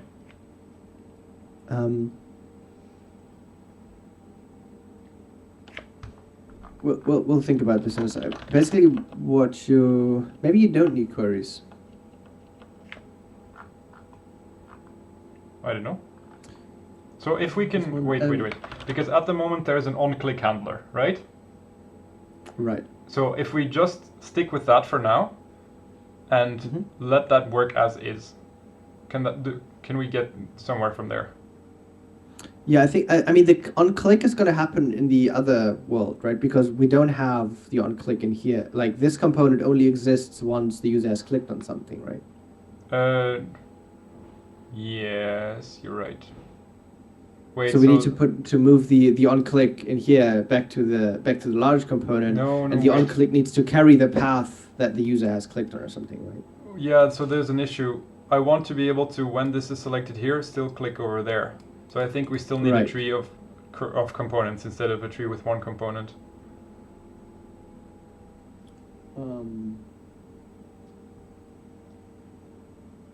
What I'm thinking is you need like some kind of path into this tree. Like you need a data structure that represents a path into this tree.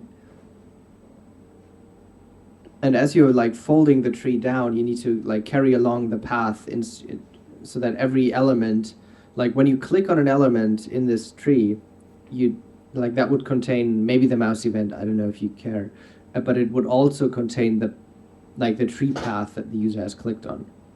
Okay. So that it can move right, there, and then, you mean? And then you'd know where in the tree to insert the editor component. Okay, so that makes a lot more sense.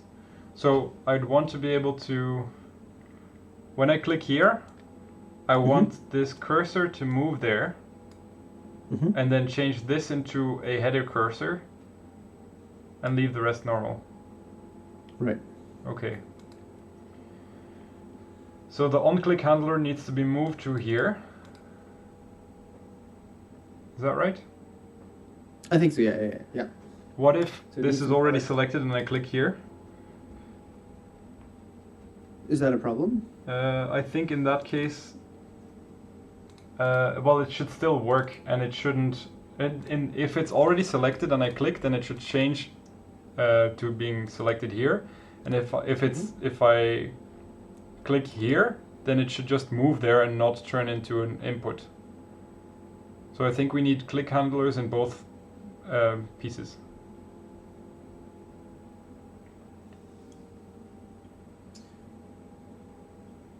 I think this one just needs to stay where it is, but then we need a click handler in this place. So now we're gonna do the mouse movements.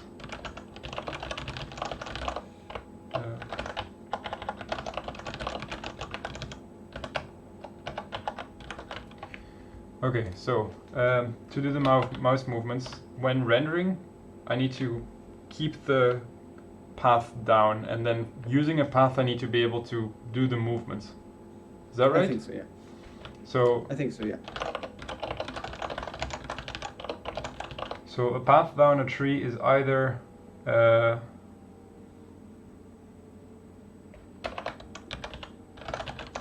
we're done.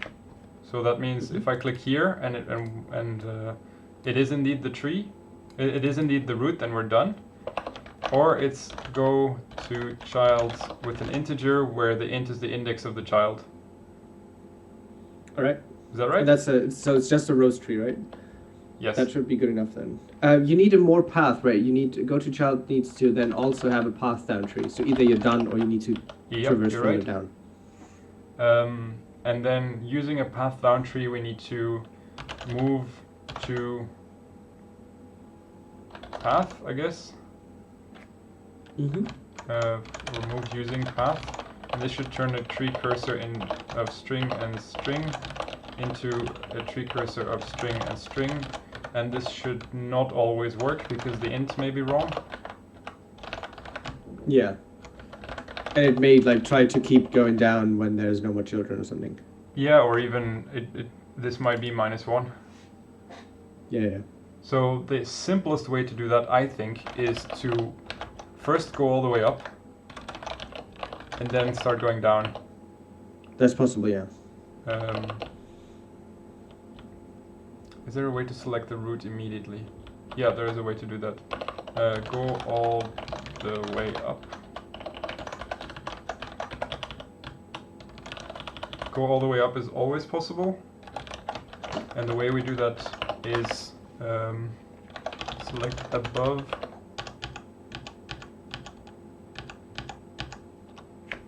This one? Actually, I should probably move that to there.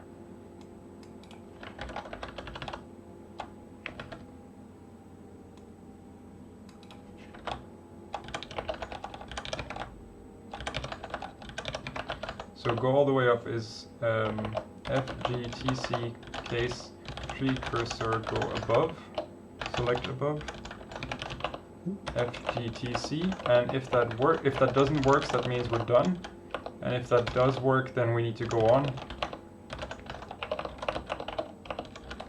That's simple enough, right? Right, that sounds good enough. And then to move down, we want to use the F and G again. You also need a path argument, right? In the move using path one. Yep.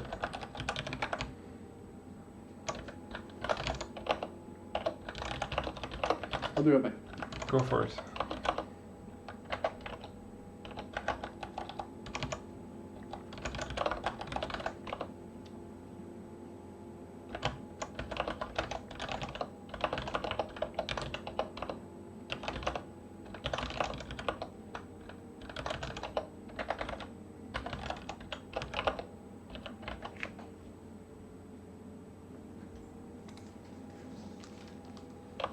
Right, here I am again.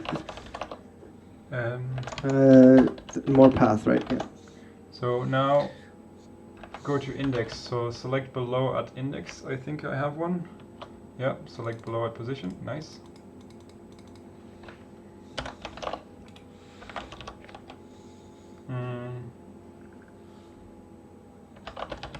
So I think I need to give it FG and then the int. TC. And this will give me a TC prime, and then I can do move using path FGP prime, like so. This should work. Yep. That's right, yeah. That was surprisingly simple.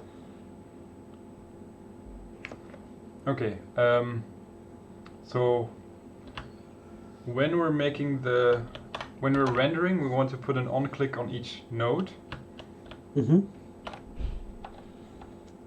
And you need to carry the path through during folding, right? Yeah, so like this, right?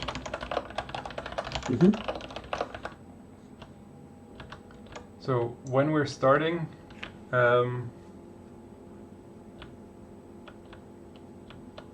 well, this is going to be annoying because you're wrapping from the bottom up, not from the top down.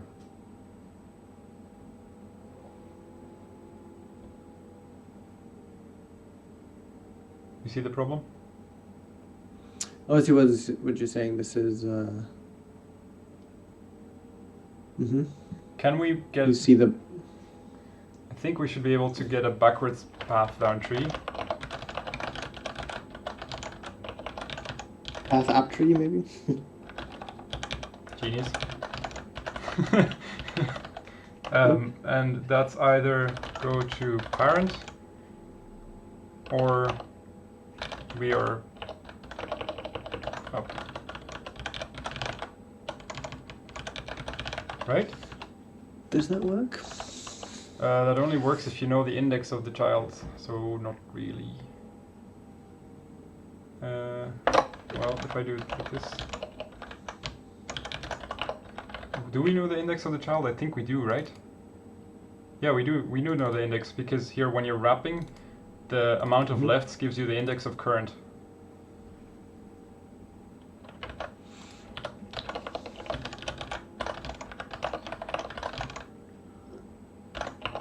I'm wondering what the on-click handler is going to do with that information, right? Because the on-click handler does not know where it started, right? Because the component is going to get the on-click at all the way at the top. So yeah, here's the thing. What I was thinking: if while going down, each element will take a path up tree. Will have a path up tree, and or at least I think so. And then when the click is being handled, it will have the path up tree. We can invert that and then move down using the path down tree. That was my idea.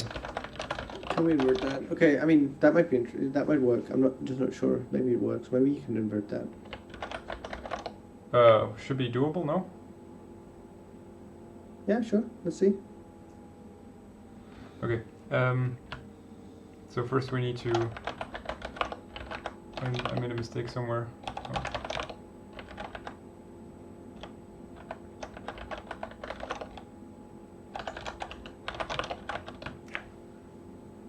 So instead of passing in path down tree, I should be able to give it a path up. Oh no. I think your fold needs to give the elements their index. Like your elements need to know what index they are. Or we need to write a fold that works. Well, the index of the current, with the wrap, the index of current is left. The length of left. Yes, but if you... Can't you... What's the base case? Is the base case not the innermost... Are you current above rights? Oh, you mean for the current one? What's the leaf case, right? What's the leaf case of this like tree fold? Isn't that the go selected and go unselected? Yes, that's right. And those don't know any of the indexes, right? So if you click on one of those, the only information you can give here is like we are up or something, but that doesn't let you find where the child that this originated from. You're right. How can we write this as a fold that works the other way around? How would that work? So right now you're building, I mean, you can fold in either direction, right? You can, right now, so if I don't know if you're familiar with recurrent schemes. No. Okay, it doesn't matter. I think we can write a fold that works in the sense that rather than combining. So how's your fold written? Your fold is a bottom up, so you've got like a kata thing going on, I think. I mean, we can write the traversal by hand rather than using a fold. Right, you can traverse downwards by hand and give every child the index or like the path you've traversed so far. No, because the cursor doesn't go downwards, it goes upwards. I'll show you.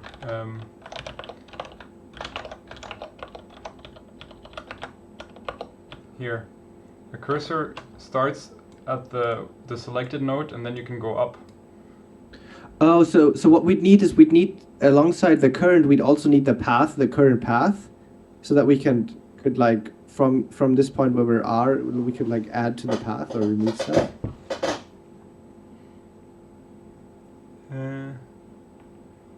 Yeah, it's gonna be quadratic if I do that, I think.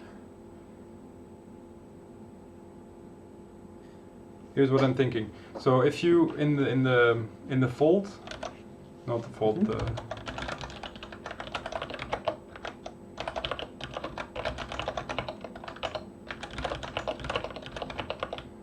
so you have this fold stuff, right? Right. You'd want to be able to tell here what the path is to get there. In order to do that, you need to measure all of the aboves. Oh, that's not good. Yeah. But I was thinking that maybe what if the current element knew its path? Yes. Wait, can't you just say? So what do? Why do you need to measure then? If you know the current path, right? For all of the ones above, you just slice off the lowest element of the path, or like the last piece of the path. And for all of the ones below or something, you add a bit to the path. Yeah. Yes. So instead of having C here, you'd have C and path down tree or something. Something like that, yeah. I think so. That would be path up tree, not path down tree. Go above takes a tree.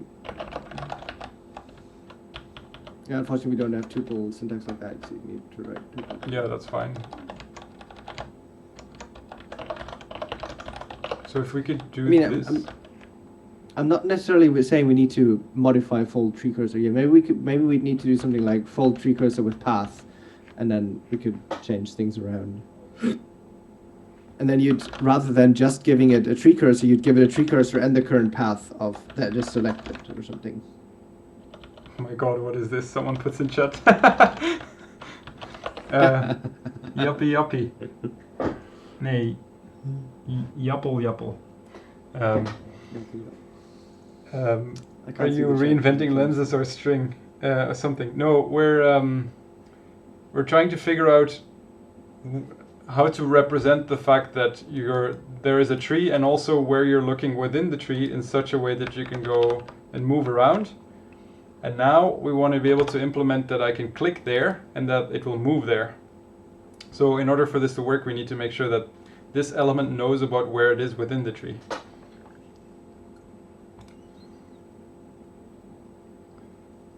Or maybe it's good enough if it knows where it is from the current selection, because that's the point where we start folding. Yes. That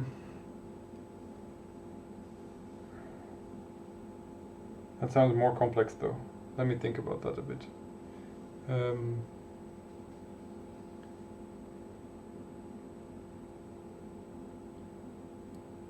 You're right. Yeah, you're right. Let's have a look at what that would look like when you're rendering this. So the go selected one would be the base case, right? So right. We want to do data path in tree is the way you want to move, and then data path out tree is the way that you get from the selected node to the from the clicked node to the selected node. Is it a rows tree? Yes, it is a rows tree. So that would mean go to left child, go to left sibling, or go to right sibling. Oops. Or go to parent, or go to child. Something like that, right? Does a node have more than one parent? You can't, right? In a rows tree, so go to parent is probably not have an int. Well, the int would be the index of the child, so that I can turn it around. Oh, I see what she's saying. And then there would be one more. We are out.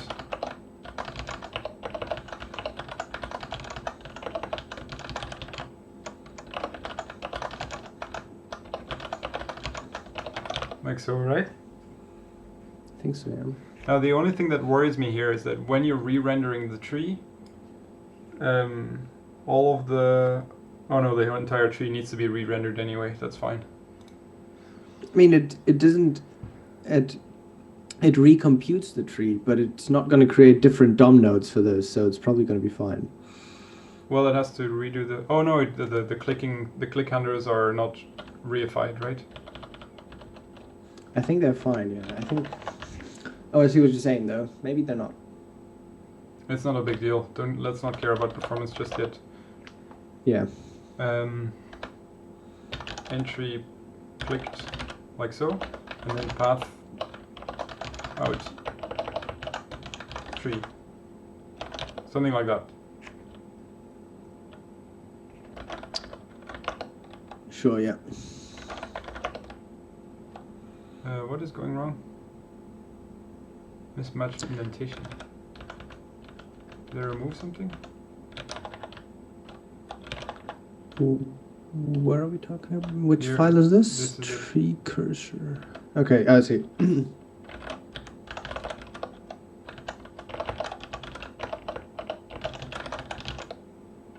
This thing was removed for some reason.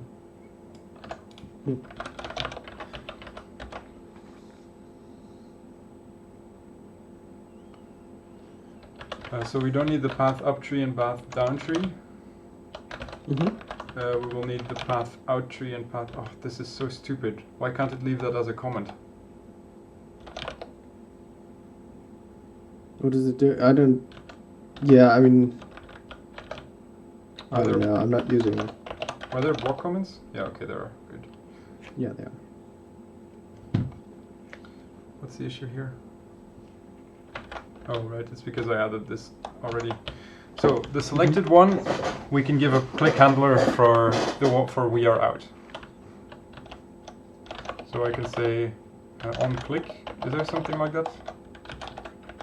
Yeah, it's HE for H event for halogen event dot on click.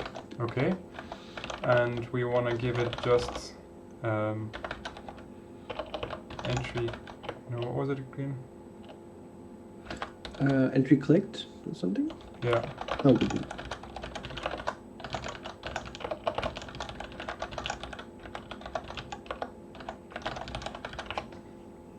And that is we are out. Right? Right, I think so, yeah. It should be fine.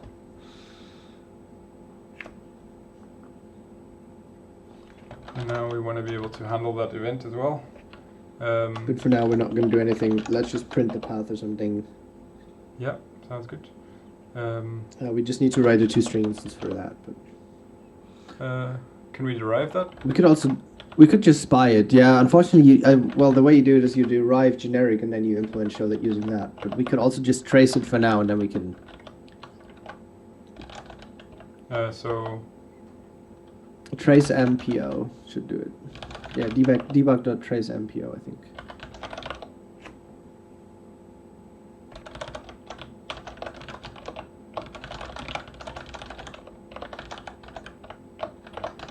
As debug.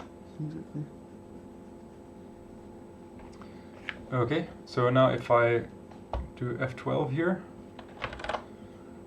and then click here, I should see something in the console. Nice. All right, that's impressive.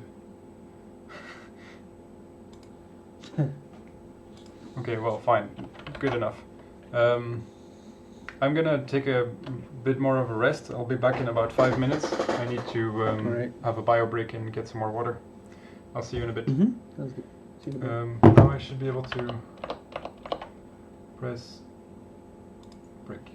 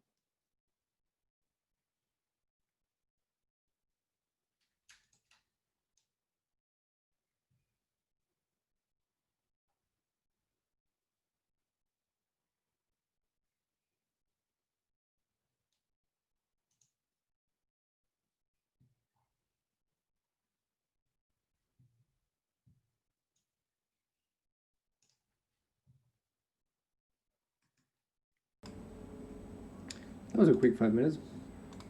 Yep. Actually, There we go. also gonna get another coffee. Go for it.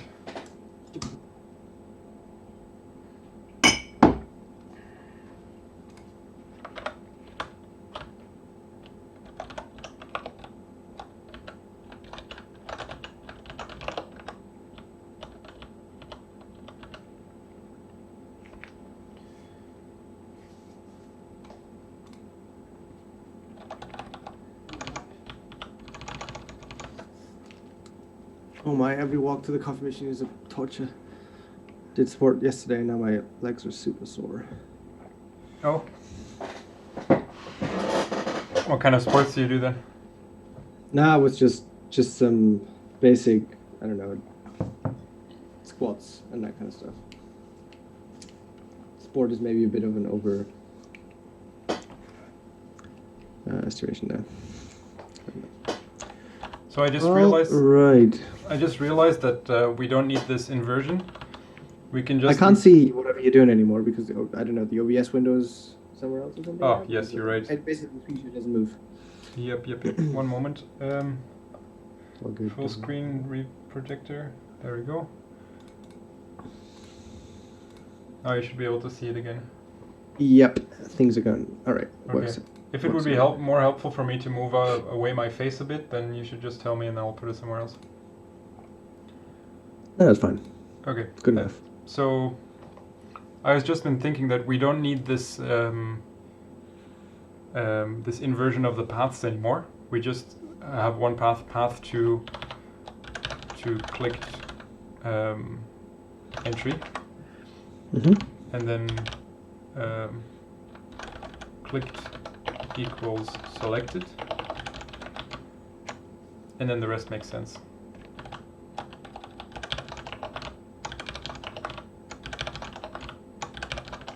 Does that make sense? I think so, yeah. We'll see. So I'm also going to put the int at the end. No, that's a bad idea. Never mind. So so we have the entry clicked stuff here.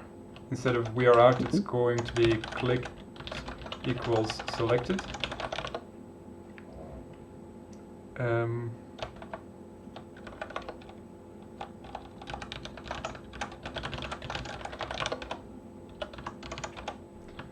And then we should be able to make this a bit easier. So when I'm going go C forest should contain this value that we're gonna put into the go to child, right?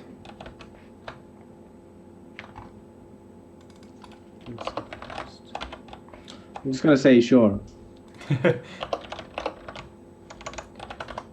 So here, when we want to do go C tree, we want to give it the child version already, like so, and here we want to give it path to clicked entry like that. This is the one that we're going to give to the go unselected in a moment. All right. And now here, is there something Unity like index? Yeah, map index. Is there something like that? With index is the function called. Ah. And is the index the first argument or the second? I usually use my editor to tell me that, but Yeah.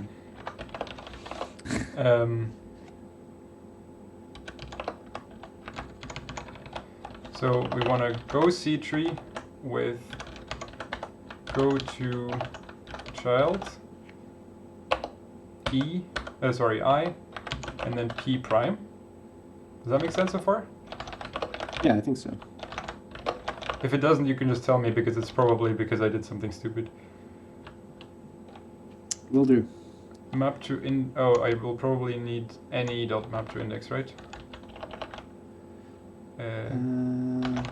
How about I don't do the toList stuff, and then any dot that, and then from foldable will still turn it into an array, right?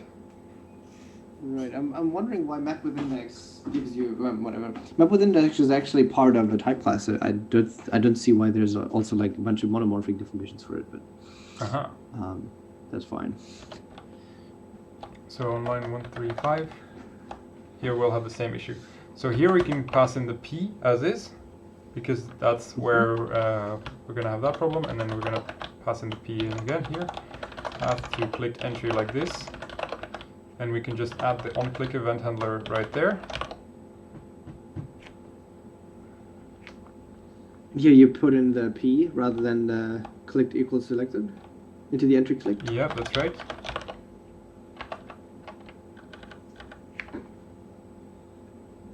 I'm gonna put this out of the way. Okay, and now we have the wrapping problem, right?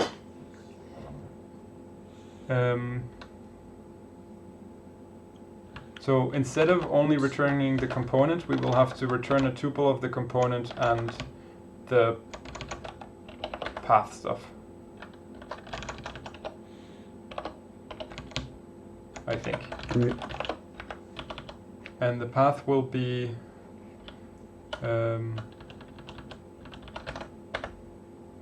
clicked equals selected and that. Does that still make sense? I mean, if it's always constantly clicked equals selected, why don't we map it over at the call side?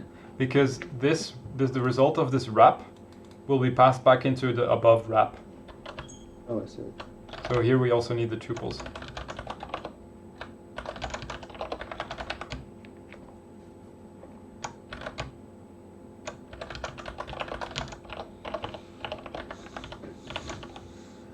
So Right, and all the way at the top, you're gonna hit it with a second or something to discard the path? Or are you gonna keep the path to the route around? Is that an important one? no, we don't need the path, so we can use second, you said? Yeah, second would do it. You'd need to. That would need to be composition. Yeah, exactly.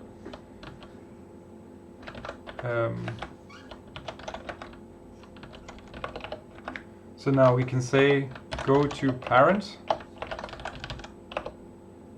length lefts p prime, and that, well, let's rename that so that we can pass in the p here, and also we will need to do the map with index again.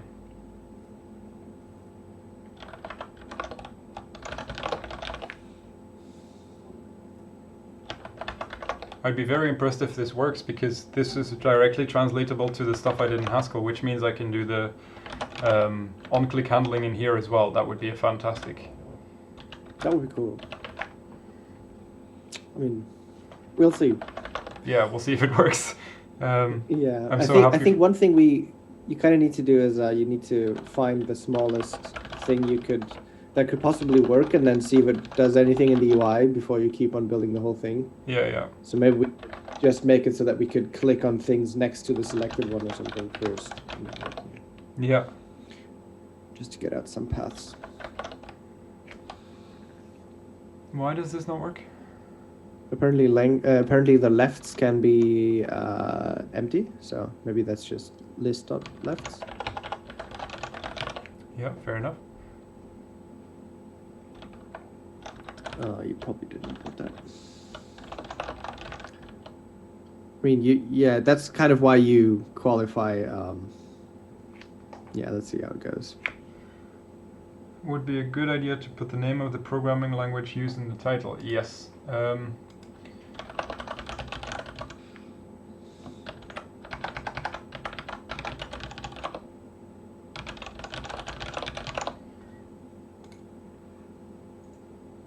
Freeman, I just did that.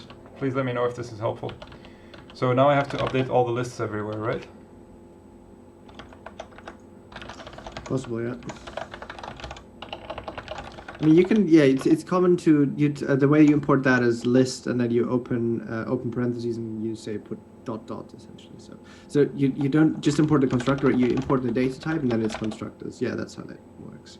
And then you also probably want to import unqualified, the colon operator. Yeah, you're predicting and all everything the errors. else basically you use qualified, is how you usually go about this. Okay. This tuple stuff is not going to work the way I want it, so like so. So now we need the map with index again. Mm-hmm.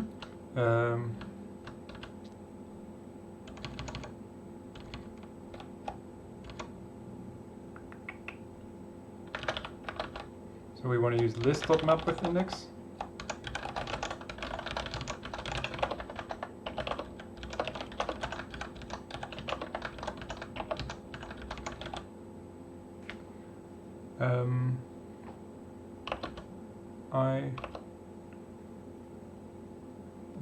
And some P, path. but this is wrong because the I here needs to be I plus something else. But first, let's make this a bit more readable. Actually, if I think more about it, I might be a bad idea, since people prefer to watch mainstream programming languages more. I can probably get 100 times more viewers by just putting JavaScript in my title. Well, yes, maybe, but I'm not writing JavaScript, so that wouldn't help me. Tricking people usually doesn't make them stay very long. Exactly. I think you need to pass the CTs on, or just if you want to iterate them, you don't need to bind them in the. Oh, you're right. You're absolutely right. I'd prefer to do the extra carrying for the error messages right now. Okay, so this is wrong because this needs to be +1 plus length. Right? You're asking me things. Are they in order? Or are they reversed? Like with a list cursor, you usually reverse the stuff at the end, right? So Oh that you yeah, can... you're right. So those are reversed as well. So then it's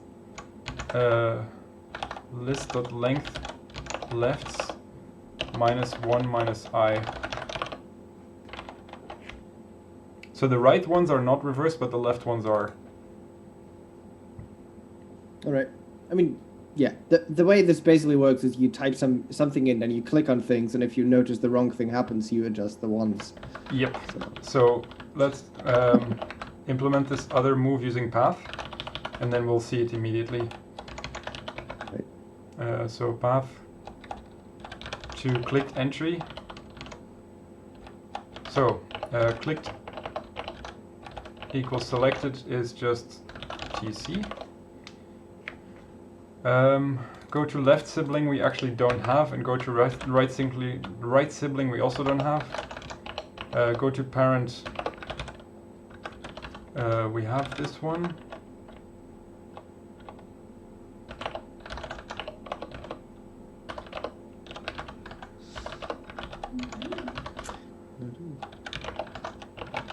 So we actually don't need this index here.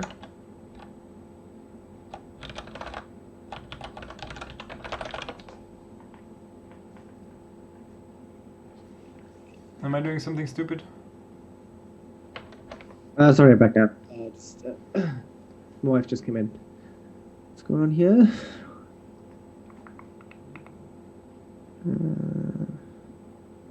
You need to the go to parent thing. Yeah, you need to pet match that one as well. Okay, so now we should be able to try it out. Right, let's see what happens. Well, we're not applying that function yet, right? Oh, yeah, smart. So, can I put this tree mod stuff higher?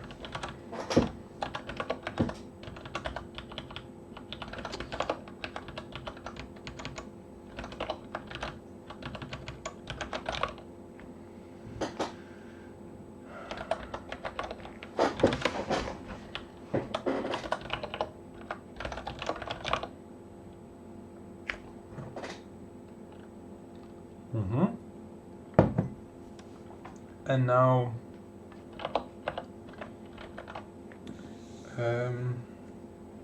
entry clicked, you want to do h.modify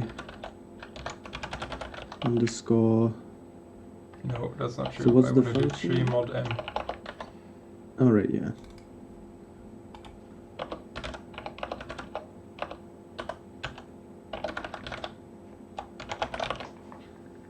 I think that's what I want to do.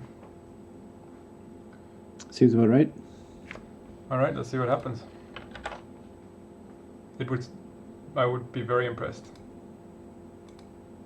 So down works, up works, from up down works, but going to siblings doesn't work. Yeah. Okay, so there's something wrong with siblings. So let's have another look at whether we did this other stuff right. And we can still trace out the paths, right? And then just look at what's happening, right? Yep, Maybe that you're helps. Right. In Haskell I never usually use the debug trace m because of the laziness, but here it actually works quite nicely. Exactly. Can we implement the show instance? That's going to make it a lot easier to look at. Well, I mean, we can implement it, yeah. And then, but yeah, we don't want to do it using generics, I think, because well, maybe we do. Okay, so the way you do it is you write derive instance. Now you need to write a name for this path to clicked entry generic or something. So the thing we're deriving is the generic one. And that works with generic and then path to clicked entry underscore, because it's similar to the generics in Haskell where you have like a representation. Hold on, I'm not with you yet. It's all good.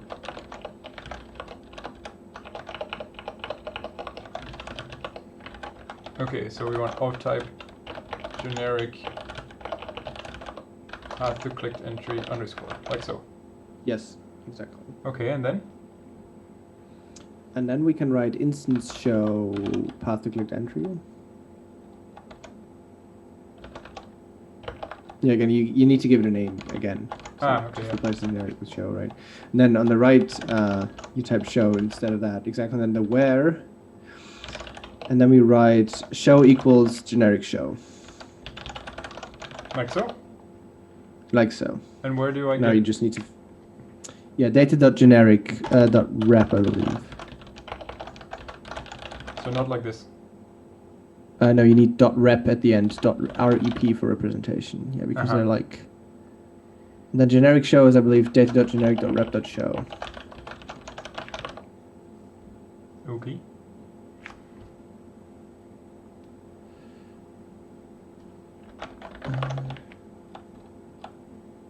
The value of show path to clicked entry is undefined here, so this reference is not allowed.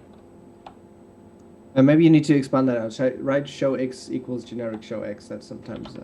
Oh, yeah, I know why. Yeah. I think that's why. Yeah.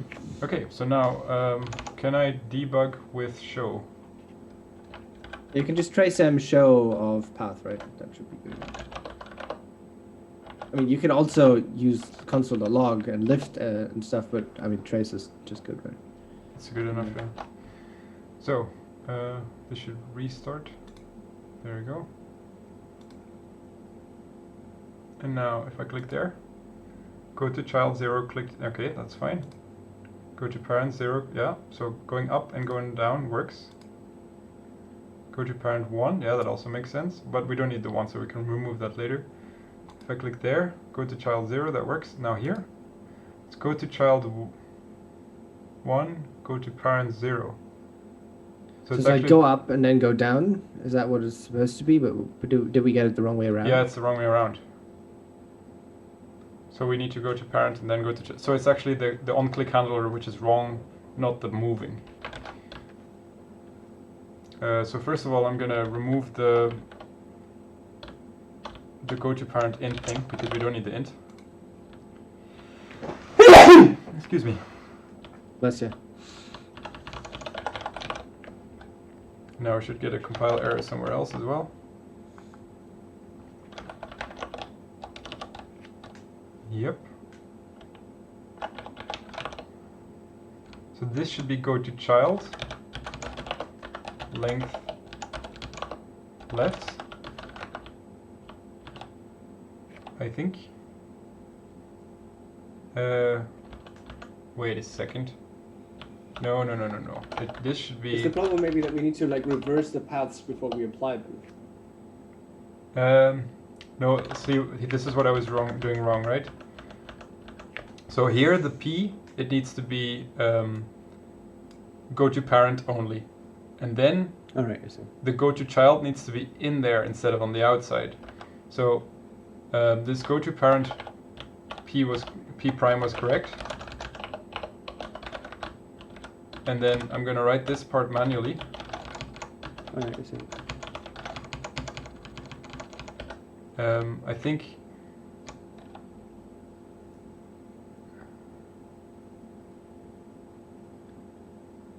Is it go to parent and then go to child inside of that? yeah.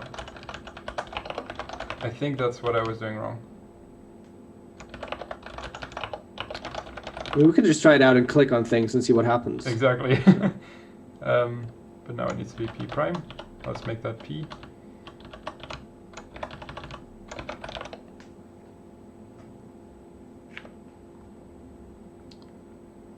I made a mistake somewhere.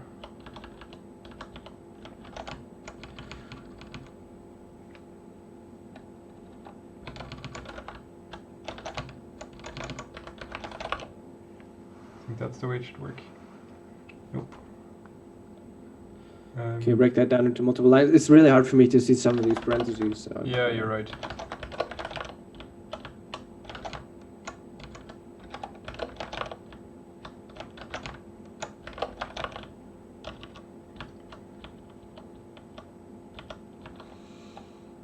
This looks correct to me.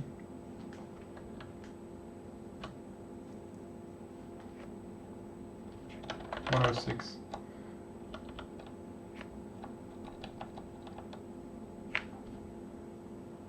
Good, not much HTML with function. Aha. So the map with index should stop here. I think that's the way it should work. Yep. do you want to return the same path again for the rep? No, What you're I'm right. wondering. So I want to return go to parent p, I think. All right.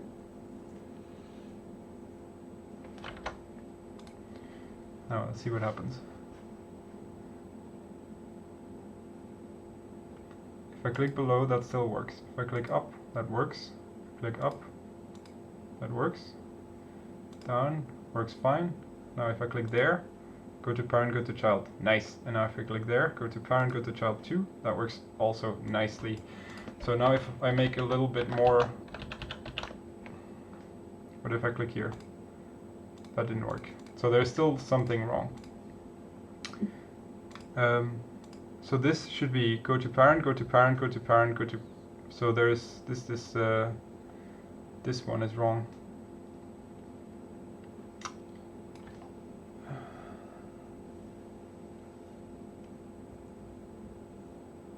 You see, this go to child should be at the second. It should be the last one, I think. But instead it happens. Yep, something is wrong. So let's think about this again. Let's say we're looking at the. Can you just try one thing for me? Can you try not to wrap it, like not wrapping the thing and go to parent all the way at the top? Okay. And like basically run it again. And I want to see if the outermost go to parent here disappears. Yeah. Okay. Right, because that would mean that we just need to reverse the path for this to be correct. Okay. So below goes, up goes, there, that works. Going up works. All the way down doesn't work. Right, you can't skip two things because, again, what happens if you turn around those two things? If you go to child 1 first and then go to child 0, that's correct, right? From all the way at the top? Yes. Right, so what I think, so basically what this is, right, we've built a linked list here, right? And I think the way we're constructing these, basically what we need to do is we need to like reverse the linked list before we apply it. Are you sure about this? Can you try and just nest this thing like 10 elements deep again and click on it? Just want to see if it's the outermost one this time around. So it only has 2 layers now. So that doesn't work, right? Okay. So you'd have to have parent, parent, parent, parent, parent, and then child. So let's think about this again. When you're at the when this current is the currently selected one, then you want the above to be go to parent of that thing, and you want the next one to be go to parent and then go to child, right? All right. And So maybe we need to add the parent back to the P that we returned again, and then turn around the go to child and go to parent in these I think in that's what we here, had and earlier. then we can reverse the whole thing. We shouldn't need to reverse anything because we're already looking at the cursor in the right direction.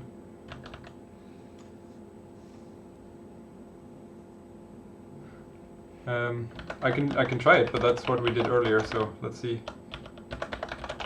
But the way I think about it is, look, we're building a linked list, right? Which means that the further our recursion goes, like the first step we do is going to be basically the last element in the linked list because we keep consing onto the front of it. Mm-hmm.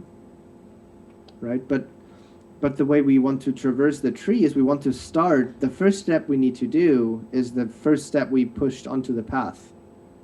Yes.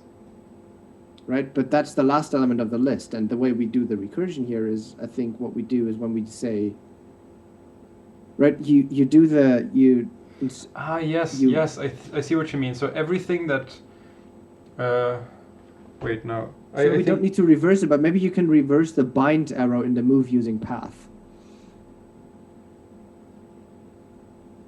Right, so what we do is Huh. But only when going down, or what? I think what we need to do basically is, the way this path works is that the step we look at right now is the step we need to take after we've taken all the steps that are in the tail of this path. No. Because look, when you're already there, then when you're already at the equals thing, then you get this one. If you're if you're supposed to go up, then you'll see go to parent and then equals. Right. Right? Is that true? I think so. Okay, so when we go down again, we're supposed to add on go to child stuff. So I think this should work, but let's see. Let's have another look at what goes wrong. I mean, we could just try it both directions and then we're good.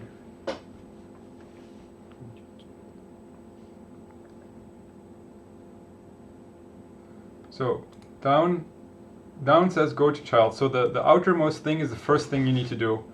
Going up Right. is go to parent. Going up is go to parent. All the way down is go to child. So these go to childs are the other way around. What if I go all the way up? So this going all the way up works fine. And there's nothing to click on, of course. Hold on.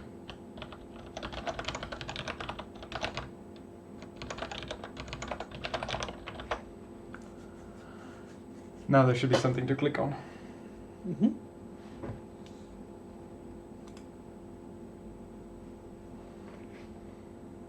So going left and right once works fine. Now it should be, wait, if I go here, if I go to the sibling, it says go to parent and then go to child 1. That's fine. If I'm lower, and then it should be parent, parent, sibling. Parent, child 1.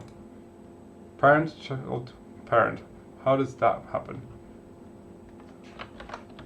So somehow in the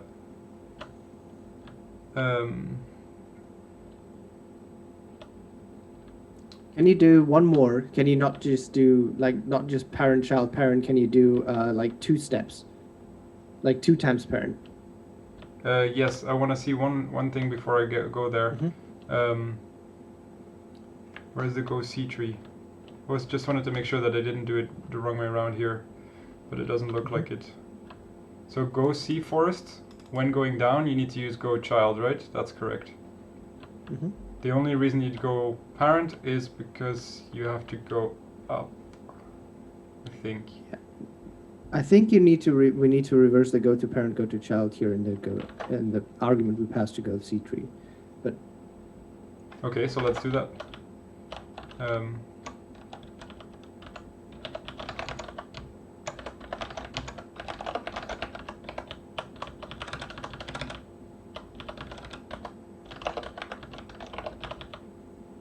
guess, yeah, I think so.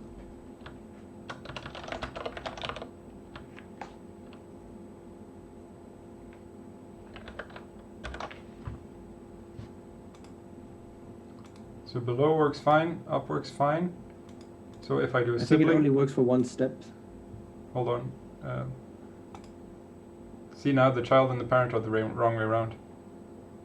Exactly, for one step. What I meant is that now we also need to reverse the bind operator, and I think then we should be good. Yeah, but if you're reversing the bind operator, then something is. See, the thing is, the cursor, the type is defined from the inside out, which means that when we do our recursion, we should just be able to tack on stuff. But for example, the way it's now, right? The way it is now, we need to have go to parent be applied first, think and I then got go to it. child, right? I think I got the silliness. Oh no, sorry, no, I didn't. Say that again. So because the path is defined in this way, well, can we just look at a path that is more than 3 elements long? Basically, I want to see something that has like meaning when you reverse it. Yeah. Cool. Right. So from here to there, it should be parent, parent, parent, parent, child 2. Mm-hmm. And it says child 2, parent, parent, parent. So yeah, it looks like you're right.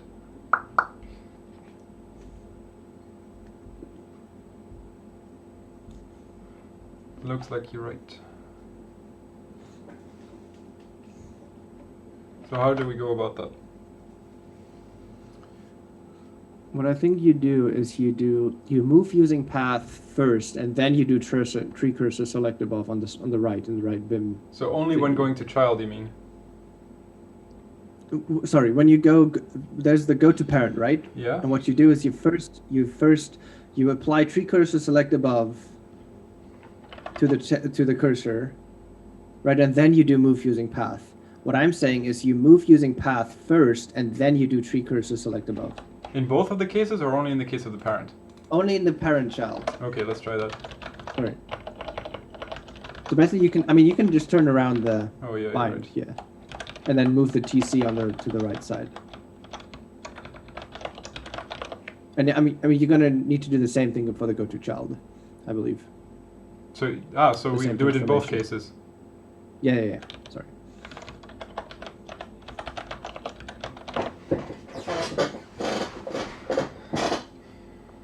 Okay, I hope this works, because now I don't understand how the type works anymore.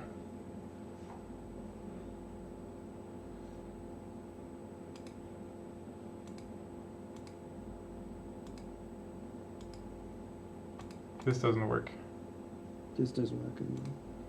So now it says go to child 0, go to child 0, go to parent. That doesn't make sense. Well, it's going to do go to parent first, and then it's going to do go to child 0, go to child 0 now. Yeah, but should be child 1. So there is an off by 1 error here somewhere. Somewhere.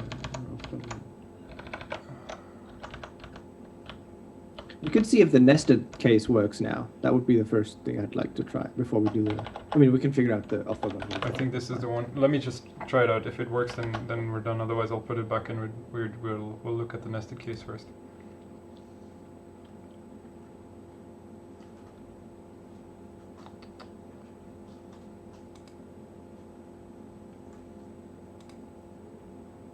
Okay, so that's wrong as well. So that it says go to parent, go to parent, go to child 1. So that was wrong. Okay, so what did you say? I wanted to see what the nested case does, right? The one where you built like a whole bunch of down, and then you went all the way back up. Okay. So now it should be, if I click there, it should be parent, parent, parent, parent, parent, parent, parent, parent, parent, go to child 2. So that worked. The other way doesn't work, because it should be child 1 here. Right. Is it because the -1 is wrong? That's possible.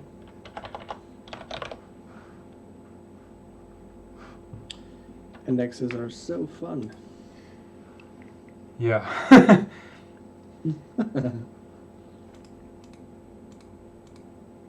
No, this one doesn't work.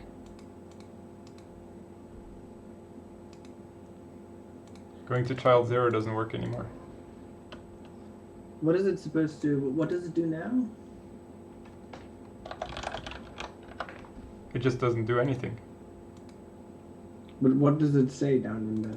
Nothing. If you click on it, did it crash or something? No, wait. It keeps saying the same thing. So. Wait. Oh yeah, sorry, I didn't see that that there were these different logwood keys. Yeah. So that, and now if I go there,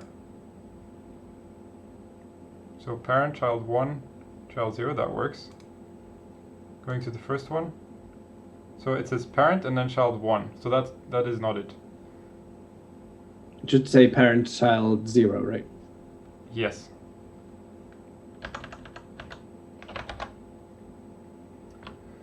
So those are the ones that's the before though, right? That's the left of the current.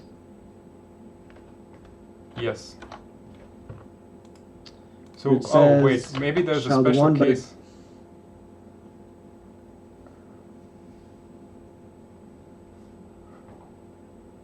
So for the first So it element, says- I is going to be 0.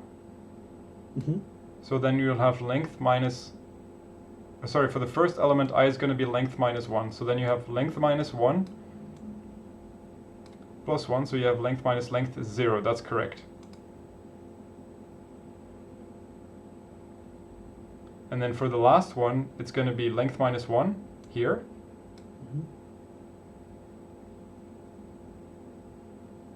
So no, it's going to be 0. That's going to be length minus 1 is also correct. So what is wrong then? For the first one on the right, it's going to be length of the lefts. So that's this one. Plus I plus 0. That should also be correct. What's going wrong then? Are the lefts maybe not reversed? No, they Or are. we just need to use the index? No, they definitely should be. Oh, actually, we can try that out if we can, like so. No, there. That seems correct. Oh, actually, we don't know yet. If I do here and then like that. That seems like the wrong way around, right? That jumped to the second element when it should have been the second last element. Yep, you're right. Are the lefts maybe not reversed? That's what you said, right? Mm-hmm.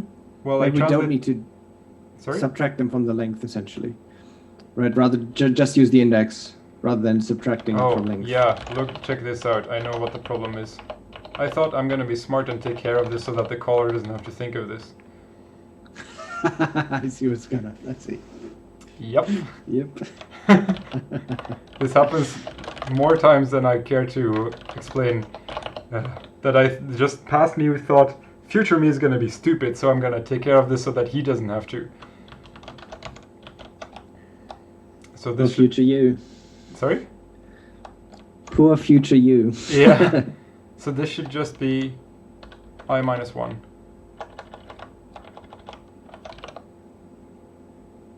Is that right? No, it should just be I. Yeah, because otherwise we never get 0, but we should be able to get 0. Yeah. So now if I click there, that works. Now if we go all the way down. Oh. It's the bundler which is slow. Just keeps giving you. So if I click there, that works. Oh, that's beautiful, man. That's beautiful. Right? That's amazing. I don't understand though. Why is it the other way around? Can you explain that to me? Yeah, sure. So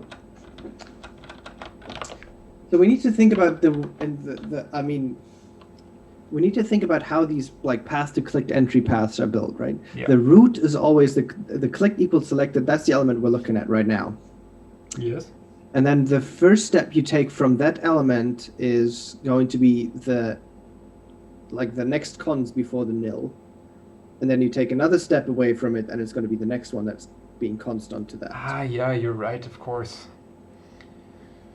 Yep. Right? I mean, you could represent this using a linked list, right? It doesn't have to be this recursive structure. You could just have a linked list of steps, and then a step is either go to parent or go to child. with an int. Yep. That makes sense. That makes complete sense.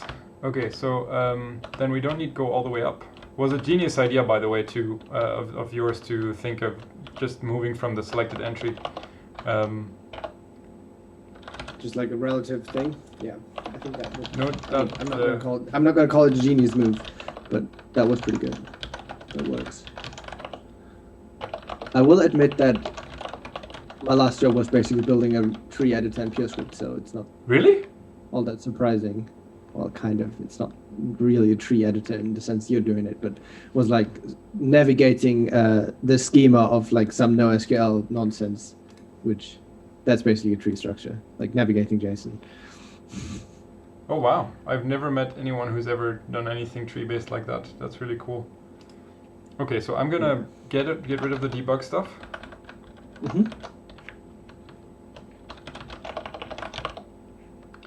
And then we can try doing some of the editing of the text as well. Sounds good. I'll be back in a minute. Yep.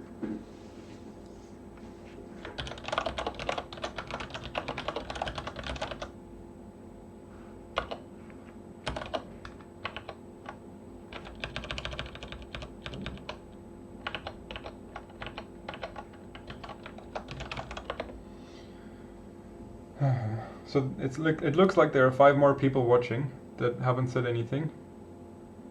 So feel free to jump in.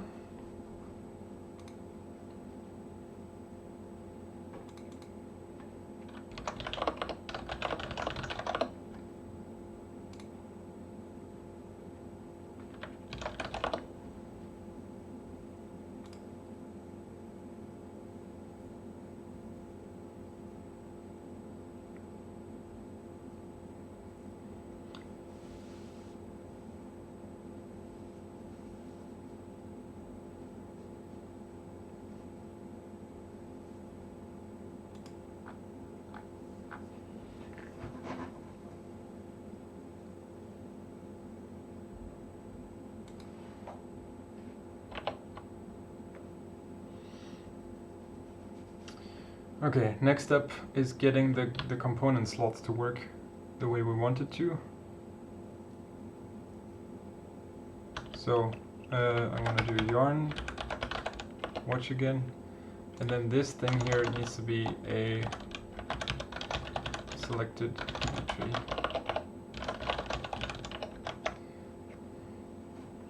Now let's have a look at the way that works.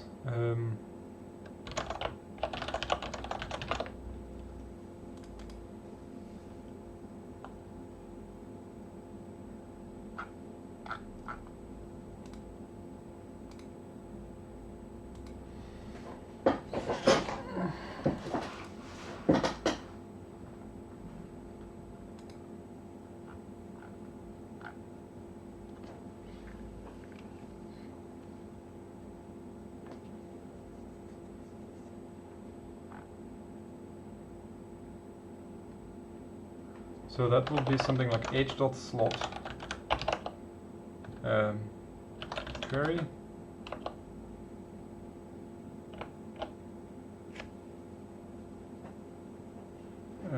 What?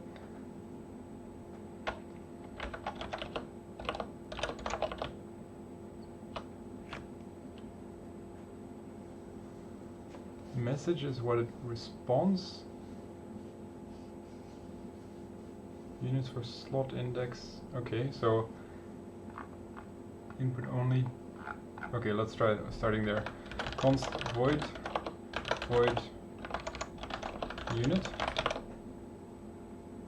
Now everything is gonna fail. So where do we get consts?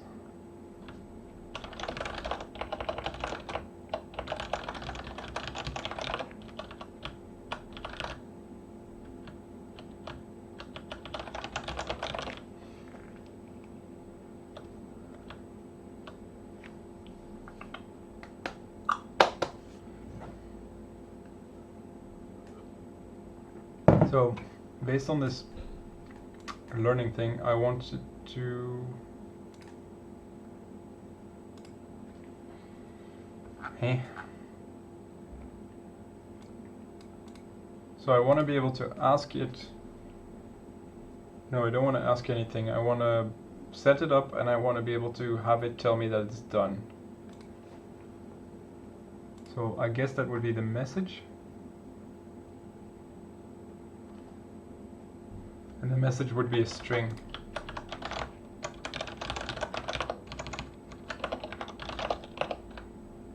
No queries. The build header. Only one slot. So please unit as index. Okay, so now how do we make such a slot?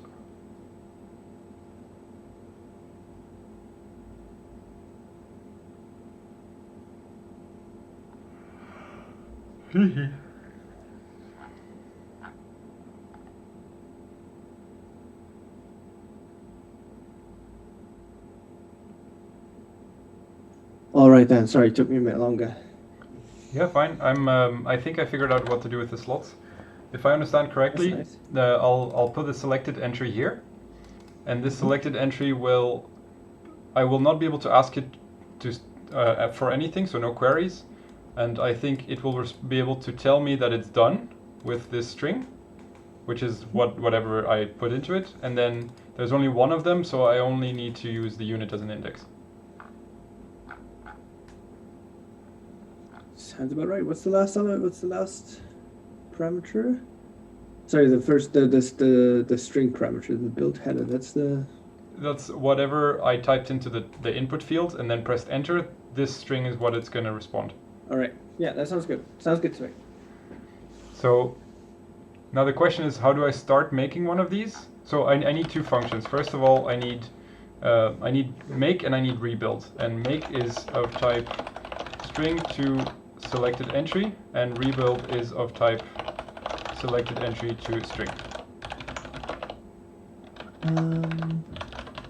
That's not exactly how it works. So the way it works is these slots thingies, they go into the component type. So see how they don't go in the outside of the component type, but if you look at the type of, for example, your handle action or your render function, they take a parameter with all the child. So the component to the outside does not show what child it have, which is important because that way you get encapsulation, right? But inside the component, so the types of the handle action and the render function, those know of the types of the children of this component. Aha. So see how child slots bits in the halogen M and the the handle halogen M from handle action, and the component HTML also has the child slots thingy in there. Okay, so what kind of state would this have? Just a unit there, or what? That's actually a row. So right, that's why what I'm saying. Wait, tree cursor. I don't think you need to. It's possible that we don't need to change this at all. Wait. So I don't understand the slot stuff then. Yes. So I'm not. So the way I was thinking about it is that we need the slot index, but if we're only ever having one, we don't need an extra index, right? So maybe just a unit is fine. It could be that we want a Boolean here to say whether we have an editor open or whether we're just browsing. But the Boolean is already inside the header, right? Yeah, but what I'm saying is the Boolean needs to be outside of it because we need to decide whether to render the header or not. Aha. Okay. So that would mean we put what, a Boolean here? Mm-hmm. Really? That's how I'm thinking of it right now. But maybe what if we just leave that to be a string for now? So we don't change anything about that. Just keep it working, and just make the state into a record saying whether or not something is selected right now. So you just give it an extra field.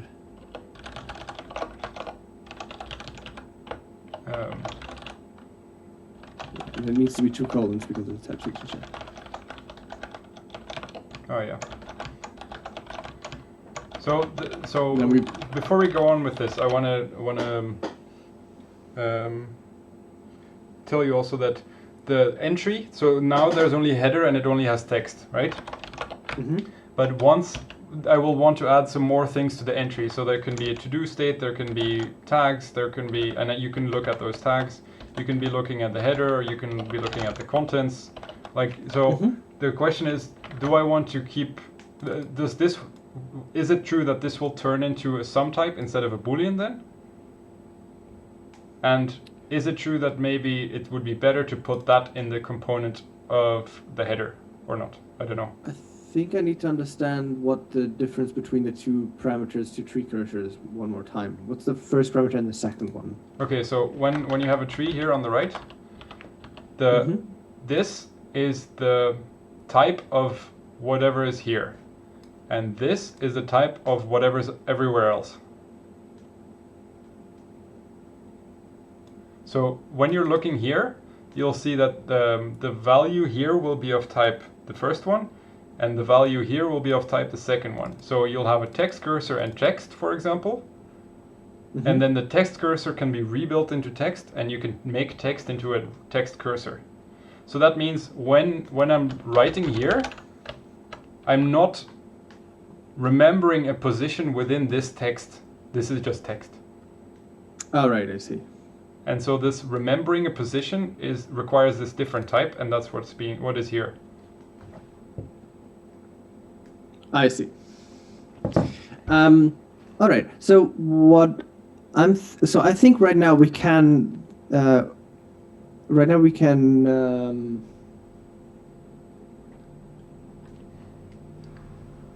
think right now we might want to leave that as string. Or maybe it needs to be a maybe string. So either it's.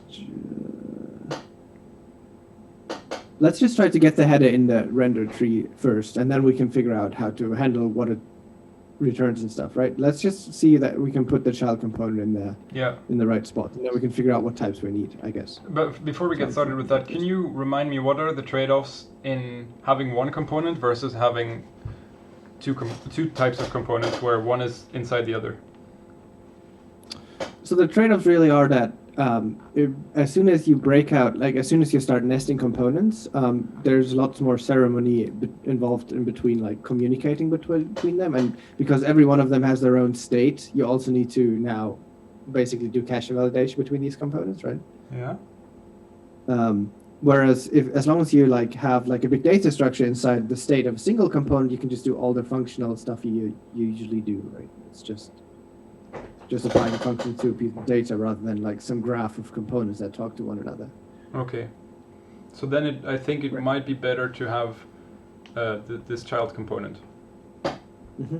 Okay. I think we need the child component for sure, because that thing is going to be a little more complicated. And there's going to be lots of it's going to be like a component like this, like an editor component, has a fair bit of state that you don't want to bleed all the way up to the top level component, I think. That's true. And so what I'm thinking for now is that all we're going to use this Boolean for is to tell whether or not we're going to render at the place where the tree cursor points to, if we're going to render the child component at that place, at that spot. Okay. That's how I'm thinking about it. So, yes, you're So right. so there needs to be this Boolean then, right? Mm-hmm. Okay, let's start with that. we could use a maybe string in the place of the first type parameter of tree cursor, because that's equivalent to having a Boolean in a string. Well, the thing is, it's not equivalent because you need to be able to go from this. So these two need to be isomorphic. Oh, I see. Sorry, not isomorphic. There needs to be an injection from here to there, and going back, you may lose data, but you need to be able to round trip. So so let's give a better example, right? When you have this type, where this is the general case. So you need to be able to turn a string into a string cursor, which means you're adding the information. Now I'm looking left or on the right side or in the middle somewhere. And you need to be able to go back from a string cursor to a string, which means I'm now not looking at this anymore. So just turn it back into a string. All right. So you do need to round trip. We'll see if that works out. It might be that we need to go around the whole thing a bit, because you can't. It's not like a functional operation to take the state out of a component. It's that is effectful, right? Yeah. To get out the state essentially. Okay. So it's not just like a pure function from slot index to string. So but I think we can figure that out probably. The only reason I mentioned this is because if you put maybe string here, then how are you going to get a string out of that? Right. Yeah, probably not. So wait, before you go on, Freeman just asked what is Smos. This is Smos on the right hand side. Smos is a, there are two descriptions. One is what Todoist would have been if it had been made by the people who wrote Vim. And the other description is it's like Emacs org mode but without the Emacs. So it is a comprehensive self-management system that I'm now trying to get into the browser instead of just the TUI that I have already. All right, let's go on. How do we get this off the ground? So I think step one is getting this compiling. Now that we've added this record field, we need to change the handle action modifiers that we wrote to operate on that field instead, right? So yeah, so we do s cursor equals func s.cursor. And to start with,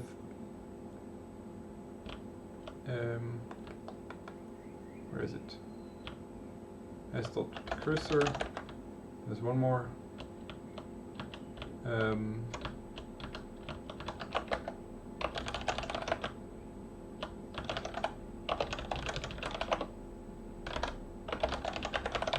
think this is it. I think it was called selected entry or something. You named the thing like.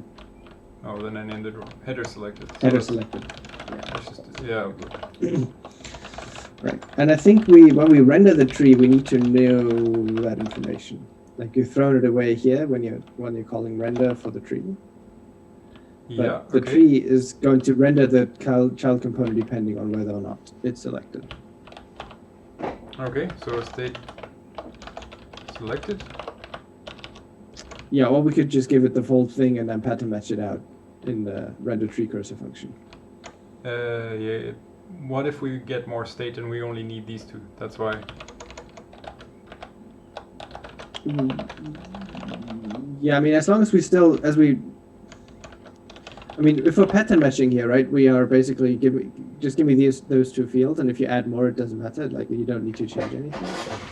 Oh, right. It's not going to matter in this case because I'm not writing tests. But for example, when you're writing tests, that matters because then you need to test much more. So fine, we have the selected here. So if it's selected, then what? So now, if it's selected, we want to be able to render the child component into the place where the go selected bit thing is, right?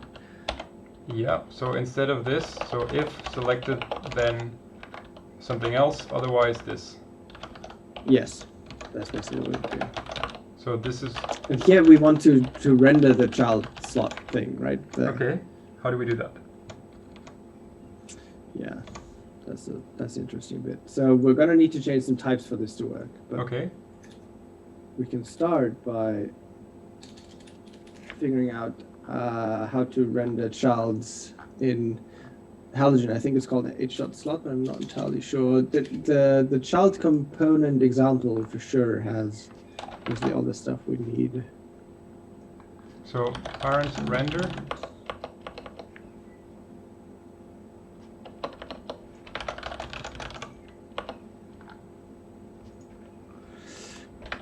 Okay, so the function is called hh.slot.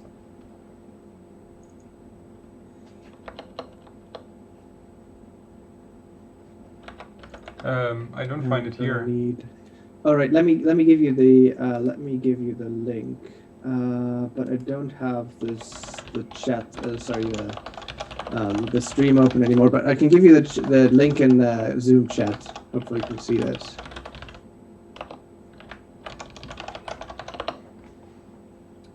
More chat.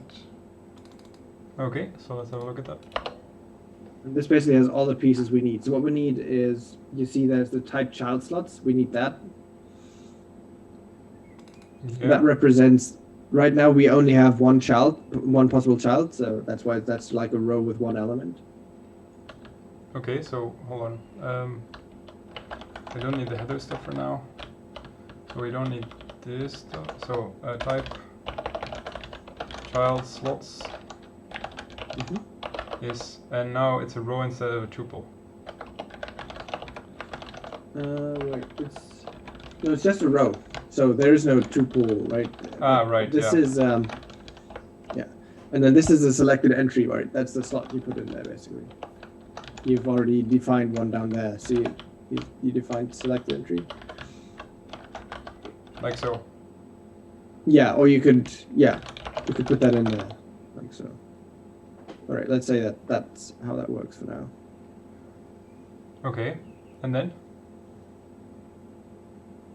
And now we need to put that child slot's type into the type signatures for the render and the handle action function.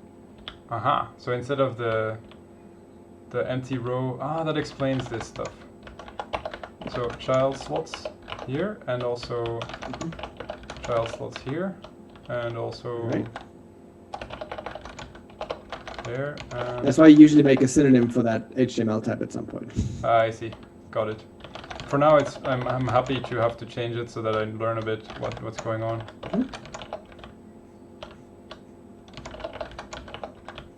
I'm also not much fussed about this code not looking great after 6 hours of learning Purescript. It's all good.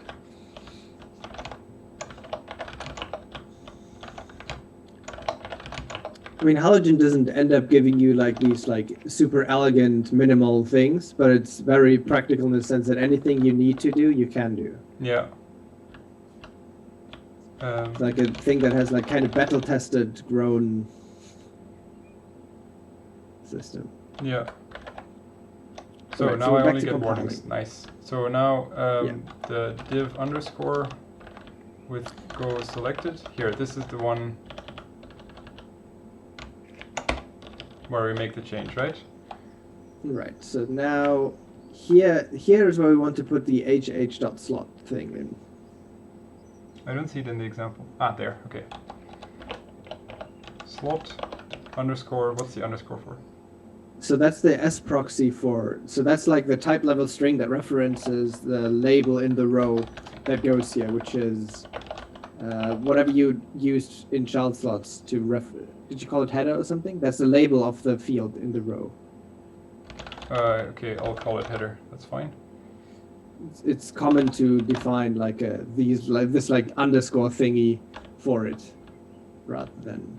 Ah, okay. So let's do that then. Underscore header, S proxy header.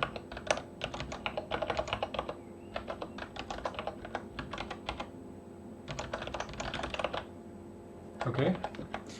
So now the input, that's a unit, I think. Or maybe it's a slot address. No, that's the slot address. And you said the slot address is like the index, sorry, the slot index is a unit. Now the component, that's the header component, exactly. Yeah. The input is unit. Wait, no, this is the string it's supposed to have. Like, that's the string it's like it's supposed to be initialized with. All right. And now the last thing is what we like. This is how we handle information that comes back up from it, essentially. Okay. Yes. So I want to add something to my actions. Mm-hmm.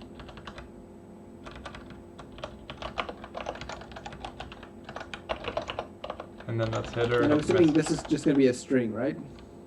There are two things: whether it's clicked or not, and then also the string. But I was like, when does the thing message us back? It's only when the user hits enter, right? That it's like, okay, I'm gonna. Ah, yes. So I need to change this to component. This to render. Yes. This The to input type is gonna. Yeah. Sorry, say that again. Yeah. So you just do that first. That's fine. That's all good. Unknown module header.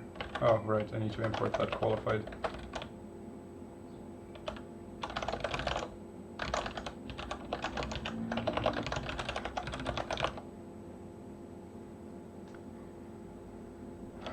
Proxy, where do I get that? Data.symbol, I think. All right. Or maybe? I'm Yeah, not sure. I think you're right.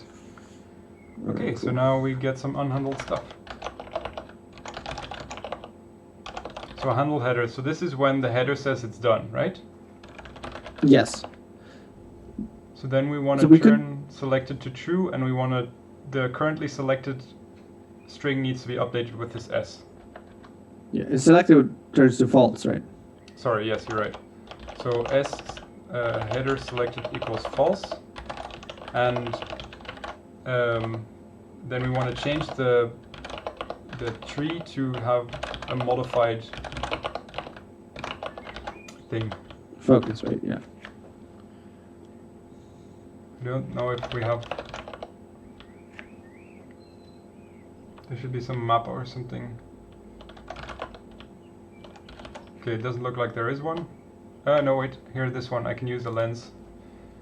So cursor equals s.cursor, and then I want to do something like. Yeah, that's a hash in Purescript. Not an end, but Like this? yeah. Sorry, no.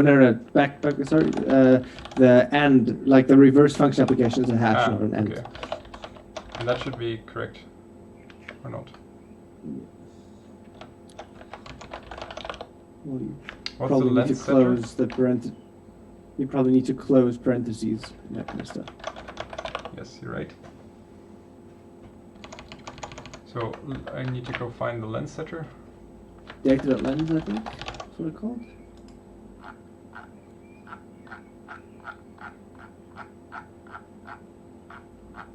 It re-exports a million things. I think it's probably even.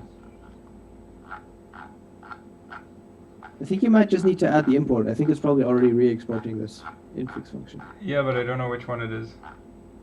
Is org mode usage isomorphic to using mind maps? I'm only familiar with mind maps. No, not really. Org mode is quite complex. So it's dot tilde. I'm about to write some. I am writing a whole bunch of blog posts on how to use org mode. Sorry, not org mode, Smos, and this will explain it a bit better. It really helps if you know what getting things done is. Could not match AF with M0. Huh, that seems Right, now we're getting into fun bits. So. And that's because I made a mistake, not a mistake, I made it did something different here. Instead of, I should have used M instead of AF here, I think. Well, this is doing effectful stuff, so you can't just so you can't just pretend that it's not doing anything. Yeah, you're It's right. that's basically the wrapper now also needs to. Wait, that is AF, right? Yeah, but not here. Oh, I see. Yeah. But why does the renderer need to know what monad? Because it embeds the children. Because it like embeds the child component, and the child component carries its type and its. I see. So it's not because it needs it. You can't do any AF with the renderer. Well, you can write a rendering function that includes some child that does effects, and if you have children that do effects, you want your container component to also have effects. I see. So that's why it needs to carry that through. Hold on. What can Smos do in a free plane mind map not do? What can Smos? What does Smos not do but free plane mind? So Smos can do a whole bunch of querying. So for example, if I wanna know what I can work on next, then I can say Smos query work. I am at home. I have 2 hours to work, and it'll tell me what I can work on. I'm not gonna show you because it's private information. But I can also say like, what are the things that I'm waiting for other people? So Smos query waiting will tell me all the things that I'm waiting for other people in order of how long I've been waiting, and it will give me alerts if I'm waiting for very long, so I need to reping them. So there are all these reports and automation that help you in that way. So that's the big difference. So this seems to compile. It's weird. I wouldn't have. Oh yeah, yeah. It's right. It's good that it just compiles So, but Wait. nothing happens, right? So, okay, because the shell doesn't do anything yet, right. and because we don't set selected to true on click. Okay, so on click, we only want to do that if the path is we're already here. Okay. Does Smos do any gamification? No, there is no gamification. Well, that's not true. There is a little bit of gamification in the sense that you can see the logs of what happened and you could see the stats of what happened. So I can do Smos query stats, and it will show me how many things I've done in total. Like I've done 16,000 things in the last 2 years or something, and you can see this week. So I can see that this week I've done 140 things. Sorry, let's go on. So if this is already there, click equals selected, then we want to, we don't need to do the moving, but we still need to, oops, what did I do? But we still need to update the selected. Right here okay, yeah. You can use a bit of sugar if you'd like. Yeah. Yeah, how does that work? You can just replace it. Like you don't need to name S. You can just put an underscore in place of the S. Like so. Yeah. Does that work? Oh, beautiful. You betcha.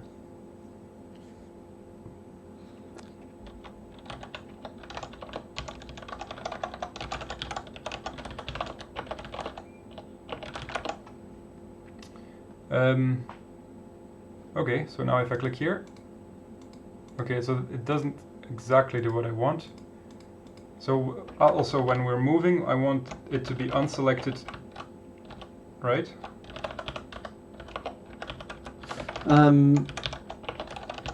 Yes. Do you want to do you want to lose the changes you've made if you click, or do you want to commit them? We want to commit them first. In that case, we need to be able to query the component for its state. We need to be able to ask it for its state. Okay, so wait a second. If Let's do that. Let's do that, and let's do that at some other point. But yeah. let's make you hit enter for now to commit changes. Okay. So when I click so once, it says start though. It doesn't say.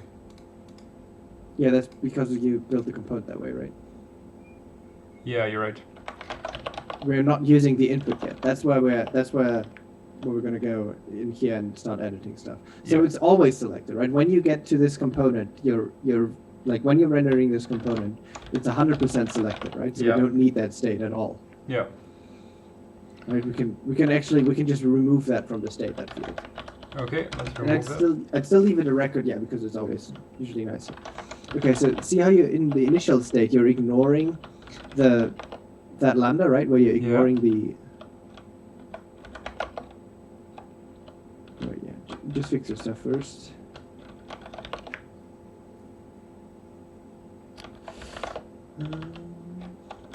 We do need the enter handler, right? Did you just completely remove that one? Yeah, there is no enter handler anymore now. We need one for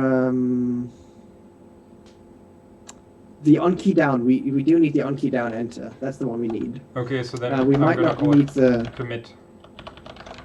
Sure. Yeah.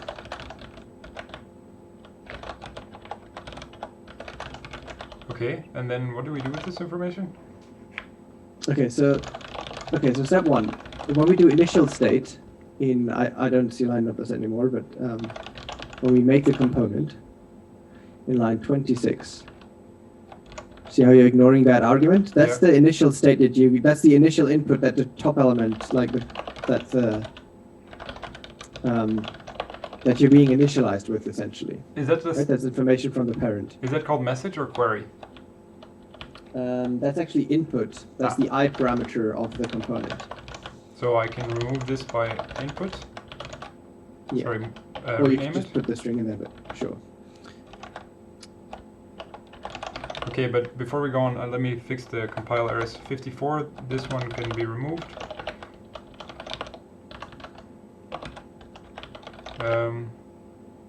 The focusing thing is not necessary. So I can remove this for now, right? I'm not sure. I'm not sure. It's possible. I think we might need to focus ourselves on initialize this time around, right? Because as soon as we are created, we need to make sure that we're focused. Yeah. Okay. Right. So let's do the focusing not on commit but on initialize this time around. And where is the initialize? We need to add an action for init, and then we can yes. add one. Right. Now that works. Yeah, we've done this before. By the way, Freeman, Christoph here has been helping me just in this stream. He hasn't been a Smos dev before, but as of now, he's helped the most with the GUI stuff so far. So action init, and then we do initialize equals init. Is that right? Mm-hmm. I think so. Is that a capital? No, case you're right. init? This needs to be like that, and then it goes here. Mm-hmm. Freeman, if you're willing to help, I have plenty of issues in the GitHub repository. You're very welcome to email me about any of them that you're willing to pick up, and then I can help you work through that. So now we want to get this stuff. Is that going to work? Because this init is only called after the first render, right? Yes. Okay. I mean, I'm not entirely sure. I mean, that might not work. We might need to debounce this, But we'll see in a second. It's possible that we need to debounce this, or like fork it off and do it like after a millisecond or something. You're right. This might not work, but that's fine. We'll get there. And then when we commit, that's when we want to raise, right? That's when we want to send a message back up. So this on-click handler is no longer relevant. All right. Yeah. Wait. So Yeah, you can this delete on- the entire bit. Yeah, that whole thing can go away, I think. What you need to do is in the input here, you need to also set the value of this input. Right, yeah. Okay, that's good. So there's a property, I think it's called hp.value. On the input, there's an attribute that you need to set. And Isn't that's the Okay. that's the state.context, right? Yeah, exactly. So Okay, that seems to work. all right. And so now, we've got inputs, but we've also got outputs, right? We're outputting strings as soon as we're done, Yeah. right? So that's the O parameter. And that's like so, right? Mm-hmm.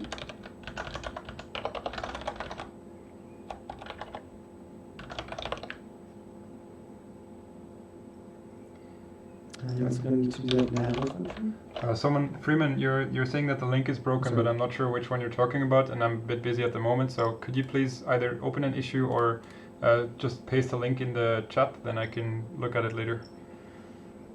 So. Sorry, I don't want to stress you out. No. This seems to work. Okay, so the enter doesn't work yet. Right, because we're not doing anything on commit yet. Yeah, so here we want to do something like raise, right? Exactly. It's called h.raise. Contents dot. No. Yeah, you need to get the state first, so h.get gives you the state, and then you can raise it, basically.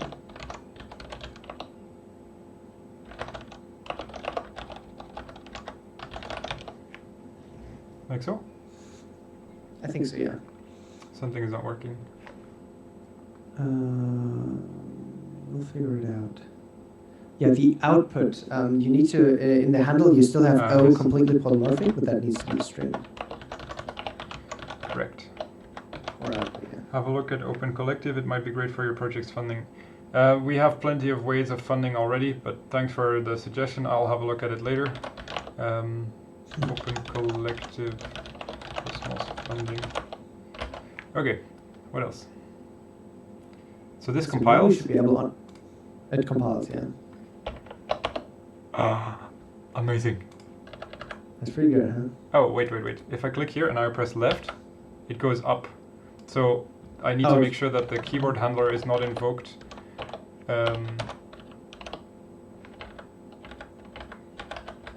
When it's being selected. All right, that sounds good. So the key pressed stuff.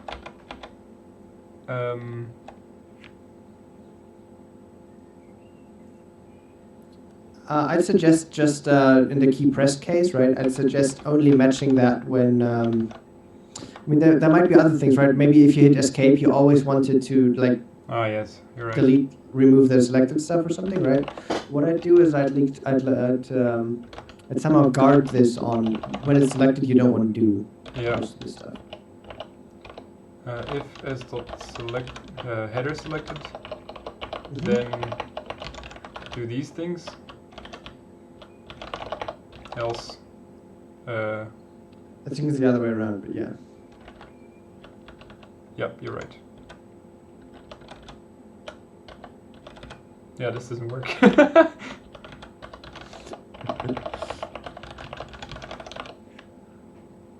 Something like that. I mean, you can always refactor that. Sure, yeah. What am I doing wrong here, though? You need another do after the else because. Yeah. Trying to use do syntax now. Unknown value get, it's h.get, I guess. Mm-hmm. All right. This is amazing progress for like the first day that I've worked on this. So now if I do go left and right here, that works. Delete this, enter, go down. Now I want to be able to say A or I to get started in here as well. Mm-hmm. So I want to do this out there, this as well. Case unit of. Well, you don't have you're not selected yet, right? You need to handle it down in the where you're handling all the other keys. You're right. You can still move these things up there. That's not a problem. It's Yeah, just, sure. I was just undoing. So if I want to say, if it's A or A capital, then I want to do modify underscore s to no underscore dot selected equals true. Does that work? No. You do underscore, then you open the header selected equals true. Yeah. But now I also want to say that when I press A, it needs to select at the end instead of at the start, and when I select I, it needs to select at the beginning. All right. Okay. Yeah. Okay. So that would mean that we need to do that. We need to keep a little more information around in the state so that we can pass it on. But we can figure this out. Let's just make sure that it works first. Oh, and if it's selected, then I want to press escape or enter. Oh, not escape. Enter is fine. Never mind. Carry on. Yeah, but if you hit escape, maybe you don't want to persist the changes. Could that be something? Yeah. Well, that's not how Smos works at the moment here. So if you actually the way this works is if you press enter, it goes to the contents, which we don't have yet, and if you press escape, then it goes to the entry. So here this is fine, but I also want to handle escape then. All right. Where's the commit stuff again? Oh, right. So that's in the header. So if it's enter or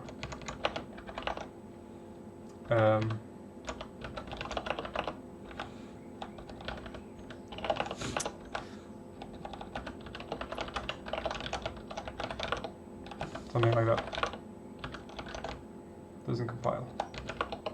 Oh, you need equals escape.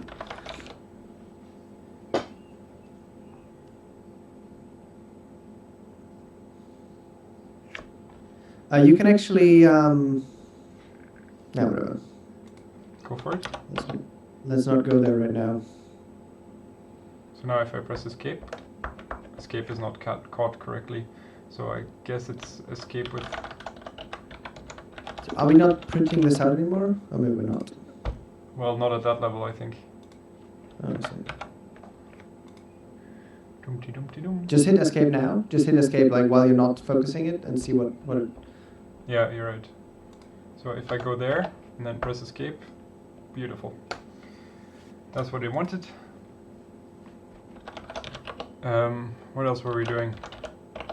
You wanted to make A and I do different things, right? Okay, but I'm gonna commit this first. Edit headers. This is beautiful, man. I'm so thankful. Thank you very much for all the help. If you ever need any help with Haskell or Nix or testing or whatever. Yeah, no worries. It's all good. This is fun. I might need to leave at some point soonish, but Yeah, I mean, I'm almost done. I have to stop. I started 7 hours ago now, so no, almost 8 hours wow. ago. Oh, that's a long time. Yeah, exactly. Okay, so selecting at the end and selecting at the beginning.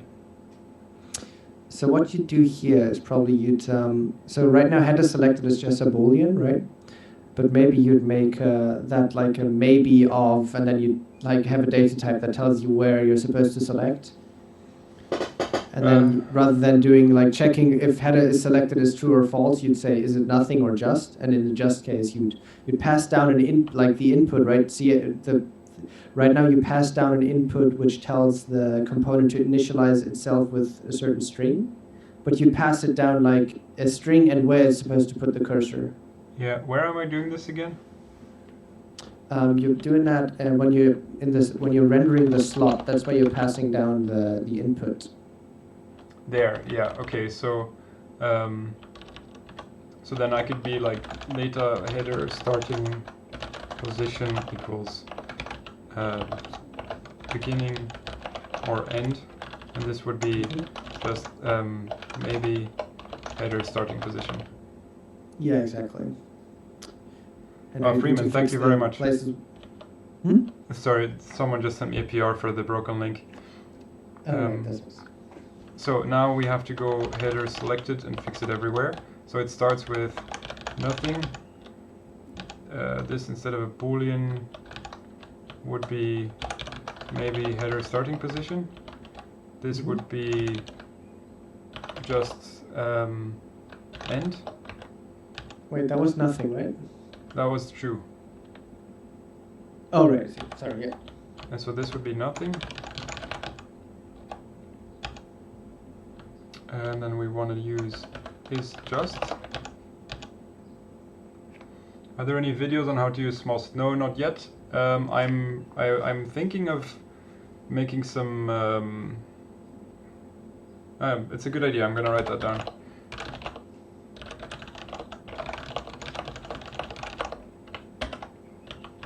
Okay, so this needs to be now just beginning.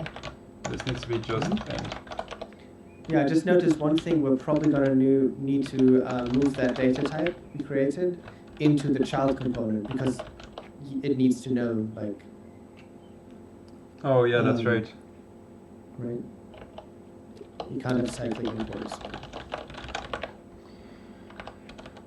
Okay, so let's do that. So the input needs to be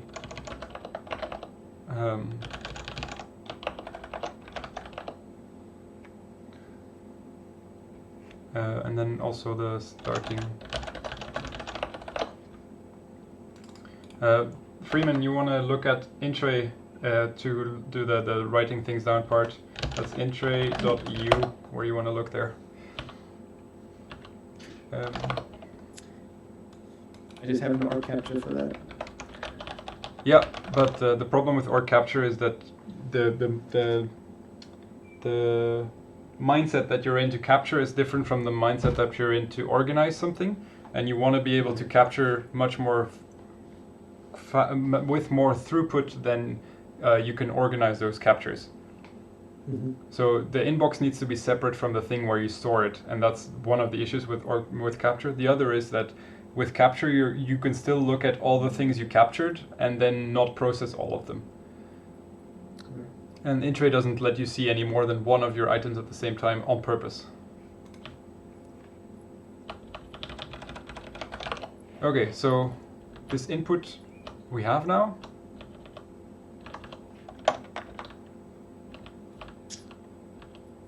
We just need to figure out how to place the cursor in HTML. I don't actually know how to do that. JavaScript place input cursor.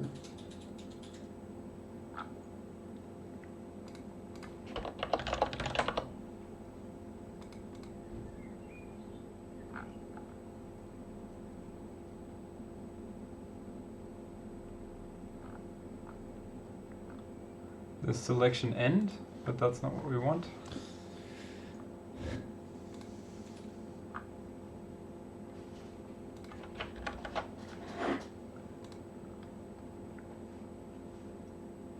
Looks like selection start. What's going on? Yellow focus. Okay, so we're focusing and then we create a text range. Let me see what's.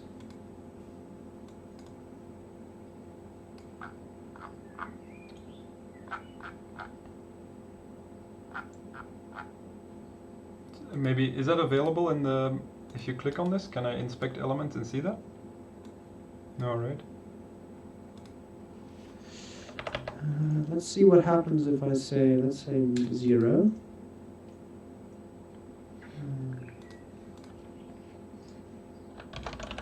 I think we're going to need to do the, it seems like it's set selection range or something. I'm not sure there are bindings to that. Yeah, I saw the same thing here, but then...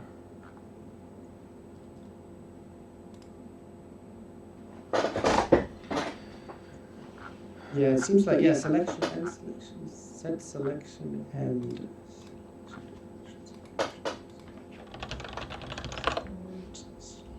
Set selection?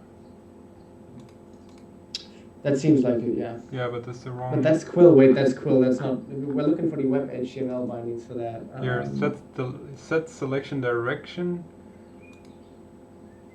Set selection end, is that it? It's possible. Yeah, I think that's it. That's probably how we're going to do this. But that's for HTML text area element. Text area element. Is there a text input element? There's an HTML. It also exists for HTML input element, I believe. You're in the text area. You need to use the input element exactly.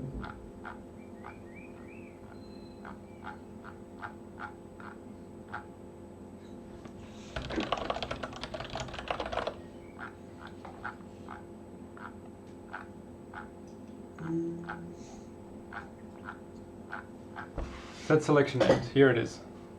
Something like that, yeah. Okay, let's try that. So in the init,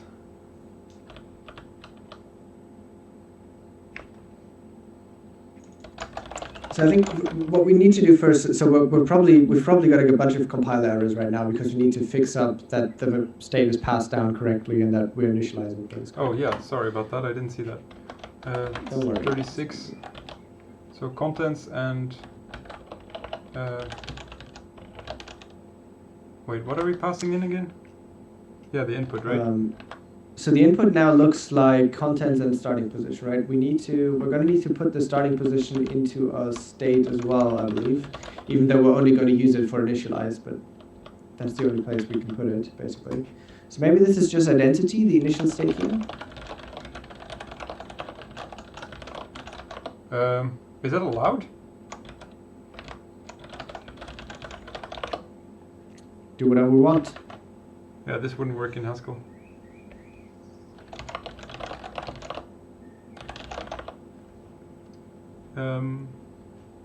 Okay, so this compiles. Yeah. Wow, I'm impressed. And well, now we're still getting errors here. Yeah, but this one compiles, I mean. Oh, I see what you're saying. Yeah, that compiles. Yeah. I mean, we're not using it yet, but we can in not too long. So now end is going to be header.end, right? Because we've moved that around. Yeah, okay, that makes sense. And then here we want to do the same.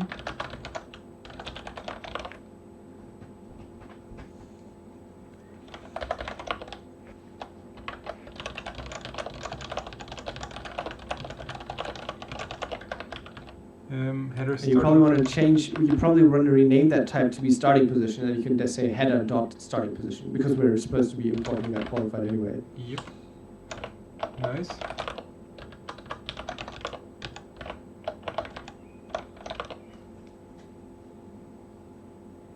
Alright.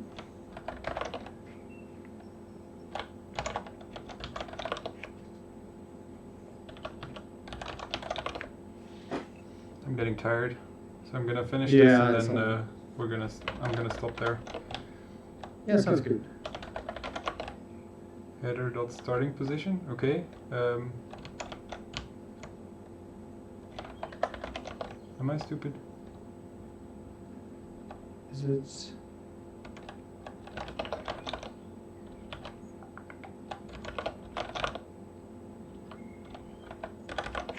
Why is it trying to give you an old one? The compiler error was stale. Oh, I see. 211. So if Here, this needs to be a pattern match now because we need to extract the values from the just case in order to propose, like, give the correct information to the slot. case s.header selected of if it's starting position. If it's nothing, then we do this, and then this s is now going to be not just a string but also starting position colon sp. Is that right? Yep, seems about right to me. You don't need the surrounding parentheses there. Oh wow. Okay, cool. And if you want to be sneaky, you could also get rid of the sp if you pattern match on the, like, if you call the pattern match variable starting position, you can make this whole thing just use like a record pun. Oh wow. Okay. Yeah, let's not do that because it's going to confuse me later. Let's not do that now. Yeah, sure. This is not Can you just call it selected? Yeah, you're right. Oh wait, no, the string that's you just passed the string in here rather than the whole state. Oh, okay, selected is in scope. Never mind. All right, cool. Yeah. So this compiles. Does it still work? I mean, it's not doing anything yet, but Oh, it still works. That's good. All right. Where do we go from here? now we need to go into the header and make it set its cursor Starting position correctly. in initialize. Right. Yeah. So we already have a ref label for the text box. That's good. It's good that we didn't delete that. Now, how do we get an HTML input element from a element? There's probably a from element here. Let me show you one more feature, maybe. Oh, there we go. Yeah, show me. I think it's an from HTML element is the function we're going to need to be using here, but that's good. That's all right. All right, I'm gonna put this up here somewhere as WHAEI. Wee! Nice and memorable. Nice and memorable. I just call it input element, maybe, but that's good. Oh man. So now we can case You can traverse over it again, right? Basically, Oh, yeah. if this isn't true, we don't want to do anything with it, basically. So we just do.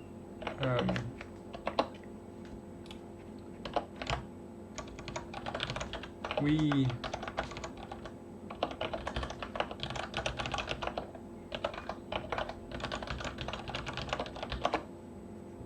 like so. Something like that. You just, but you don't need to bind the element anymore in the lambda if you want to do it point free. But we'll need the element to do this. Oh, I think is focus not defined on the, yeah, I see what you're saying. In that case, you need to, in that case, you can't write it point free, you need to do the,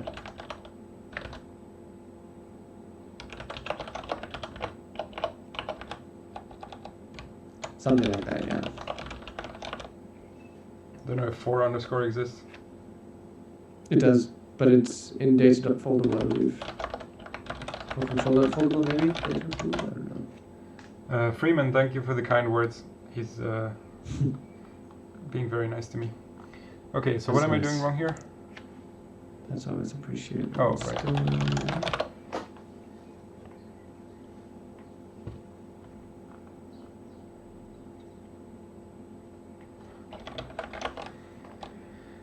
What else am I doing wrong? From HTML element does not is not effectful, so it's Ah, when you're binding it, it's like assuming the whole thing is a maybe block, but it's not. So you can just put that in there or make it in that binding, whichever you prefer. okay, so this compiles. Now we can do the set end select. No, set selection end, Mm-hmm. and that is effectful.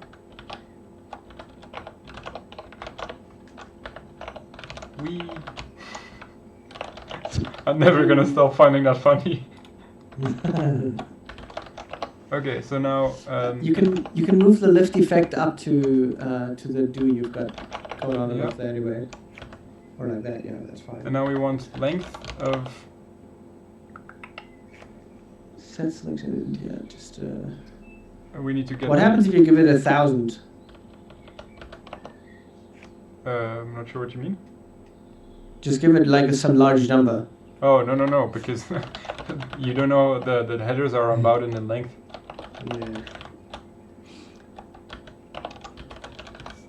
Yeah. You need to get double state anyway, because whether or not you set the selection, it depends on what.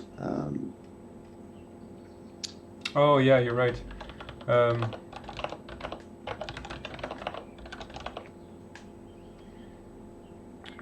I mean, you could also just pattern match on s dot. Oh, we can just do it inconditionally now and see if it works, and if it works, then we're going to Yeah. do it the correct thing. Yep. This is Let's just do that for now. I work on human level AI research, and optimizing how me and others do work is very important. I will give Smos a try, and will probably try to build it on Windows and do a pull request on how I got it to work. I'm using Windows 10 main with NixOS and VM. Alright, that's really cool. I would really appreciate it if we can get it to work on Windows. I know it works on the Windows subsystem for Linux, and eventually you should be able to use the web version from anywhere anyway. So this should be list.length.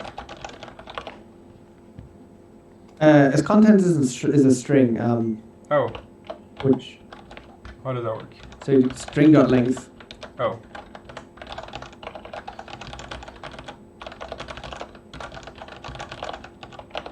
Like so? Yeah. Nice, this compiles.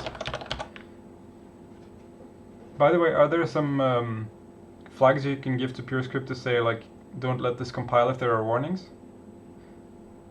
Yeah, you can tell it. I think you can Okay. be strict about it somewhere. So now if I press, oh, this is not gonna work. Voila, now if I press A, it went there, right? So it needs to be +1, right? Yeah, okay, so this, oh yeah, that makes sense. Okay, so now, by the way, my other escape button doesn't work. It just doesn't do anything. It doesn't even show up. Well, it's not showing it because because you're only doing the trace when it's not selected. You can move the trace up and see what it actually gives you. Huh. Right. So if you're unselected, so now it Oh escaped, yeah, there you I go. see what you mean. So this we can move up. Yeah. And then you need to move the let up as well, delete it from line 251. The line numbers are really handy when pair programming. Pair program. Yep. I used to use relative line numbers, but they made pair programming way too hard, so I stopped using them at some point. Yeah. So now if I do A, it goes to the wrong place. Didn't I fix that? Still. Maybe I just didn't save. And now if I press escape, so it does get the keyboard thing, but it doesn't commit.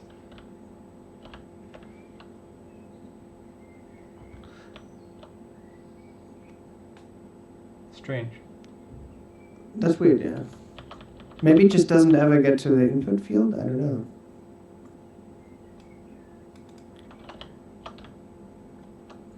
Okay, we'll look at that in a moment. So now if I... Yeah. It hasn't redone it, right? press A. Let's see. Yeah, now it's in the right place. Okay, that's great. So now if I press I, it goes to the end, but it should be at the beginning. So I can say that index equals case s dot starting position of beginning to 0 and to string dot length s dot contents. And then this should be index.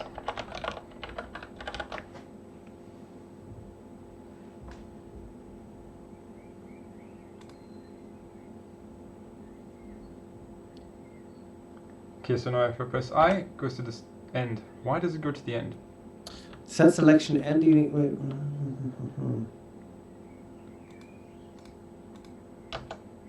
Huh? A does go to the beginning and I does go to the end. Did I just mess it up? Yeah. Just switch them around. Booleans are not hard. Yeah. I mean, they're not Booleans, but they're isomorphic to Booleans, so that's. Yep. So now if I press A, it goes to the end, and then I press escape, and it doesn't do anything. It does do anything. It does do something if I press the other escape. So this doesn't do anything, but if I press the other escape, then it works. That's weird. I don't know. And the I works as well. I guess. Okay, so what if I press escape and then A, enter? That works. Beautiful. So what is different about this escape? That's browser stuff. I have no clue. Yeah.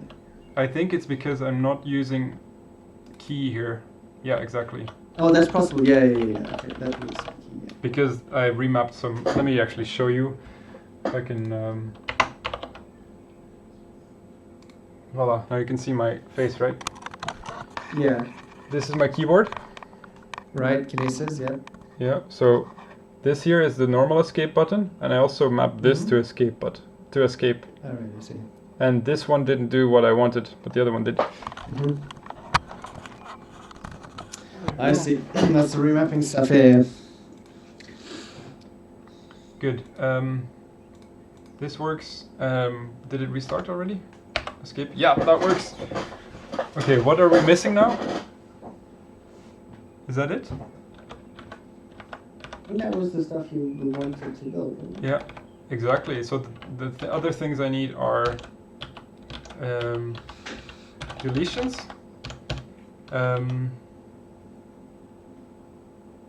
Deletions, the forest editor. I think that's it for now.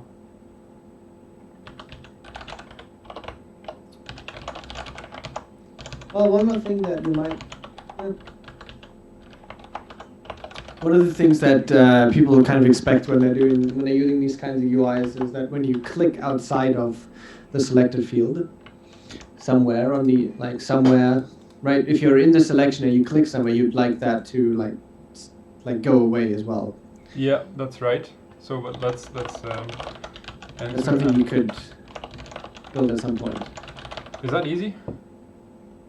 Well, it's a similar thing to the autofocus thing, right? You need to, or like, the way, no, wait, it's very similar to how you set up the key handlers. Basically, you need to you need to set an on-click on the body, and you need to, like, stop all the other click events from propagating, and then, basically, when a click element, like a click reaches the body, that's when you know that, that you should unfocus. Okay, so that should be relatively easy then, right? I mean, it's not going to be hard, but it's going to be some amount of stuff. You sure? Because we already have this piece set up. But that's for keys, right? Yeah, maybe it's not too bad. So what's the cat? Cat. That's keyboard event types. That's keyboard events, though. Yeah, you need to find Web. mouse events.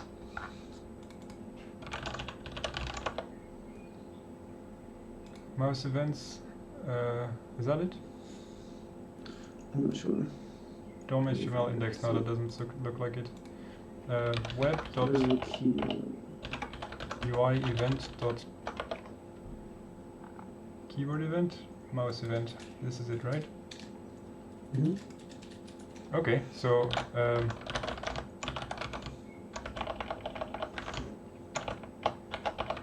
mouse.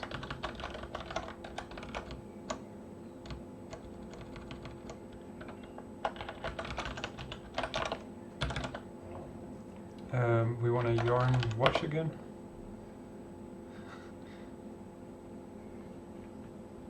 Okay, and now we need to handle that part. Wait, no, what's going on? 240. Ah, this part, yeah. So here we want to do mouse clicked. You need to do 2 subscribes as well. I think you only copied the, like you didn't copy the subscribe line. Oh, okay. You don't need to get the document again, right? But the document Okay. does the same thing. Okay. Unknown data constructor mouse clicked, yeah, that's fine.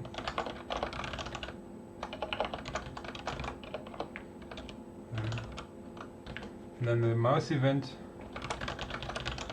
Don't know what is in there, but we can see. We don't really care. The only thing that's important is that it reaches us, because that means that yeah. I'll show you in a bit why it's important. It's a bit about how the browser works, basically. So the event is not key up that you're watching on, right? You'd yeah. like to watch on the. So mouse event types. Click.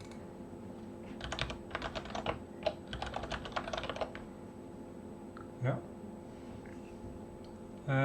Kim, did I do that wrong? Yeah, it's not Kim, but Met.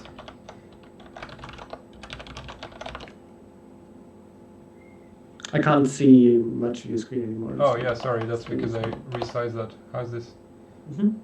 Yeah, that's better. What else is wrong? Wick from event is when from event. Don't tell me these abbreviations aren't fun. Okay, so key pressed we want mouse clicked, and in that case we just want to say header selected nothing. Right. Yeah. And that's gonna do something now, but it's gonna be wrong. But we'll see why. I don't know why. I'll show you. Try to click on a thing and select it now. It's gonna unselect immediately. Exactly. And so what you need to do is you need to do on entry clicked, you need to stop that event from propagating, basically. See how entry clicked we passed down the path? We also need to pass down the mouse event. So the way events in the browser work is that if you click on an element, it receives the mouse event for that first and can do something in response to that. Yeah. And then the event keeps bubbling up to the parents of that element. Okay. Until they reach all the way to the bottom. And what you do is, like, when you say, okay, I've handled this click and I don't want anyone else to know that the user has clicked here, you need to do what's called stop propagation. Okay, so an entry clicked, like so? Yes. Going to pass that down.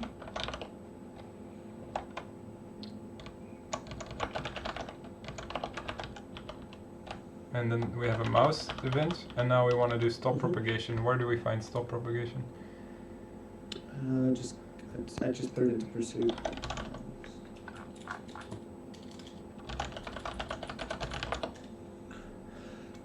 Purescript web events, apparently, which is web.event.event.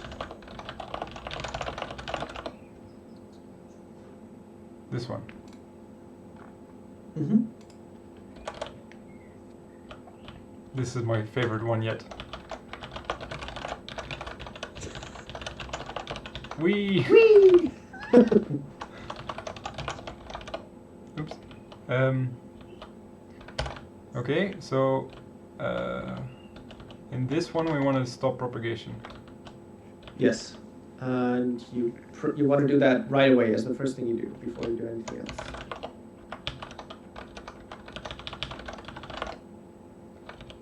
We dot stop propagation. And that doesn't work because the events are not right. Because we have to. Yeah, you need to do mouse event to event, I think is what it's called. So you already have the mouse event thing going on, right? So.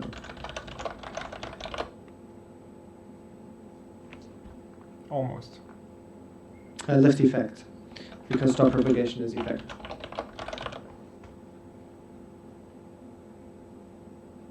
H dot left effect. Yep. if we can get this working, then I'm gonna stop here for now. Mhm.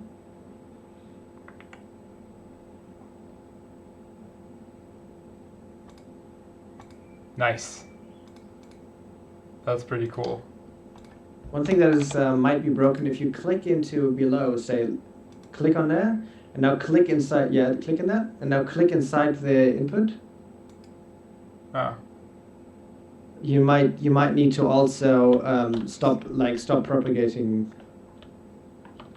Yeah. I mean, there's different ways of doing that, right? You can like eat all the on-click events on the input, or you could say here in the handler for mouse clicked, you could say you could compare the target of the click, and say if that's the body, then I want to stop, and if you clicked on anything but the body, there's ways to do that basically, but. How does that work? Yeah, that's just HTML stuff and the DOM nonsense. I think the easiest for now would be to stop the click events on the input from propagating. Okay, so where else do I need to put this then? Into the header Aha. component. So Right, the header component, when you click on that, you should also do the same thing. So basically, on click or something, like you need to make a new action. And then... Oh, so to handle it here. Yeah. And you should, yeah, I think it's called mass event, but yeah. So we You want do to... all the imports. Yeah, let's just see if I can copy paste the pieces that we need. That and clicked ME. Then I know what to copy paste, you see. So the we need. And then we also need the... Oh no, I can't copy paste as well anymore because of those numbers.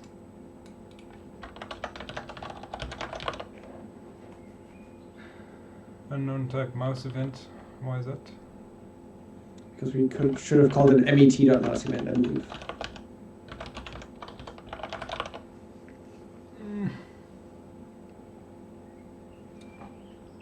No, Or it's maybe it's something when. else. When, yeah, obviously. And then you maybe don't need to import the event types Yeah, it's okay. because that was only necessary for the subscribe. But I'll have to figure out whether there's some automated tools that can fix up the... there are. I wrote them. So. Oh yeah, sure. I need to look at that. Can you tell me again what the name of that was? PSC ID. Very memorable. Is there a batch way of doing that? Like just do it once?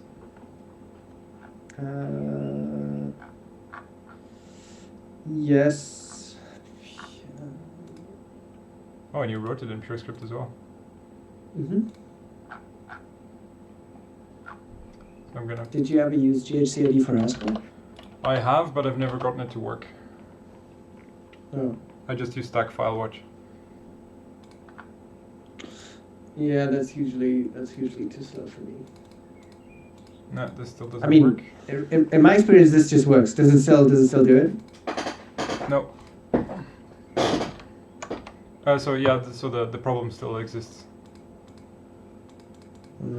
Oh, is that because I didn't bind a click handler? Oh yeah, that would do it. Yeah.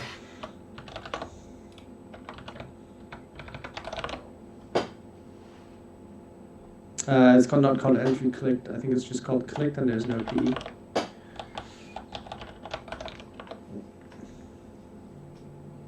Hey. Also, you don't need the parentheses around the lambda here. But Really? Yep. That's like the block arguments thing again, right? That's the block argument, exactly. Yay! Excellent. So now if I press here and I press escape, and then up. Alright, so I'm gonna do one more thing, and that's doing the trace, remove the trace M stuff. Didn't I have a trace somewhere? Maybe a spy? No.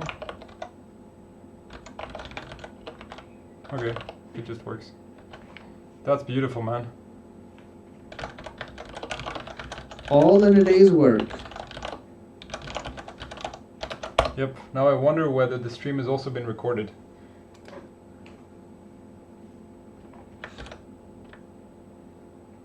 Well, yeah, it's possible. That's why I usually stream on YouTube, because then I always have my recordings and I don't need to do that by hand.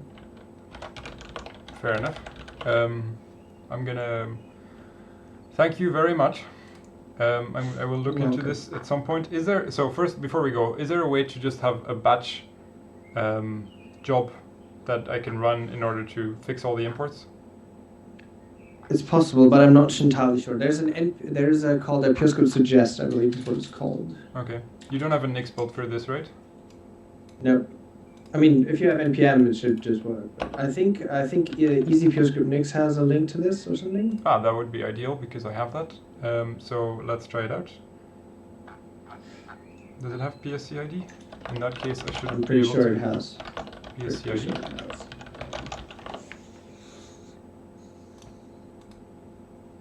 All right. And then how do I run it? You just type PSCID like so. You just enter. Okay. All right. So now, if you save a file in an editor, basically, it's going to pick it up and give you the. So now you go into the PSCID window and you hit S in there. Okay. Is that going one by one? Yeah, that goes one by one. Is there a way to do all of them? If you basically hit S over and over, and then there is a way to do. So there's no more suggestions here because this file seems to be done. But now you go to the other one.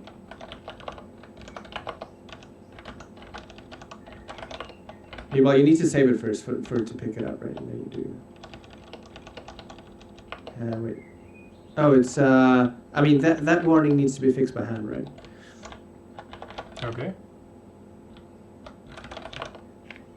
Okay, this is so much easier than... Okay, so this is automatically fixable? Jesus Christ. I'm not sure if you've just overwritten stuff. I don't know, just type... So yeah, I think you should probably wait for it to come back after doing that one. What? I'm not quite sure what happened there. I mean, Control-C should work because it actually takes the raw. Nope. Okay, that's funny. I have no idea how that works. I mean, if somehow zkill must be.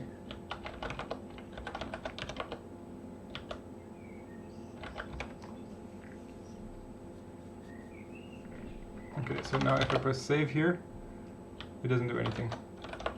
Aha, okay. Now press S, and now I wait. Okay, now press S, now I wait. Would be nice if there was a way to do, like, do whatever you want. I want it fixed. Yeah, it's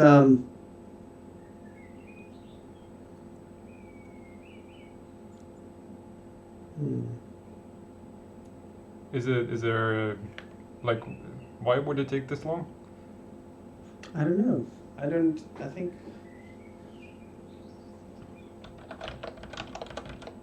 I don't know if it's getting stuck on something. It must be. But I don't know what it is. If there's like, maybe there's like some condition for it to be looping. I don't know. I've never seen that one. If I could reproduce it, that would be great. Well, yeah, just go to the commit that we're on now, and you should be able to reproduce that using Nix build, Nix shell. Yeah, about that. I'll send you. Well, I've got the WSL stuff set up now, so maybe that works. Yeah, if you send me the hash, I can try.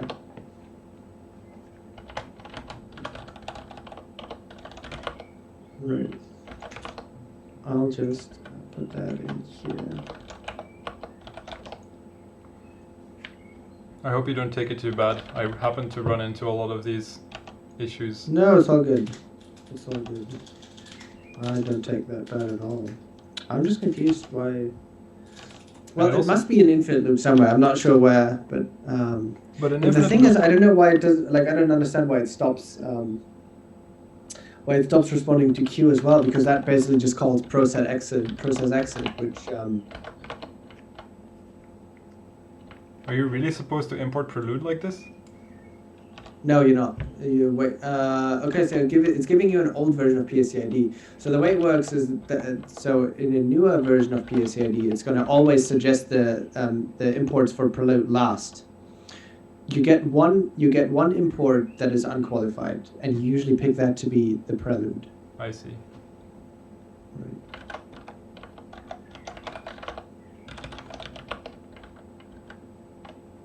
So now there are no more messages.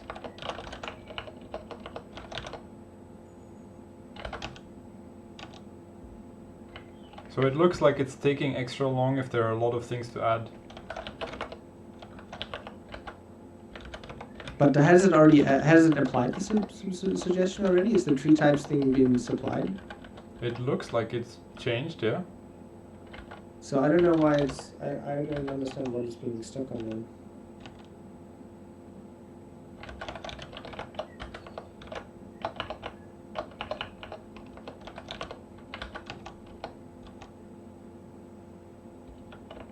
It's again the tree type, like the types one, right?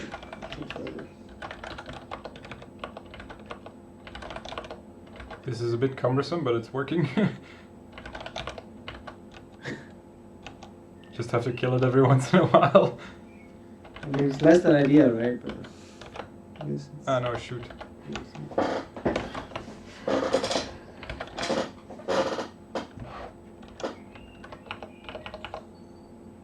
And now it's got stuck on tuple. Oh no, it says applied one fixes. Maybe it's just done. No, that's not it. But hitting Q on it should kill it always, but it doesn't. See how it says buy? It only does buy when it's also calling process.exit1 and it, or like process.exit0. Yippee! Tree cursor selection. B is ambiguous. Why is B ambiguous? Oh, right, because there is no.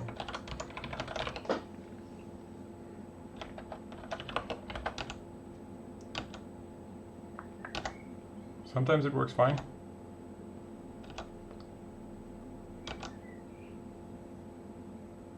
And now it got stuck again.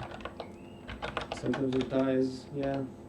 It may have something to do with the fact that it's being run in a Nix build. I'm afraid that's usually the case. Something about me. I need to use Nix for work and it's... You don't like it? I think it's the best at what it does. It's just that I wish I wouldn't have to use it still. Because the UX is still terrible. And Yeah. Hey, is there automatic scope type variables? yes. Nice. No, maybe not. Well, maybe it's different types, yeah. Maybe that's a B and not an A. Very likely. Yeah, thanks. Would have taken me a bit longer to figure that out.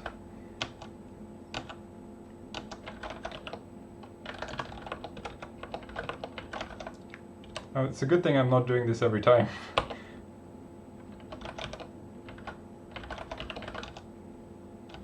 Could it be that it has something to do with me focusing different windows? I have no clue. So now I should be able to build the whole thing without warnings? Is that? I mean, it doesn't show you the warnings if you find any. It just runs the whole thing. Yeah, I can never exit. Oh, maybe it's just okay. I mean, Q should. I mean, when it says buy, it calls process.exit0.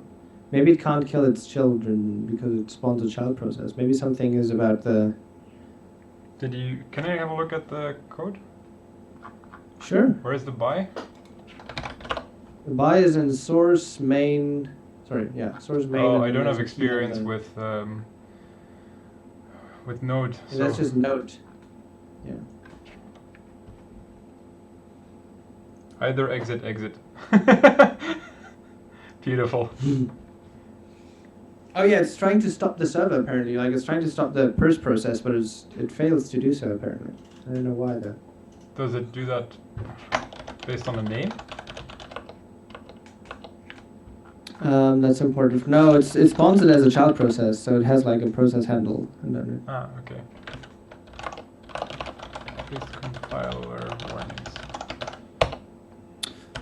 Yeah, basically PSID is a much quicker way to get compile errors, or like compile errors, because it knows how to compile like one module at a time, and it holds all the incremental build information in memory.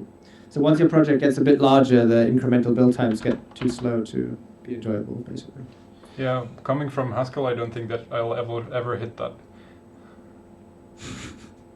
Here, so if you ever want to have a look at what we've made, if you click on branch, web, and then you go to web server, front, then this is what we've been working on. So now I can develop web server, and it will start a Haskell server that sends over the Purescript stuff. Ta-da! Easy. Yeah. So once I've got this editor fleshed out, I can put the auth in front of it because I've already got that, and then people can use Smos for people can edit their Smos files from the server. The next big problem I will have is probably how do I get the file from outside Purescript into Purescript. Serialization, deserialization. Yeah. Encoding it as JSON, the tree cursor data. What is that? So you get a tree. You don't get a tree cursor, but that's easy because we already have the building. The data types are defined already, so that's I've done most of the backends. I've done all of the backend stuff because I've already got implemented syncing. Here, this is the big data type. So a Smos file is a forest of entries, so that's why we're working on a forest. And then an entry contains a header, contents, timestamps, properties, state history, tags, and logbook. So everything except the logbook and the state history need to be granularly editable. But the logbook and the state history don't need to be granularly editable, but they still need to be modifiable. And then there's a nice schema for parsing these things. Oh, there's already two JSON for it. Okay, yeah. Oh yeah, absolutely, and it's nicely documented. I made this thing called YAML parse applicative, which is a self-explaining YAML parser. So. Why is this taking so long? Huh. Seems my server is taking a while to do this thing. Maybe it's dead? No, there it Oh, is. there it is. Okay. So for every thing that can be parsed, I now have an automatic generation of the documentation of how to parse such a thing. That's pretty neat. And it's color coded as well. Check it out. Sweet. Yeah, that's neat. Certainly. Yeah, and I mean, you can do the JSON parsing in Purescript as well. There's a couple libraries for it. So one is type class based, and the other one is not type class based. I prefer the not type class based one, but yeah, fair enough. especially because you're going in both directions, right? You're encoding and decoding this when you're sending it back and forth between the server and the front end. So. Yeah. Yeah, I'm not sure how to do it yet. I think I want it so that the backend sends over the initial state along with the JavaScript, and then when updating, I want the JavaScript to send messages back to the backend. Oh, like incremental patches? Not patches, but state changes. So the full state every time serialized, or all right. Yeah, I would look into the purescript-codec.argonaut library for that if you ever want to look into that. And I've seen it, yeah. that one happens to be around. Super. So not Argonaut codec, but codec Argonaut. That's an important distinction. The one is the type class based one, and the other one is not. Okay, I'll look into it. Great naming. Yep. All right, thank you so much for your help, and thank you for the 3 visitors. I might do this again in the future. I'll definitely put something on Twitter, and I might ask you for help in the future if you don't mind as well. No worries about it. Yeah, that's totally fine. That's totally cool. Okay, super. So that's If good. you ever want to try out Smos, feel free to ping me. I'll be very happy to help you. If you have any questions about Haskell or testing or Nix, then I'm also ready to help. That's cool. Good. All right, then I'm I going do to have leave it questions here. about Nix. So, bye-bye. Cheers. Have a good one. Cheers. All right, let's switch it here. Where do I find the buttons? Bye, everyone.